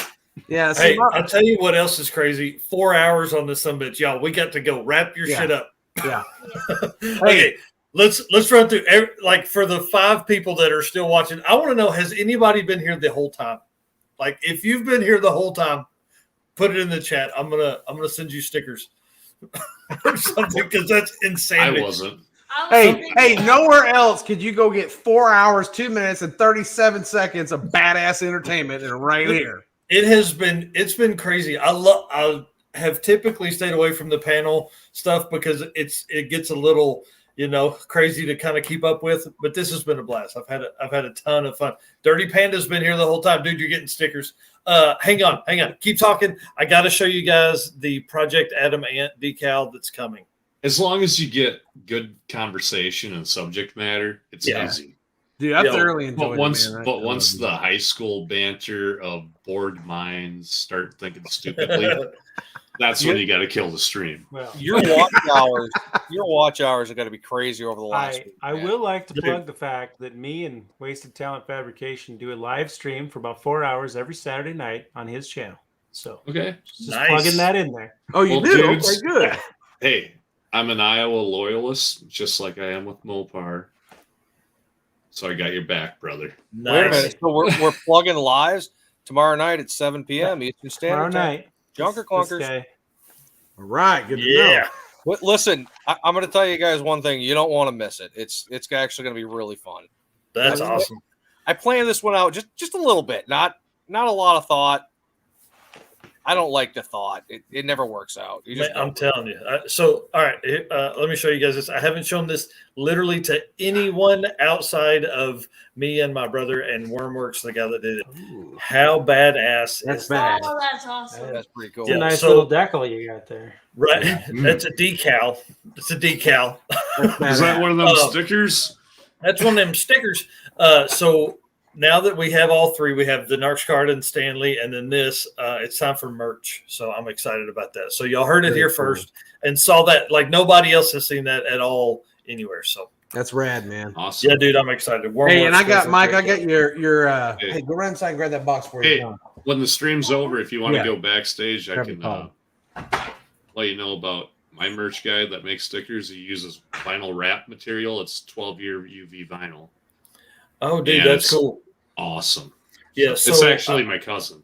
that's cool. My day job is with a my day job is with a print vendor for a very large retailer.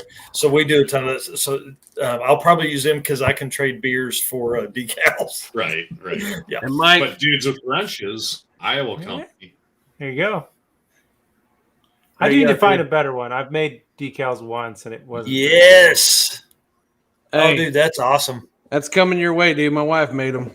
Yes. Well, Well, this is yours. I'm going to Hey. wait until after the rush to send it to you so I don't get lost. yeah, I appreciate that. Do that special thing she likes. Yeah. As Well, a gift for me. Yeah. yeah. Which is like pick up all my shit and do my laundry. I got it. I'm all over it. Yes. Yeah. And some If- dishes. If anybody wants to check our lives out, we did one a couple hours ago. We're random, no schedule, so just pay attention. Yeah. Dude, definitely. Yeah, make sure you hit the notification bell button. That's how you say that. Hey, here's the deal. Mike's been on my ass about doing a podcast too. Yes. And so I'm working on one. So I'm gonna be poking some of you guys to come on and hang out with us. Yeah. Oh, dude, man. that'd be awesome. I get around, so just let me know. Yeah. And no, He's we're kinda gonna get funny, around. I like Me and it. Mike are gonna get around, drive our happy asses up to your treasure Yeah. grove and start picking through some stuff. Me too. Yeah. Oh, there's a race event that's going to be announced this New Year's on Uncle Tony's Garage that we're affiliated with through that. And Okay. it's going to be in the Southeast. It's going to be, there's how many people watching right now? It's basically going to be. That's probably us five. Yeah. You have the qualifications are going to be you have to have over 500 subs. Automotive YouTube, you can't just make it the day before, and there's only going to be so many, but it's going to be a YouTube drag race event. Hell yeah! A bunch of creators that we kind of put together. I could We're gonna definitely announce show it. up and lose. I'm up for that. Yeah. Oh yeah. It's going to be in Sykeston, Missouri, 8th Mile Track. No freaking way. Y'all, listen, the first time I ever made passes was at Sykeston. Oh, really? I've Yeah, never so been. I'm from that part of the state. I was disappointed when I heard it was 8th Mile, but Yeah. it's That's still all right. you're out We're there. gonna put a gear and turn the boost up. I love 8th Mile because third gear probably won't be too friendly with mine for very long. Yeah, right. That's awesome. Dude, it's been awesome, guys, man. I really appreciate it. I appreciate you guys' time, man. It's been a good I time. have Hanging had out my with you guys. Yeah. We'll do this again. We'll do this again maybe sometime after the first of the year. Hell yeah. All right. Bye, y'all. Merry Christmas. Merry Christmas. Hey, y'all too.